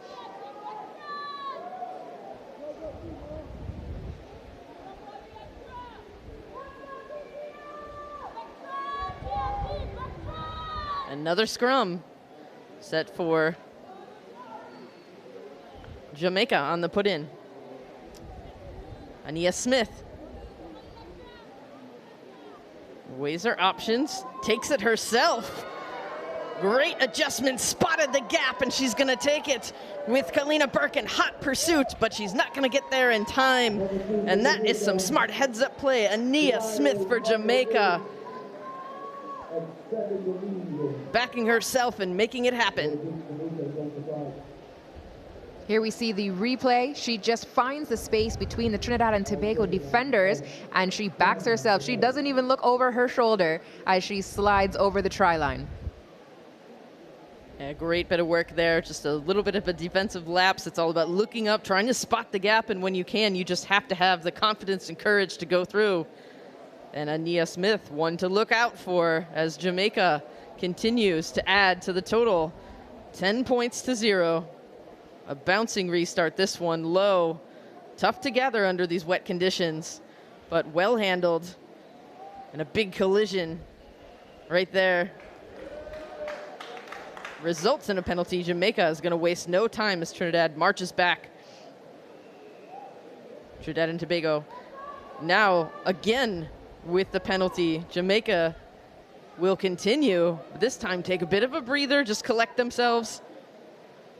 Pretty narrow lineup now. Jamaica in the hands of Maya Walker-Humphreys, trying to get over the line, just short. Thought about that second movement and has a teammate there to get the job done for her. And across the line goes Jamaica. Mercedes Cole gets the honor. Great teamwork from Jamaica. They're definitely putting the pressure on Trinidad and Tobago. Trinidad and Tobago will need to keep calm and be disciplined in their defense. This team has a lot of playing experience, Jamaica, and they will know how to draw the penalties and use them to their advantage. And Faith Williams on the attempt for the conversion. Looked a bit better, but still short. And we'll take another look at this one. I love the way that she just held it just enough time, and Maya Walker-Humphrey snatches it out of the air, almost to the line, and great awareness from her teammate. Knows she can pick it and make it happen. Mercedes Cole. Great opportunistic play. Bouncing ball on the restart again, goes into touch. Burke was looking for it, would have loved to have scooped it up to make the return. And Trinidad and Tobago forward, Special Ryan, has also made quite an impact for this side. Got quite a bit of speed as well. She made a brilliant run earlier, just cutting right through the middle. I love her confidence with ball in hand. Great work, Jamaica is getting set.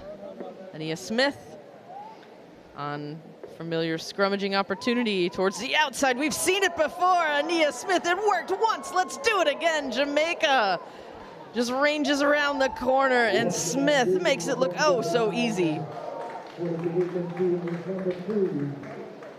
Jamaica making a big statement. Here's one more look at Ania Smith. She knows it worked earlier on, just to go ahead and go for it. Have that confidence. It's really got to be an adjustment that Trinidad and Tobago's B-side makes to make sure they can find some coverage for Smith. No conversion, but Jamaica goes into the halftime confidently with 20 points over 0 to Trinidad and Tobago.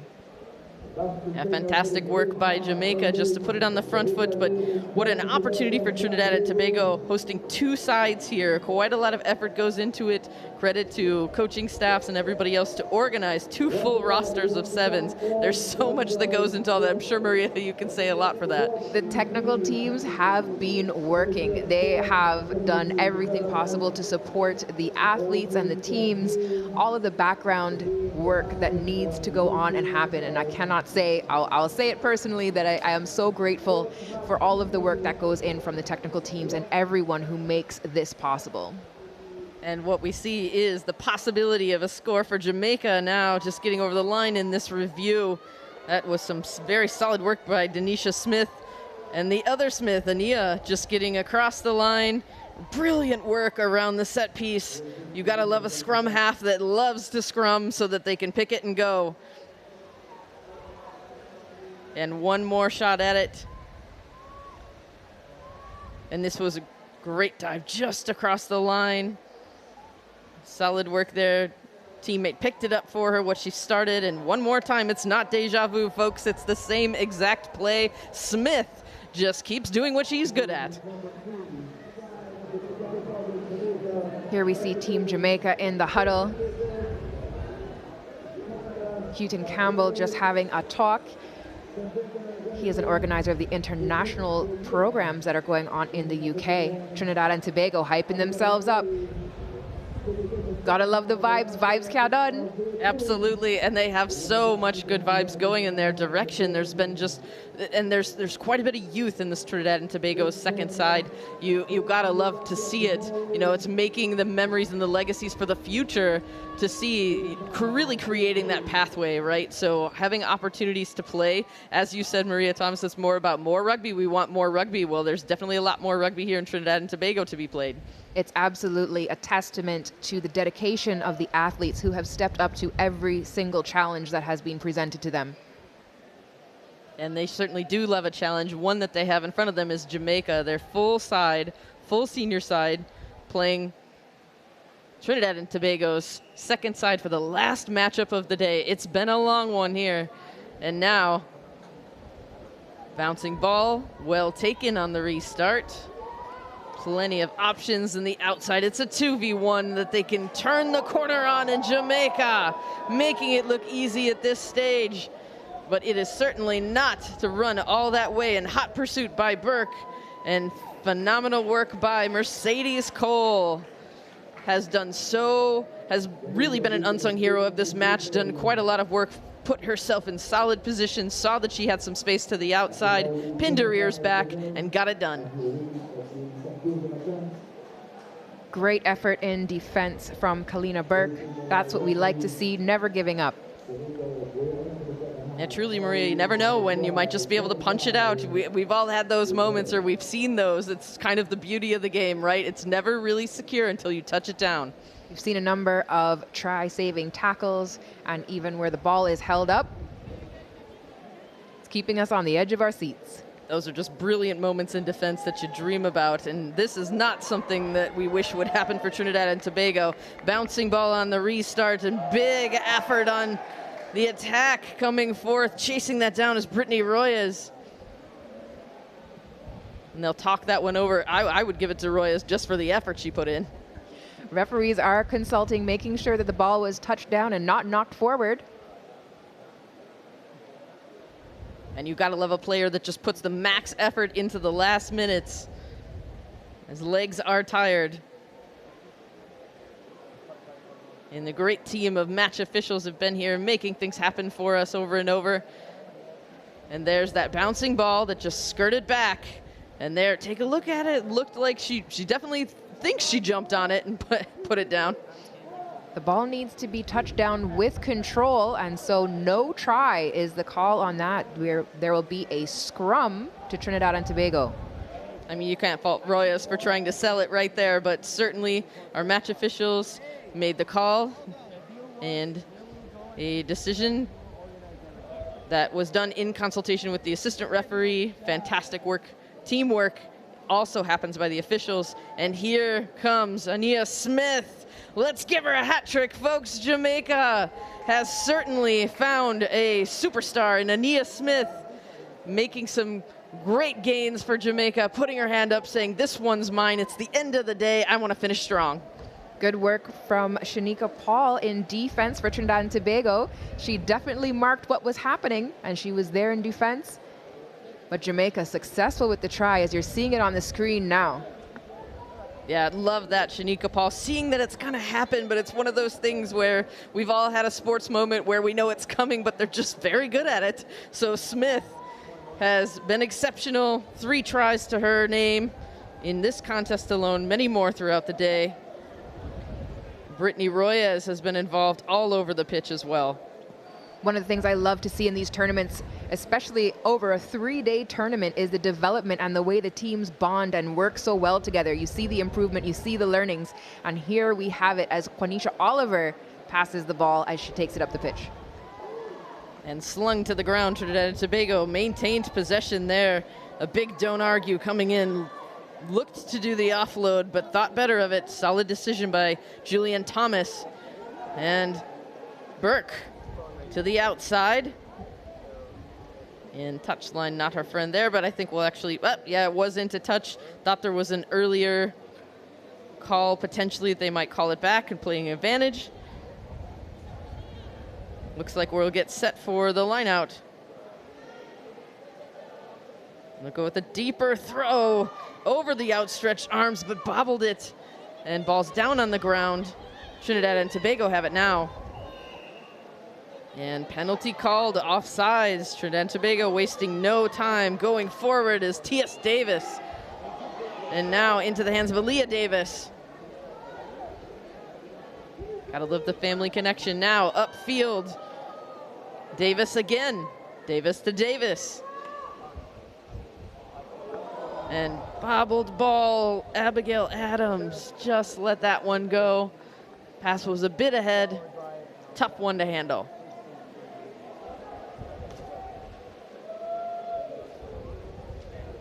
Maria's just so many great moments here. Trinidad and Tobago pouring it on in the end. Not worried so much about the scoreboard as about just sort of making gains, seeing what they can do. And you've seen some electric play by so many players, and there certainly is a lot of youth on this squad. Yeah, absolutely beaming with pride. They're seeing the opportunities and they're taking them. They're learning and they're stepping up to these great challenges with the teams. Jamaica, one of the top performing teams in our region. I know they'll have their eye on the Challenger Series. Yes, absolutely. That is the big prize at the end as we see Lauren Walker coming in for Jamaica, making some tactical subs, utilizing when you've got a lead, you can make some decisions and see what sort of impacts can be had, especially late in the game. And free kick. Scrum wheeled. Now Trinidad and Tobago going for it. Got support to the outside. Looks like a bit of a switch and then decided against it.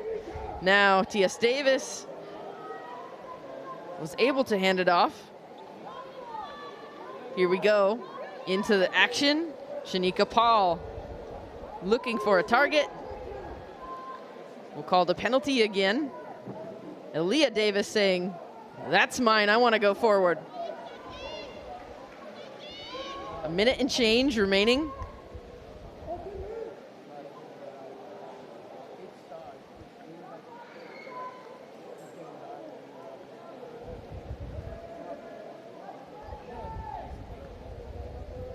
And scrum called, knock forward.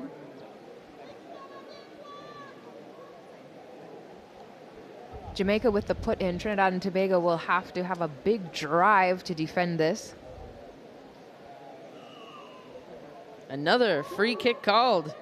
You've got to drive straight. Smith going for it. She wants to make it 4.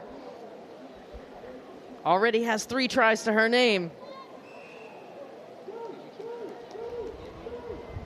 And one more penalty called. Lauren Walker, the ball carrier, gets it all the way out to Mercedes Cole, has a pair of tries herself. Jamaica really piling on the points at this point. Trinidad and Tobago just getting a bit fatigued now as we're into the end. Potential referees' time still on the board.